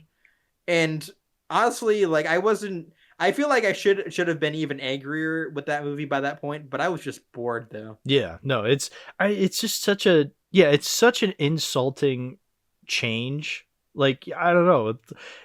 Like, why would you make that and assume that diehard fans of the original are going to like that, And it seems like, if any way, it's basically a way to piss on the fans who like those first two movies. Yeah, it's just, why would you do that? And it's like, okay, say you're going to do that anyway, fuck what the fans think, fine. But like, did you really then do it in a way that's cool, or do it in a way that, I don't know, people would actually maybe he can be saved by the end though. Maybe he can be saved by the end. Yeah, maybe, make it so like it's, make it a little bit more of a conflict than just, oh no, he's the villain now, straight up. It's like, okay, yeah, he can't be saved. It's like, well, again, like, who is going to like that as a diehard Terminator fan? It's certainly not me. No. So it's just such a bad idea. and it just never is. I also thought the makeup on John Connor earlier also looked pretty terrible. And I know Yeah. we're kind of getting off track, but No, yeah, no, the John Connor reveal is awful. yeah. It's just so stupid and also very. It feels something that felt so far fetched. Mm-hmm. Yeah, and I'm not a fan of Jason Clarke's performance. I don't hate the guy. I think he can be a good actor. I liked him in Dawn of the Planet of the Apes, and especially Oppenheimer. He was really good in. But yeah, no, he just seemed really miscast in this role, and I mean, maybe it's more to do with the writing than the performance. Maybe he could have made it work, but like the writing, again, making him the villain just isn't a good idea. Yeah.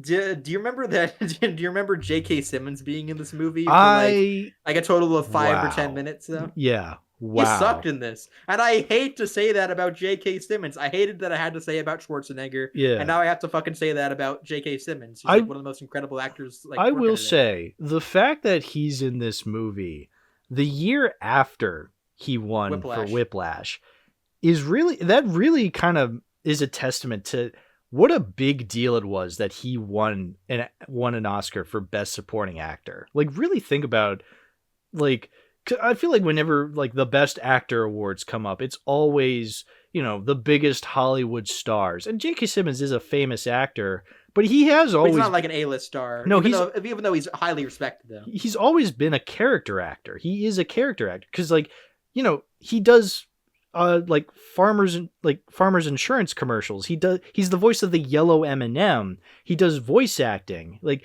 he's usually smaller roles in movies. Yeah, he's never really the main character of a movie. He's can play major characters, but he's never the main character. So he's a character actor. So the fact that he won Best Supporting Actor, he won the top acting award, and then the year after he's in Terminator fucking Genesis. Like, yeah, that's just a testament to like how much of a significant win his supporting actor award was. Like, really. But yeah, no, anyway, that was like my little thing. Yeah, he sucks in this movie, which is shocking. Yeah, because it's J.K. fucking Simmons, one of my absolute favorite actors ever. Like, if he's in a movie, even if it's terrible, I'm usually like, I might want to see that. Yeah, no, he was not given anything to work with in this movie. It was really a fucking shame. He was just kind of an officer, like, chasing after like the main group. Yeah. But then like he just kind of gets disregarded, and it was just like, oh, well, why is he even in this movie? Yeah, no, you could cut him out of the movie and nothing changes. It's like that's not a good sign of how you write a character. Yeah. But I mean, I think it's interesting to know that. Want to know something interesting that I actually learned about, like, you know, researching this film a little bit? Please. Apparently, I read that stories of an unhappy and frustrating production spread so much in certain circles that the neighboring production of Fant Four Stick, notoriously troubled in its own right, had jackets made reading, "At least we're not on Terminator." Jesus, I mean, 2015, man, what a year for movies. When you really think about it. When you think about it, this also did kind of come out in a pretty sloppy summer full of movies, because we also had Fan Four Stick, we had Pixels, we had Tomorrowland, Jurassic World, Pan. Remember Pan? Pan. Did that come out in the summer? Or I said that it came out 2015. Late. Yeah, I'm just thinking 2015 in general, but like, yeah, remember Pan? I remember going to the movies a lot in 2015, and I feel like I did watch Fan Four Stick and Pan in theaters. I didn't watch Genesis in theaters. Hilarious. But like, I watched Fan Four Stick and Pan with a friend of mine, and I remember both times we're just like, I mean, it wasn't that bad, but then afterwards, it's like, the more I thought about it, the more I was like, oh yeah, no, that's a Fan Four Stick, man. Woof, what a stinker. I don't know. I think Fan Four Stick might be worse than Genesis. Well, I don't know, because at least Fan Four Stick gave us Say That Again, you know, like at least they gave us the that. Memes. Yeah, it's I've been told by someone I know that like I've been told like I know someone who claims like the Cat in the Hat movie is like the worst movie ever made, but like I can't really agree with that, because even though it's a terrible movie, at least it gave us the memes though. 2003 Cat in the Hat, yeah. Yeah, that. Cat in Yeah. the Hat, yeah. I mean, yeah, I still don't like that movie, but yeah, at least I can joke around with that. Yeah, I can't. It's got the meme factor. That Whereas, does have like, the meme factor. Yeah, no, Genesis does not. So I don't. I just. Yeah, it's just so bad. But I can't think of anything that came out of Genesis that was like funny bad. You know, like it's not even like Pixels where it gave us, Pac-Man's a bad guy. Yeah, like all these movies are terrible. Well, I haven't seen Pixels. I'm going off of what I've heard of Pixels. But yeah, Pac-Man's a bad guy. Like that's hilarious. Like I just can't imagine Genesis having that same effect. I'm saying that maybe it will. Maybe years down the line we'll look back at Genesis as this so bad it's funny movie, but I don't know. I just don't. I could see myself revisiting Cat in the Hat, and even then I'd struggle with that movie. Yeah. It would be funny if like movies just get so awful though that Genesis people would just go back on and we're like, maybe it wasn't that bad. I mean, that's what happened with Rise of the Machines. Is like people hated Terminator 3, and then they saw fucking Genesis, and they go, "Yeah, Terminator 3 wasn't that bad." It's like, yeah. I mean, it's the same thing with me. Like, I hated Salvation when I watched it again. I'm like, God, what a terrible piece of shit. And then I watch Genesis and I go, dear God, go back to Salvation, please. Go back. Actually, go back to the Terminator Salvation. Yeah, go back. Actually, just go back to Terminator Dark Fate. It's like the nostalgia critic skit of the of the Space Jam review. Oh, what happened in the Space Jam review? He was like watching the movie and was going back to certain subplots, realizing, oh, go back to LeBron James. Yeah. He realizes how boring it is. Oh, go back to the Looney Tunes. Yeah. Yeah, no, but what a terrible movie, Genesis. And what a terrible name too. Just especially because they spelled Genesis weirdly. They spelled it wrong. I didn't because I know Genesis. The reason why they spelled it that way because it's supposed to be like the name of this new like artificial intelligence or whatever. But like I can never even properly spell it when I'm trying to write it though. It's just like fuck it, just spell it normally though, as how you would normally spell Genesis. Yeah, I keep putting the Y in different places in the word every time I type it out. It's different every time. Yeah, no, and I get it. Yeah, it's supposed to be like an obnoxious like new artificial intelligence thing. I don't know. They're trying to do like Terminator but phone bad this time, because like, oh, everybody in 2017 is on their phone, fucking screenagers. Luckily that scene is, how dare you watch movies on your fucking telephone? Yeah, get real. I mean, luckily that aspect of the movie is like not really it's not really dived into as much. It's like it happens for like 5 seconds where you see like a bunch of people in 2017 like with their phones out, and that's it. That's all you get. But it's just such an obnoxious way of like go, because it is ostensibly what Terminator is about, like not being so dependent on technology. But of course they have to say it in the most obnoxious boomer way where it's like, oh, phone bad. It's like, yeah, it is bad, but the way you're saying it makes it so obnoxious. Yeah. I do have a confession to make though, is that I actually did see this in theaters when it came out. Actually, I didn't see it in its original run. I used to live in a town where like it had this like second run theater that would play like movies after they would leave like regular cineplexes like the AMC, Regal, yada yada. And I actually saw that movie with a friend.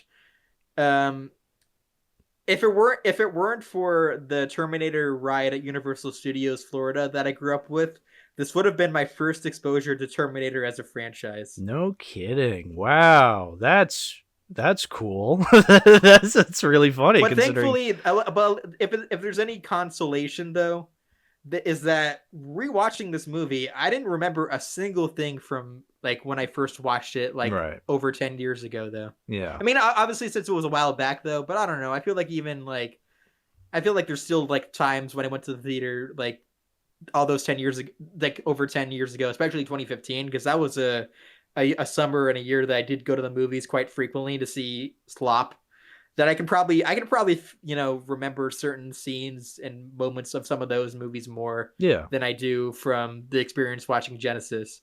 And I mean, it obviously like this wasn't the movie that made me want to go and watch the original films.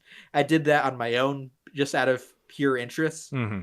But I'm glad I can at least say I'm glad this movie didn't stop me from wanting to watch those. So no, yeah, I think the reason I didn't see it is because I probably was a little I hadn't been caught up with the Terminator movies up to that point, so I thought, well, what's the point of going to see it then?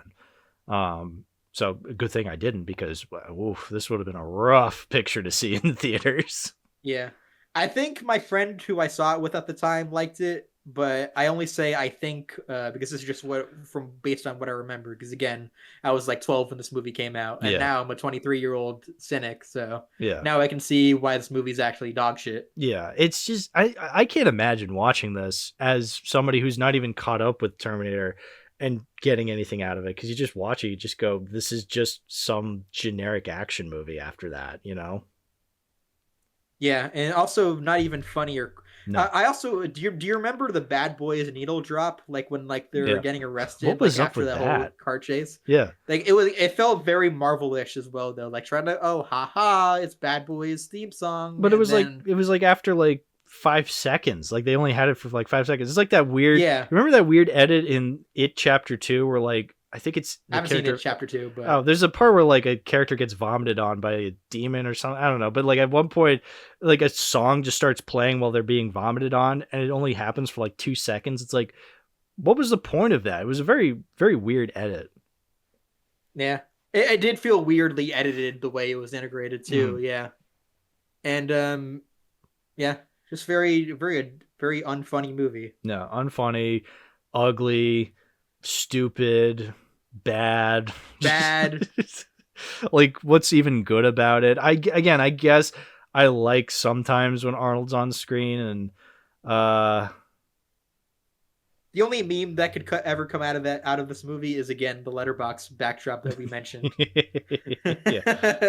Which I also did have, just because I feel like it's something that I can actually laugh at out of context. Coming to my van, children. Yeah, exactly. Hasta la vista, baby. Also, I guess I will say, interestingly enough, even though Emilia Clarke was pretty bad in this movie, she did say on record that she was happy that the film became a financial disappointment, because that meant that she would not have to reprise her role in the future. Yeah, see the bright side in things. It's good for her. And honestly, like recently, I have actually been really debating between whether I wanted to give this a 1 star or half star on Letterboxd. Yeah, I kind of kept going back and forth. Not that I think like number scores are all that important, but like I don't know. I feel like I can't really think of anything actually significant that I like about this movie, but it's also a movie I can't really say makes me as angry as I feel like it should. Right. Maybe it's because this movie has kind of been retconned. It doesn't even really matter anymore. Yeah. Like compared to something like The Rise of Skywalker, where I can understand why that movie pisses a lot of people off. Yeah. But I think I think I would say Rise of Skywalker I hate more, but that's because I'm more passionate for Star Wars, so I have more passionate hate for that. Genesis, I do hate. Like I can't like I'm the same with you. There's so much wrong with this movie. Like even the song that plays during the credits, I mentioned this in my review on Letterboxd, is so cheeks, dude. It is so bad. So like I can't think of a single thing that this does well. I could probably come up with something, but my point is, like, you know, Rise of Skywalker I just have more passionate hate for because of what it represents to me as a Star Wars movie. But even still, like, yeah, I'm trying to, like, I guess, like, little things I'm okay with, but it's not enough to make me go, like, yeah, this is a good movie, or, like, yeah, this is not as bad. Like, it's just all bad. There's this part, I will say, during the beginning, when they're attempting to make 1984 scenes look a little like the original movie, like lighting wise, and I'm like, okay, they're attempting, and it looks like, as a movie, like as a fan of, you know, movie making, like that's cool. But then they kind of abandon that halfway through, where they're just like, oh, now 1984 just looks like generic 2015. Yeah, for sure. Like they try to do the same thing they did in Salvation, where they have like a CG Arnold, and he looks pretty accurate. Mm-hmm. But again, that's just kind of like a very insignificant part of the film in the grand scheme of things. Yeah. So again, I think it's when it comes to half-star movies, it's like movies that are very, very, very worthless to me. Like I can't find a single thing to like about it. And look, there's some movies that I've rated a half-star over the years that, like, I probably don't think are half-star worthy anymore. You know, I don't know, because I don't want to rewatch them anyway. So it's like, even if they're not half star worthy, they're not good enough that I want to watch them again. So they, at this point, what does it matter?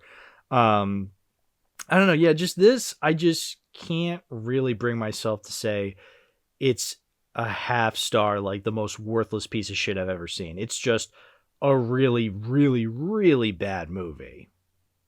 Yeah. I guess I wouldn't say like it angers me like some other types, like some other movies in the same vein as this that are probably, that I would say probably make me angrier because, you know, stuff like, I guess maybe even if you wanted to say like the Rise of Skywalker or like the live action remakes in general, like those are more successful. Yeah. Therefore, even if they're on the same level of quality, they're easier to hate though because they're leading to more of them though. Whereas this movie didn't really lead to any more like Terminator sequels besides Dark Fate though. Yeah, but Dark Fate, which even that movie already retconned this though, so yeah, it's like it didn't really leave that lasting of an impact though. Yeah, I think this is one of those times where everybody's just in agreement, or they watch Genesis and they go, "This is a giant steaming pile of shit." And like, yeah, we were all in agreement with that. Like there was no like discourse or anything. We're just like, what a piece of shit. Let's move on. And we did. Yeah. Whereas like, yeah, live action remake, the Disney ones, I mean, a lot of them have gotten worse over the years, or even a lot more people are starting to be like, you know, this sucks. But there are those where you just go, why is this a big hit when it's this, you know? Yeah. Yeah, it's also like, you know, I would, it's interesting because like a few months ago, I think I gave like something like Tron or Reese like a half star. And I think I was really angry with that movie though, because I felt like it kind of put the whole, because even though I'm not a big fan of the original Tron, I do actually have quite a big soft spot for Legacy. Right. And so compared to like, I think I was really pissed off by Reese because that film was clearly throwing like the previous film under the bus and trying to soft reboot it. I guess it's somewhat in a similar vein to like what Genesis did, but also because I think it's for the worst. But I think it's kind of bad that it put the whole franchise in ice, because I feel like that franchise had more potential though compared to Genesis, where it didn't really have many other avenues to explore after the second film. That's the other thing too, is like, yeah, where do you go with Terminator? Like, I get it, you know, what this movie was trying to do, but it's like, I mean, how could you improve this? Like, I don't think you can, you know. I think, because I feel like we could pick it apart and people would just be like, oh, how would you have done Genesis differently? It's like, I wouldn't have. I straight up would not have made Genesis. I would not have done this plot though. I especially wouldn't have done it this way, is the thing. But like, again, after 2, I really can't think of anywhere you could realistically go. I've gone on the record in saying I like 3 now, but even then, yeah. It's not great. If 3 never existed, whatever, you know, I can get over that. It's like, so we don't get I would prefer no other Terminator films existed after the second one, realistically, though. If we never got Lady Terminator expanding her breasts, oh well, like I can get over that easily. Yeah. Yeah, Genesis.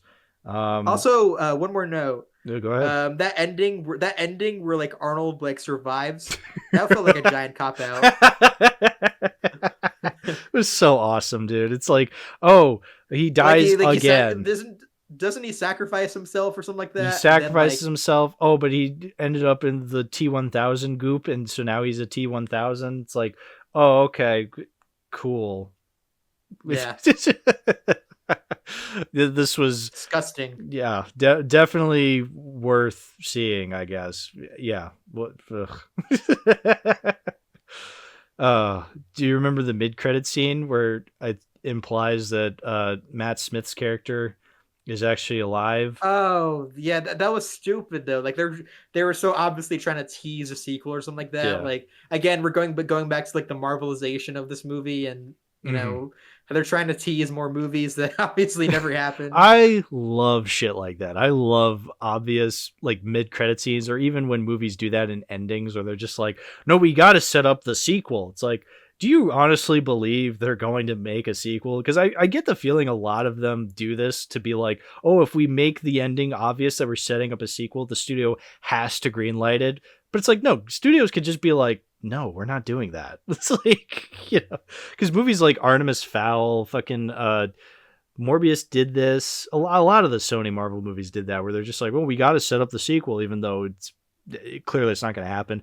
Independence Day Resurgence did it at the ending. They didn't even do it in the mid credits. They straight up did it at the ending, where they're like, come on guys, we got to go fight the aliens in Independence Day 3. It's like the studio was going to be like, no, we're not doing that. Like, fuck off. Yeah. Way too many instances of that to really count right now, but Yeah. you know, they're there. Yeah. What else was I feel like I was going to say something else, but man, this movie sucks so much. I think that sums it up perfectly. This movie sucks. Yeah. All right. Dark Fate time, I suppose. Dark Fate time. Because it's very obviously very accurate title, because this franchise really did have a dark fate. Yeah. So I think up until this point, it's been like every movie has been worse than the last. So it's like, oh, how could you get even worse than Genesis? The good news is they don't. I would say the good news is they don't, but the bad news is it's still not very good. Dark Fate sucks. It honestly, in parts, it kind of pisses me off more than Genesis does. But I will say this is absolutely better than Genesis. But as if that's saying anything, you know, it's still a really bad movie. Again, we're met with a movie where you just go, why did they think anybody would like this? Especially at the beginning, where they go, oh, by the way, John Connor's dead. It's like, God damn it. That is a very, you know, that's actually, yeah, that's obviously probably the most infamous part about this whole movie. You know, I remember, because this was obviously like, this movie was being developed and came out like after I started to become a big Terminator fanboy in my teens. Oh, yeah. And so actually, I feel like I remember reading somewhere online that that there was like a leak of the script, and that like it was kind of revealed that like John Connor died in the opening like minutes of the movie, and I didn't know if this was like an adult John Connor or like a younger John Connor. So like when I ended up watching the movie, it was like it was basically like getting raped. If there's the experience, like if I was like, if I've ever been raped by a movie, it was definitely this one in the opening 5 minutes. It's so funny that they're just like, oh, we're going to start off this awesome summer. Well, actually, it was released in November. It wasn't a summer blockbuster. We're going to open up this big blockbuster sequel by killing a child. It's like, honestly, good. But it's also, it's just like, it's stupid too, though, because it clearly establishes that like Skynet decided to send another Terminator like after sending the other two. Yeah. To like, I guess like maybe after like they defeated the Liquid Terminator, and it's like, but you're gonna send the exact same T-800 model that you used initially, though. Yeah, and it's like and one that's already been wanted for murdering a bunch of cops in the original movie. So you don't think that's a little stupid to do that again, though? Yeah. When this T-800 Arnold, even if it's not the same Terminator or person, obviously, he's obviously under suspicion. You know, for it's even a thread that was mentioned in the second movie about how, you know, he was obviously on the run by the cops, though. Yeah. Oh, yeah. Well, it really undermines the ending of 2, because you just think, oh, you went through this whole ordeal, and then, yeah, he just ends up dying in the simplest of ways. And you just go, well, all right, well, that makes everything that happened in 2 all for nothing. It's like, great. And this is in the first 5 minutes of the movie, by the way. The worst way it could have opened. The absolute worst way it could have opened. It's so funny. Like, it's but so, like that, so it funny. Also, if it weren't for the fact that I didn't take the, you know, obviously the Terminator timeline, I kind of just shrugged at it and felt like the like because I've obviously mentioned how like it doesn't even really matter after the second one because they kept retconning each other so much. Right. If I didn't have that in mind, I would be depressed beyond belief, though. Yeah. This is how they treat like the ending. One of the most emotional endings to a blockbuster movie ever, and this is how you follow that up, though. Like, fuck you, actually. Yeah, it is. It's the dumbest thing they could have done. and they do it in the first 5 minutes. Because then you watch the rest of the movie, it's not much better. Like, the movie is basically just, a remake of what we've seen before, except this time it's in Mexico. It's like, okay. Yeah, and it's with some crappy CGI in the opening, kind of like Salvation. Yeah, no, it's very crappy looking CGI. So, like, that's the thing. But, like, the movie wouldn't be nearly as hated if you didn't have that opening. And I get it, that's the point. We wouldn't have the rest of the movie if you didn't kill John Connor in the beginning. But then it's like, maybe don't kill John Connor at the beginning. I don't know. Yeah. But, like, I want to know whose decision it was to kill John Connor, though. Oh, please tell me. James Cameron himself. Of course. So, I did, of course, but I did some digging, and then Cameron believed that removing John Connor would prevent the film from feeling like a retread of previous films. Discarding John Connor allowed for new characters to be worked into the story. Miller said, "You can't have John be a 36-year-old accountant somewhere, and really, when you think about it, he could be sort of a pathetic figure as a man who had missed his moment in history and was relegated to this banal, ordinary existence." Despite the opening scene, Miller said, "You want to slap the audience in the face and say, 'Wake up! This is going to be different.'" I feel like that accomplished that. I hate the violence of it. I hate the idea of a kid being shot, but the dramatic fuel that it gives that the story is kind of undeniable. Oh, but I do want to emphasize though something, that the fact that it was James Cameron's decision to kill John Connor in the opening minutes, considering this is the same person who criticized Alien 3 for doing a similar thing to Newt, who was obviously a very emotional, a character that a lot of people resonated with in Aliens. That's correct. And only for because she was famously killed off in the opening minutes of the following the sequel to Aliens, Alien 3. Yeah. And James Cameron went on the record criticizing that, and then years later he did the same thing to John Connor in another one of his own movies. In a sequel to one of his own movies, and it's like, you can't help but think, you know what? That's pretty fucking hypocritical of you. That's awesome. I love that. I love that Tim Miller was saying. That's poetry to my ears, by the way. Just like, look, I don't like it any more than you guys, but we gotta do it. We gotta do it. We don't want him to be an accountant somewhere. We don't want him like pathetically being an accountant somewhere. Like, he missed his chance. That would be more interesting, though. That'd be interesting. It's like, okay, yeah, I guess he would be this. You're contradicting yourself. This pathetic slob, like living as an accountant, not as like the leader of the resistance. Okay, fine.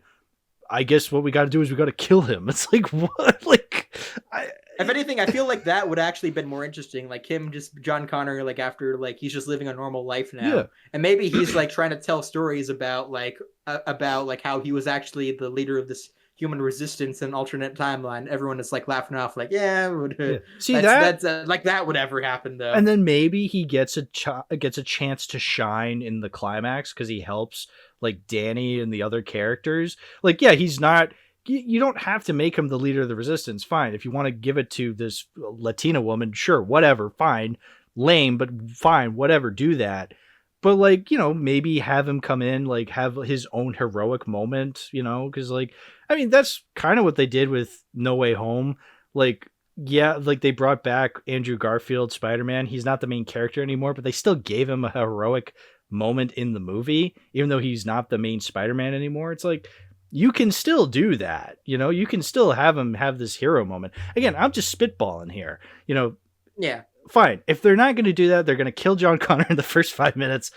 Fine. But guess what? You're going to alienate a lot of people. So now the rest of the movie, a lot of people are going to go into this with really bad faith and really just not be in the good graces. Not even give it a chance. I mean, it's also like, there's really not much to give a chance to. No. Even beyond that. But also, look, I kind of understand why they did that decision, even beyond the explanation that I mentioned, which is complete bullshit. Like, I get why they did it, though. The reason they killed off John Connor is because they want to bring Linda Hamilton as Sarah Connor back and give her an actual, like, believable motivation to want to help out this new character. Yes. Because this is obviously copying off the Force Awakens formula of passing the baton to a new character who's basically taking on the role that a previous protagonist took on in the previous iteration of the franchise. So Mhm. that's it. If it obviously gives her more of an incentive to want to help out this new character, but like you could have done it in a less In a less insulting shitty way. way, Yeah, less shitty shitty way. and out of pocket way. Yeah, exactly. Yeah, no, and what's really frustrating, yeah, the rest of the movie is just a remake of Terminator because it's like, oh, it's not Skynet anymore, it's Legion, which, first of all, awful name, terrible name for your main villain. It's so lame, just Legion. Okay, Yeah. I mean, I will say that most AI companies now do have pretty shit names, like yeah, especially. So like maybe that's in line with that, but I get what you mean though. yeah, no, it's a terrible name, but yeah, no, of course. Yeah, and then the villain Terminator is not called a Terminator. It's not a T-800 or T whatever. It's a Rev 9, which sounds like a car, but okay, sure. Um, yeah, but and then like the Kyle Reese character, the what's her name, Claire? No, Grace. The Mackenzie Davis's character. She's also augmented, so she's not like she's part She's human. not human or fully Terminator. She's augmented. Human. She says she's human. She says she's human, but just enhanced though. Yeah, which is kind of weird because it's like, isn't the point of Terminator like we don't want to overuse technology, but now we have to defeat the Terminators by implementing Terminator technology? Whatever. I mean, hey, they sent back the T-800 and T2, I guess. So like, fine, whatever. But she sucks in this movie. I really don't like this Grace character because she's so lame. Because she's supposed to be the Kyle Reese character where she's supposed to be helping out Danny, who is the Sarah Connor character. But like she does such a terrible job where she's like, oh, I need medication. I need constant That was a little weird. help. It's like, why were you sent back? You're really bad at your job by the amount of times you put this character in danger. That's true. It's really, really poor. Like, it's just a bad character. I just didn't like her. But also the thing that does bother me is like, okay, we're redoing this Terminator story just with Danny's now the Sarah Connor character. But you look at the default poster, not the poster I have for it on Letterboxd because I have Letterboxd. But the Pro. theatrical poster. The theatrical and poster. She's like in the little. She's only like in a small. She's kind of relegated to the side or like the bottom or whatever. She's like the smallest character of the main four. It's like, isn't she supposed to be like the biggest character? Like, I get it, the savior of the movie. Yeah, I get it because like you can make the argument. Okay, Sarah Connor's not really big in the first Terminator poster either. It's mainly Arnold. It's like, but I don't know. Just it really just tells me poster wise that this character just isn't that important. And I feel like even in the performance and in the writing, I just never feel like this character is a good replacement for Sarah Connor or like John, because I guess she's both Sarah and John, because it's like, oh, you think the whole movie that she's being tracked down because she's going to be the mother of the next leader of the resistance, but actually when it's revealed that she's actually the fearless hero who helps lead the human resistance. Yeah. I always think back to the Nostalgia Critic video where he talked about that, where he's just like, oh yeah, what a twist, guys. If the movie was made in 1920, like, how is this a twist? Like, what are you talking about? But yeah, no, well, the thing that frustrated me about that is like when Mackenzie Davis is like giving the backstory and she's like, oh yeah, and you're gonna be they're tracking you down, and Sarah Connor interjects with like, they're doing it for your womb because your son's gonna be the resistance leader. And Mackenzie Davis could easily just be like, no, you're the you're actually the leader of the resistance. I guess she wanted to save that for later on to tell her at a more crucial time, I guess. But like she could have said like, well, no, like your son never plays a part in this role. Like she just doesn't say anything at that point. Like it's like really awkward. Just because you have an abortion. Yeah, it's like, but like it's like, no, like tell her there or tell her straight up. Like that's what Kyle Reese did. But like, no, she just saves it until the ending when it's supposed to be a twist for the third act. It's like, that's lame. Why would you write it that way? I mean, yeah, I'm also going to be honest, though. I hope I don't get any accusations thrown at me for this, but I feel like I don't really buy this new character as like this human resistance leader, And I'm not saying that because she's a woman, Mhm. because I can easily buy Mackenzie Davis being like this heroic badass that could easily like save humanity and like bring the machines down to like, kneel or make them bow to their, every demand or something like that.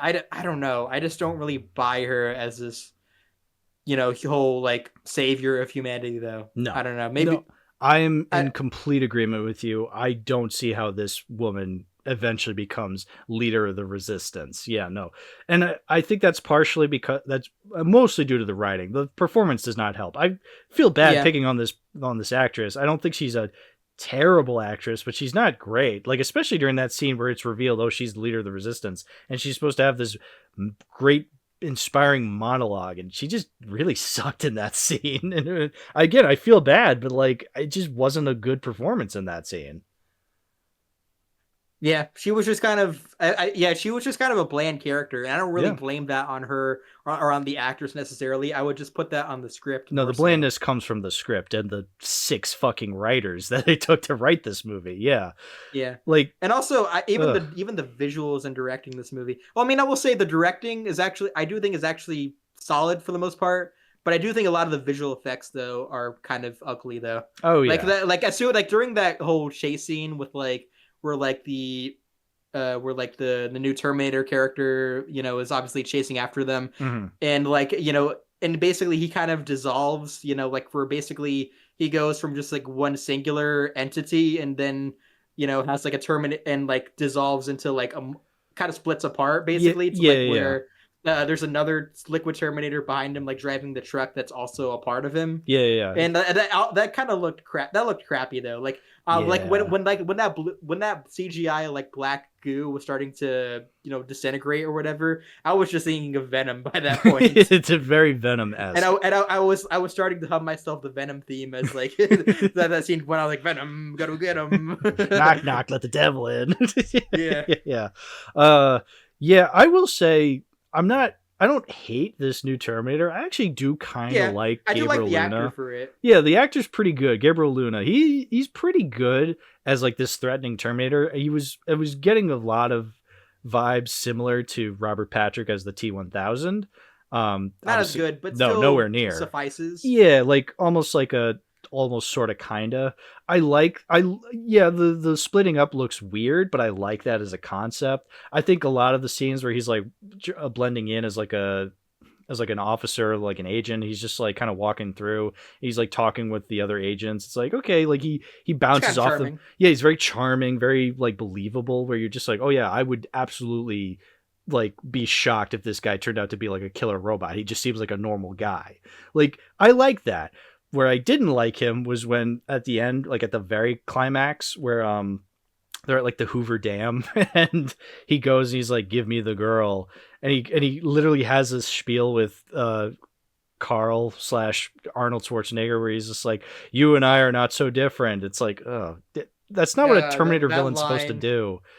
Yeah, because like it was one of the main reasons I didn't like John Connor as the villain in Genesis. He talked too much. Like a Terminator villain should not be talking so much. A Terminator Or villain, explaining their like motive or something like that exactly. either. No, yeah, no. The Terminator villain should never do that. That's what the first 3 got right.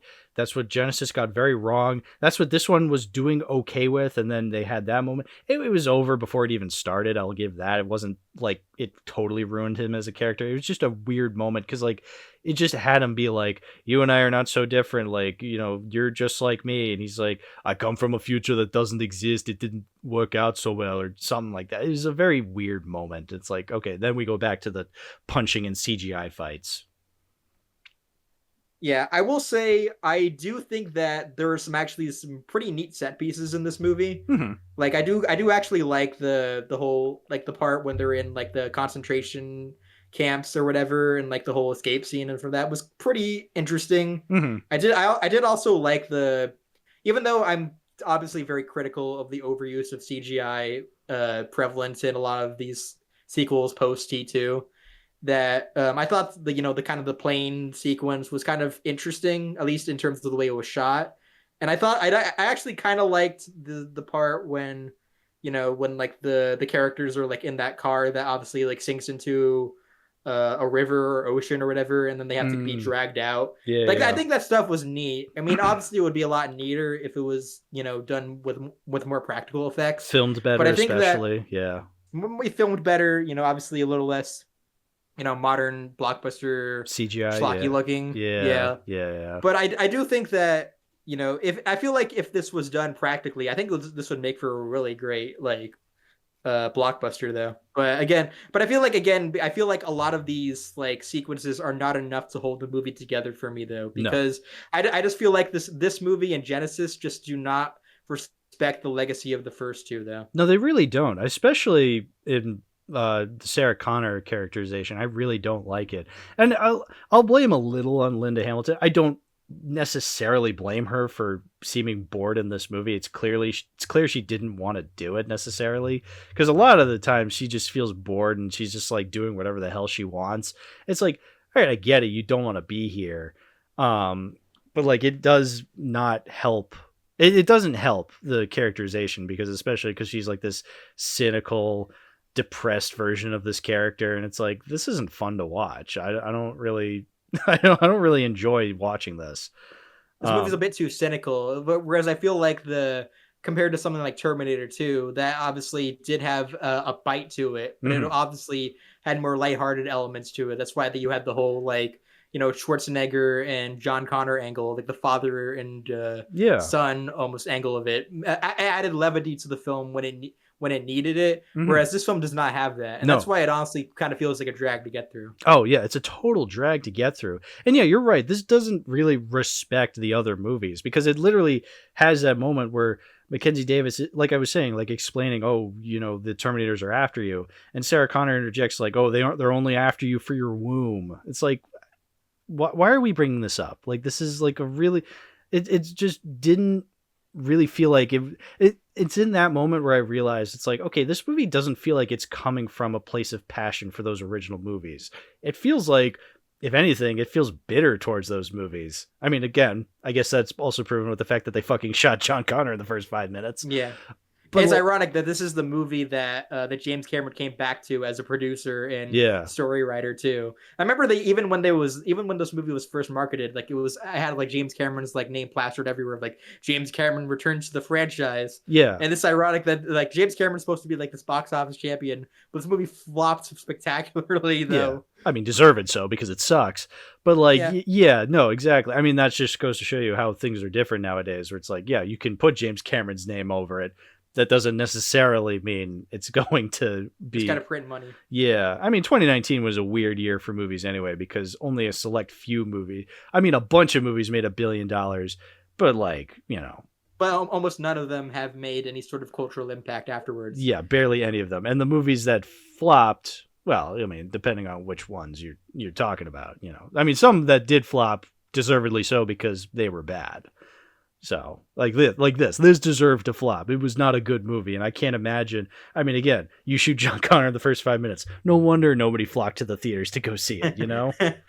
Yeah, and it's also worth bringing up though too, is that like, because 2019 was actually a terrific year for movies. It was not a good year for blockbusters. No. And I feel like this movie is more so in the same vein as a lot of those big studio blockbusters that was released that same year. Yeah. Yeah, I could, because like November of 2019, what did I go and see? That was November 2019. I didn't go see this in theaters. I saw Doctor Sleep in theaters, but that's because I'm a bigger fan of The Shining. But like, I mean, that also sucked. Like, don't get me wrong. I hated Doctor Sleep when I first saw it. It's very bad. I mean, I haven't seen it since I rewatched it for the podcast, but like, even rewatching it for the podcast, I'm like, no, I'm right. This sucks. Like, it's not a good movie. But I guess I'd rather rewatch it over this. I think it's better than this one, not by much though. I do think that the last time I did see this movie was actually opening weekend when it came out though. Yeah. Oh boy. I probably should admit something though. Oh, please. Is that you're probably gonna hate me for this, but when I saw this movie, I didn't think it was that bad when I first saw it. because I guess my hope, because this was obviously when I was a big Terminator fan, and like the whole consensus was at the time, whether it was good or bad, was that it was the best. It was the best of the franchise, if not since T2, at least since T3. So I think that's probably why I came out positive enough to where I was like, yeah, this is not. Yeah, I would. It's not like I don't think I necessarily had trash taste in movies back then. I mean, I was 16 or 17. My taste wasn't fully evolved yet, obviously. 16 or 17. 16 or 17, yeah. But because a couple weeks earlier, I saw The Lighthouse, and as soon as the Monday that I went back to class, I told everyone that it's a 10 out of 10 best movie of the year. Oh yeah. So I didn't have completely bad taste back then. But. Yeah, no, Lighthouse. I think that used to be my 2019 top. I think nowadays I would say Uncut Gems is my favorite movie from 2019, but Lighthouse still up there. Anyway, no, point is, but obviously it's definitely soured on me since then, because yes. I think that also because I've definitely grown more cynical over the years in regards to big Hollywood movies though. Yeah. I mean, no, I remember when this came out and there was like a select few of people being like, actually, it's pretty good. Guys, it's the best Terminator movie since T2. Like, you're just hating on it because, whatever. I don't want to say people were saying, you just hate it because of women. It's like, only idiots would ever think that. Yeah. No, I completely believe watching this in theaters after having seen the likes of Salvation and Genesis and being like, I want to like this. But then, yes, you watch it years later and you actually think about it, it's like a lot of it doesn't work. It is better than Genesis, but that still doesn't equal that's not a whole lot. I mean, right. this looks I think that Genesis is like a 2 out of 10 movie, so where this is like a 4 out of 10 movie, still not very good, but it's like Genesis was just so awful though. But I think that movie, honestly, even though Dark Fate's obviously the last Terminator film that was the most financially unsuccessful to date. Yeah, I do think the bad, I think a lot of the negative reception to Genesis had a lot of effect on this movie too, though. Absolutely. So like, where people were like, yeah, Genesis was just so bad. Like, like literally 4 years after. They didn't even wait like 10 years to make another Terminator. They waited 4 years, and so I think that the icky feeling coming out of Genesis was still prevalent here. Yeah, the icky feeling was still prevalent from Genesis. And again, you had the scene of John Connor dying in the first 5 minutes. And John Connor dying. So, like, a lot of that, I can see why this was such a big financial flop and why we haven't had a Terminator movie since. But again, you take away Genesis's effect and John Connor dying in the first 5 minutes, the movie does not have a lot going for it outside of that. So, like, that's why, like, I think it's just more so generic studio movie. Absolutely. Than I would say is like Rise of Skywalker tier. No, but this it's is also not Rise of Skywalker tier. But it's also just nothing special, really. No, exactly. So, like, that's why when people were just initially going, oh, it's actually good, you guys, it's like, sure. Because it's the first time you're watching something, I completely buy a lot of people can watch a movie for the first time and think, like, I literally said, when I watched Fan Four Stick and Pan back in 2015, I was like, 17? When I watched those movies for the first time, I go, oh yeah, they're not that bad. But it's like, yeah, then you think about it and you watch it again and you go, oh wait, no, this is bad. Like, some movies you could watch automatically and you just go, oh yeah, no, this sucks. But some movies, it probably takes a little bit for you to try and think about and be like, yeah, no, this really isn't it. Yeah. Because even though I didn't hate this movie back then, and I guess it's kind of debatable whether I hate this movie now. I certainly don't really like it. Yeah. But even though there's certain things I really hate about it, the package as a whole is more just mediocre and fairly subpar to me, though. Yeah, I mean, when I was watching this, I literally stopped watching halfway through. Well, mostly because I wanted to watch the Celtics game, but I'm like, I'm not missing much with this movie. I'll just come back to it later. And so I just stopped watched the Celtics annihilate the Brooklyn Nets. And then I just went back to watching the movie. And I'm like, I didn't miss much. Like, whatever. I don't think it's bad to do that for certain movies either. I mean, Because like whether you can just pause it, and just come back to it. If it's, I mean, I would say you should still be able to do that for most movies. I would say, but especially with like if Dark Fate, like I would say, if you're pausing it for like a few hours and just come back to it, you're not missing anything. no, yeah, and again, I finished it. Like I'm not gonna be like, and I don't hate people that say like, oh, I didn't even finish it and they give something a rating. It's like, yeah, whatever. I don't really care about that. But like, I am somebody, for me personally, I like to finish things so then I can fully judge it. So like, yeah, I wasn't going to come into this being like, oh, yeah, I didn't even finish it for like 3 out of 10. It's like, no, I finished it. I hated all of it. I can definitely say that with full confidence because I finished it. So it's bad. Yeah, I hated it. But yeah, it's not one like you said, it's definitely not Rise of Skywalker tier. I think it's just a lame movie because I'm already forgetting it as I go along. Whereas like, I still have my positive feelings for those first two, three, again, I'm kind of weird with, but I would still rewatch it. Whereas like, yeah, the worst stuff of these last 3 have been bad, but I'm easily forgetting them as time goes on. So it's like, they're not the worst things in the world. I'm not like worse off for having watched them. I'm glad we rewatched them, actually. I'm glad we rewatched all these movies so that I could give them another chance. I mean, again, I gave 3 another chance, and I'm like, you know what? Wasn't that bad. The other 3, not so much. It was about what I had remembered, in fact. Yeah. I'm of the opinion that like I'm not I mean, I don't really care about the Terminator films that came after the first 2 all that much. I would say like for at least a majority of the sequels after 2, I don't think they're the worst thing in the world except for Genesis and also parts of Dark Fate. Yeah. So I guess I kind of brought a newer and more fresh perspective that I think I needed to some of these movies, but I definitely have no interest in watching a bunch of these ever again after, besides the first 2, and maybe except maybe 3 though. Maybe I wouldn't mind seeing that again. I feel like 3 would be a good like watch party, not anytime soon, but like eventually. Yeah. Well, I want more people to watch the first 2 first. The second one especially, because I know a lot of our mutuals have still never seen Terminator 2. When I'm like, what? Yeah. Oh yeah. No, the first 2 Terminators are required movie viewing. Viewing. Like if you consider yourself a fan of movies, like those are movies you need to see. Yeah. No, I'm 100% in agreement with that. Yeah. No, but I mean that's what I like about these franchise review episodes is that I get to kind of watch through a franchise and see it like. Usually, most often, degrading quality. Like, I don't think there's ever been a franchise review where we get to the ending and it's like, this is actually better than what we started with. Maybe. I honestly could not tell you. But we'll usually have to have, in order to have a franchise, usually have to have something that starts off decent or pretty good in order to continue with the. Yeah, exactly. So.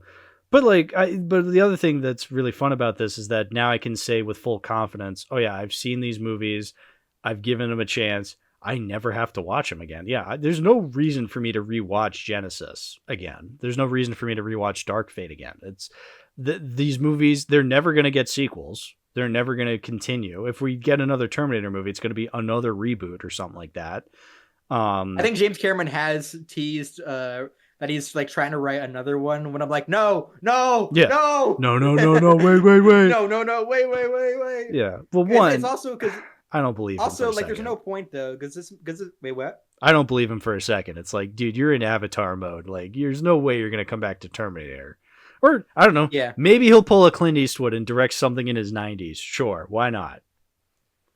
But yeah, like there's no real reason to, since this movie was such a huge flop though. Right. It actually, I don't really care about box office anymore, but I think it's interesting that this was the second biggest flop of that year in terms of like total losses, only behind Dark Phoenix. Want to know the movies that it lost more money than though? What did it lose more money than? It lost more. It was a bigger flop in terms of net loss than Gemini Man, Missing Link, and Cats. Ooh. Wow. And Cats was nowhere near as expensive as this movie because this cost more nearly $200 million. Right. But still, that's pretty embarrassing. It's embarrassing, yeah, that it, I mean, yeah, wow, it's closer to Dark Phoenix. Ooh, Dark Phoenix. What a stinker that was. Yeah. Yeah, no. It's funny because I actually saw at least 4 of those in theaters that year. Oh, well, which ones did I see in I don't think I saw any of them actually, because I didn't see Dark Phoenix in theaters. Definitely didn't see this one in theaters. Cats, I still haven't watched straight up. Like, it's one of those movies. It's one of those movies I said I refused to watch, and I feel like I just haven't gotten to yet. But like, I mean, at this we'll get point, you to 100,000 subscribers one day, and if then you- you'll have to watch I it think then. I think we have said that. Like, yeah, if we reach a milestone, I'll watch it. It's like, sure, yeah, well, If you get to 10,000, will you watch it? sure, yeah. If we get the channel to 10,000, absolutely, I'll watch Cats. Because like, yeah, sure, absolutely. That's actually a movie I did see in theaters. Yeah. Like out of curiosity. If I get to, because I think yeah, go no, ahead. if we get to 10,000 subscribers, I'll watch Cats. If we get to 100,000 subscribers, what should I watch? You'll have to watch. Well, Williams already got to show us Garbage Pail Kids. Yeah, Out of bitterness. yeah, So, I'll watch Garbage Pail Kids out of. I'll watch. well, I don't want to watch Garbage Pail Kids. I'll watch though. Garbage Pail Kids if I had 1 subscriber. Anyway, the point I was going to make is like if I get to 1 million subscribers, then I'll watch Cuties because I don't want to watch Cuties. Oh Cause, God! Because that's one of those movies where it's like, that came out and I was like, I don't need to see this, and it's like, because I don't often like saying, oh, I'll never watch a certain movie, because like, never say never, but like I feel like, why would I want to watch Cuties? So, but like if I get to 1 million subscribers, I'll watch Cuties. I'll claim that now. How about that? If you ever get to 100,000 subscribers, you have to watch a disaster movie. Sure. Yeah. Okay. So 10,000 subscribers, I have to watch Cats. 100,000, I have to watch disaster movie. 1 million, I have to watch Cuties. There we go. And 2 million, you have to watch the entire Human Centipede trilogy. Sure. Yeah, that's easy. I could do that in my If sleep. you get to 5 million, you have to watch Furry Nights 50 times. Oh. Oh no. Now we're gonna get Yinsid to being like, oh, we got to get him to 5 million. If I have to watch it 50 times in a row, I have to watch it with Yinsid. Yeah, Yinsid is also. I know Yinsid is off has been frequently been asking me like, since he knows I'm a big Terminator fan. He's even before rewatching these movies, he's always been asking me like, what's the worst one? And I have like the most obvious answer in the world is fucking Genesis. But, Yeah. But yeah. Sorry. Like it is interesting to look back on like when this movie came out and how like I basically kind of just saw any sort of garbage that came out. Mm-hmm. And like I think the only one on that list that I didn't see in theaters was Gemini Man actually. Yeah. No, I still haven't seen Gemini Man since it came out. I haven't seen it. I haven't seen it at all. Yeah. Yeah, no, But this lost more money than that. Yeah. Like it just shows how far this franchise has fallen from grace though. Absolutely, yeah. I think the one flop I saw in 2019 was Godzilla King of the Monsters, but like that was a flop, but like people still like that movie overall. So And it grossed like over $300 million to it. So it's like, well, it flopped, but that's because they spent like $1 bajillion on it though. So I mean, because so I needed to make 500 million to break even though. Yeah, exactly. So like it was gonna be kind of a weird thing to begin with. But hey, it's Boston cinema. I love it because of that. But yeah, no, Dark Fate. Bad movie. Not the worst, but second worst, I would say. Definitely the second worst. Yeah, it is interesting to look back on, this movie since then because basically like it's interesting because like Salvation was a movie that was trying to set up a trilogy, but after its financial and critical disappointments, plans for a trilogy were later discarded. Yeah, and so they tried again with Genesis, which also tried to set up a trilogy of its own, only for that to become a critical and financial failure. And then they scrapped those plans and they tried to reboot it again with Dark Fate, which also was planning on becoming a trilogy of its own. But then when it became an even bigger financial and critical disappointment, then plans for that trilogy were also scrapped. Yeah. This franchise has become such a paradox, though. Yeah. So lesson learned: maybe we should stop. Yeah, James Cameron, please. I hope you're listening to this podcast because please do not write the next Terminator movie. Yeah, no more. We don't need any more. I think we're good. I think we've realized we can never do this again because it never fucking works. And I guess if it's any consolation as well, is that Linda Hamilton and Schwarzenegger have both said they have no desire to come back to the franchise anyway. Good. I mean, I don't think Schwarzenegger's been in a movie since this. Like, It's been a bit. He's been in documentaries, but like he hasn't been in a Hollywood film, and it's like, huh? Which I mean, isn't he almost like 90 now or something? He's got to be like late 70s, but like, so like I guess he is retired. So, I mean, look, after the career he's had, he could never make another movie ever again, and it wouldn't matter. So like I get it. It just sucks that I guess this is one of the last movies he was ever in. And I will say I didn't mind him in this movie actually that much. I do kind of like the idea of like an older Arnold, like after he an older Terminator, where like after he did like did some really bad things, he does kind of grow up and have a family of his own and seeking redemption.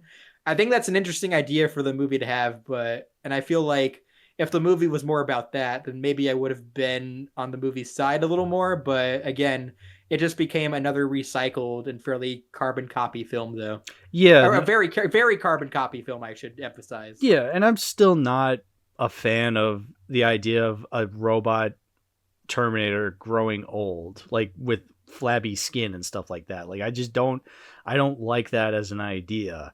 So, but like I don't mind the way they say it. I don't mind the way they explore it here, though. Right. Compared to like the last movie, because I feel like they were trying to say something with this one, or trying to explore the character of Arnold or the T-800 in a way that he wasn't explored before. But I guess it's just not enough to hold the movie together, though. It's not enough. Not very good. Yeah, it's not enough. We're grasping at straws with trying to compliment the movie, but at the end of the day, it's like it just wasn't enough at the end of it. Yeah, just not a very good movie. No. Although James Cameron, I do think he has said on the record, though, that he's reasonably proud of this movie in hindsight. Although Schwarzenegger has said that he was proud of the first three movies. He wasn't involved with the fourth one, obviously. But as for 5 and 6, he felt they were a letdown compared to the original trilogy. Yeah. Yeah, I mean, I side with Arnold, obviously, on that, because James Cameron, I don't know. I guess, it's a good thing that he's at least proud of it. Like, I guess, just because other people didn't like it, he doesn't have to necessarily be like, oh, yeah, okay, you guys are right. Like, if he is proud of it, fine. I disagree, but, like, fine. Like, that's what he thinks. But, yeah, I guess I am glad Arnold does understand. He's just like, all right, these were kind of letdowns. I'm sorry, guys. Which, hey, you know what? It happens. Yeah, and I should also say that even though I did like some of the action scenes in this movie, flaws and all, I do think that the climax of this film was quite boring, though. Yeah. Oh yeah. It ends with another factory, which I obviously gave T2, the credit where like that. That movie couldn't have ended really anywhere but that, setting. Whereas with this movie, though, it just feels like I'm thinking to myself watching it, I literally could be watching T2 instead right now. Right, exactly, yeah. And it's just this big CGI explosion fest, and then you have like Arnold's character holding down the Rev 9 and he's melting and he just goes, "For John." It's like, I don't feel anything in that moment. Like it's so lame. Yeah. Also, I do think there's one thing that I do kind of laugh at this movie for is like that whole scene where like Sarah Connor's like, when this is all over and we save or we destroy the Terminator, the liquid Terminator or whatever, that I'm going to kill you for killing John. And whenever I've like watched that scene before, nowadays I think of like that one moment from like the South Park Imagination Land trilogy, because there's this whole subplot in that whole trilogy of episodes where Cartman makes a bet with Kyle that if he can prove leprechauns exist, then he has to suck his balls. And there's that whole part in like episode 2 or whatever where he's like because the Imagination Land trilogy is about like this whole subplot of trying whether they should nuke Imagination Land or not. Mm-hmm. And like Cartman just says to Kyle, "When this is all over, you will suck my balls, Kyle." And I just kept thinking of that whenever I rewatched that scene. It just cuts to Linda Hamilton sucking Arnold's balls. This isn't what I meant. Or it was Schwarzenegger sucking Oh, well, I shouldn't say that, but Linda Hamilton's balls. yeah, yeah. Anyway, um, is there I'm trying anything to see if else? there's anything else. Is there? Oh, I do have a couple. I do have one note I wrote down last night when I saw you review this movie. This is what I wrote. I noticed the backdrop on Letterboxd you chose for this movie was a woman's bare ass. Very in character of you, Hal. Look, it's not even because I'm horny. I just think I just saw that and I thought it was so funny. I started crying, laughing that I changed it, and I'm looking at it now.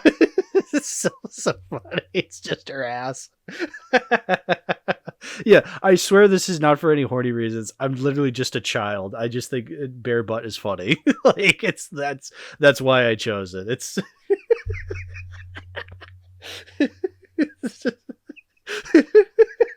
Yeah. Also, the part where they're in the part with the border detention center. Yeah. I'm gonna be honest. That reminded me of Ice. Well, it's supposed to. It is ice. It literally Yeah, is well, it ice is. because it's border It patrol. is, yeah, but now that feels even more uncomfortable now, considering recent events. I mean, look. I mean, recent events. This has been happening for decades. Like ice has always been a thing. It just is All they now. needed to do was play the illegal alien song by Genesis, though. Yeah, I mean, well, that's the thing. Well, I mean, because like yeah, there's been recent things recently. But remember, Trump was in office back in the late 2010s. Also, like that's why I guarantee you is why they put it in, because there was also a big big spark, like the illegal alien debate was also happening even way back then. I mean, it's been happening since forever. Like it's literally been happening since forever. But it definitely got to a really nasty like debate definitely in the late 2010s, and then I guess it kind of quieted down a little bit, but now it's back up because Trump's back in office and ICE is definitely a lot more of a concerning issue prevalent now. and way more controversial. Right. Way more controversial than it's ever been. Yes. So but it was definitely controversial in the late 2010s as well. So I feel like they put it in there because they're just like, oh, it's a hot button issue, but it's like, I don't know, like this feels very inappropriate to be like shoehorning into a Hollywood blockbuster because it's a hot button issue, rather than maybe we should, I don't know, like make it, like do something about it, or I don't know. The fact that they put it in a Terminator movie. I felt more appropriately integrated because like there was also themes of like there was also stuff in like my favorite movie from last year, One Battle After Another, that also kind of tackled similar themes about that kind of felt like very prevalent in terms of like all the ICE controversies that were happening. Mm-hmm. And I felt like that it felt more appropriate for that movie though, because it's clearly a movie that's tackling a lot of very pertinent issues, in America and that kind of stuff. I mean, it feels more topical it feels more appropriate than Terminator though. Yeah, that sounds like Paul Thomas Anderson actually had something to say about that, whereas Terminator put it in because it's like, oh, we gotta have this because we gotta have it. We gotta make our movie seem much smarter. She's gotta have it. This movie has to seem much smarter. It's like, no, you don't, because you're not smart. You're a dumb fucking big blockbuster. Not saying that blockbusters can't be smart, but like, blockbusters in 2019 were not smart. I don't trust the director of Deadpool to tackle ICE in Terminator world. I'll say that. I don't trust it. So yeah. Also, Tim Miller is really not the kind of director I would see making Terminator though, or taking the reins from Cameron though. No, either. He's not. Yeah, because like, what else has he made besides Deadpool? I think this is his last movie, actually. Yeah, because he just makes like Love, Death, and Robots episodes, I guess. He produced the Sonic movies and Borderlands movie everybody liked. I think he did actually direct reshoots of Borderlands, from what I've heard. So, movie I still haven't watched. Oh boy. Ugh. Yeah, no, it's just every connection this movie had. Well, I like the Sonic movies, but he executive produced that, so. Yeah, so it doesn't really mean much. It does. Yeah. Maybe he was like, man, this movie sucks so much, I don't want to make another movie. I mean, I wouldn't blame him. Yeah, I would not blame him. And you know what? Considering what we've seen from him, Dark Fate and Deadpool, you don't have to come back, Mr. Miller. You retire. You've done enough. Yeah. There's also a part in the movie where, like, I think there's an officer who approaches, like, Sarah Connor and says, "Hello, I'm Officer Rigby," and I think I bursted laughing out loud at that. He's not a raccoon from regular show. Yeah. But anyway, that's about it, I think. Yeah, this sucks. Is there anything? Is there anything else? I mean, I don't know. I'm not that. I don't hate this movie that much, but I'm also just like entirely jaded by it. Yeah. Jaded is a good way of putting it, because it's like I could say it sucks, and then tomorrow I'm gonna forget I even watched it. It's like, yeah, and then I'm just gonna go back and rewatch the second one a million more times. Oh yeah, and also the first one. The first two, I there's a reason I have them on Blu-ray, and they're already back in the collection. So yeah, no, so good. I can't wait to watch them again someday, and not continue after 3. Yeah. I don't know if I would buy. I mean, I wouldn't buy any of. I certainly wouldn't really buy any. I certainly wouldn't buy Genesis, or I wouldn't buy Dark Fate on Blu-ray or anything like that. Salvation, I wouldn't be opposed to, but it's also one they'd have no real desire to. Yeah. 3 is a maybe, but it's not one I'm going to go out of my way to buy, though. Yeah, I don't know. Just I'm happy keeping the first 2. When it comes to like franchise reviews, sometimes I've done stuff where it's like the entire franchise is on Blu-ray. Like that Friday the 13th set, I still keep. There's some movies that aren't that great, but like I still have that in a box that I really like. So like I keep all the movies. I can't imagine getting like a Terminator box set. That just doesn't sound, because they all retcon each other though. They all retcon each other. I just don't see that happening. Like, yeah, like a compiled Terminator franchise box set. That just wouldn't happen. And even if it did happen, I'm not getting it. Like, I don't care for the latter half of these movies. So like, yeah, I'm just happy with the first 2. Maybe I'll get the third one on Blu-ray. If that's not a requirement. That's one I might find and might add, but the first 2 are the priority. Yeah, just kind of a honk shoe. Yeah, I'm just snoring thinking about this movie. Yeah, I'm asleep actually. I've been asleep for the last 20 minutes. Yeah. Right after Terminator Dark Fate ended, I was like, man, that was a great nap. Yeah, exactly. All right. Why don't we wrap things up here, Lazy? I think this is the part of the show where you get to shout out your stuff. Where can people find you? YouTube and Letterboxd. There you go. Yeah. Simple as. Lazy Bones or Lazy Bones Inc. Yeah. Or Larry Bones. Well, no. Or Larry Bones. Yeah, that's what Hal calls me now. I don't know why that's so funny to me. Just the name Larry Bones. Yeah. It was Ashley or Maya who basically just said, I forget what the whole bit was. I forget too. But she was just like, she was just like, oh, can I add you to something? And I just said, oh, just add me as Larry Bones or something. And then you just found that really funny. I don't know why. Yeah, Larry Bones. Oh, no, actually, no, I think I referenced Larry Bones as like my theoretical brother though. Yeah, your theoretical cousin. Like, yeah. Yeah, and then my partner or my wife would be Lucy Bones. Lucy Bones, yeah. Okay, yeah, that's coming back to me. It's just like in the Hunger Games chat or something like that. I don't know. But yeah. Anyway, Terminator 2, one of the best movies ever. Terminator, absolutely awesome movie. The rest, who cares? Yeah. The rest, I say, hasta la vista, baby.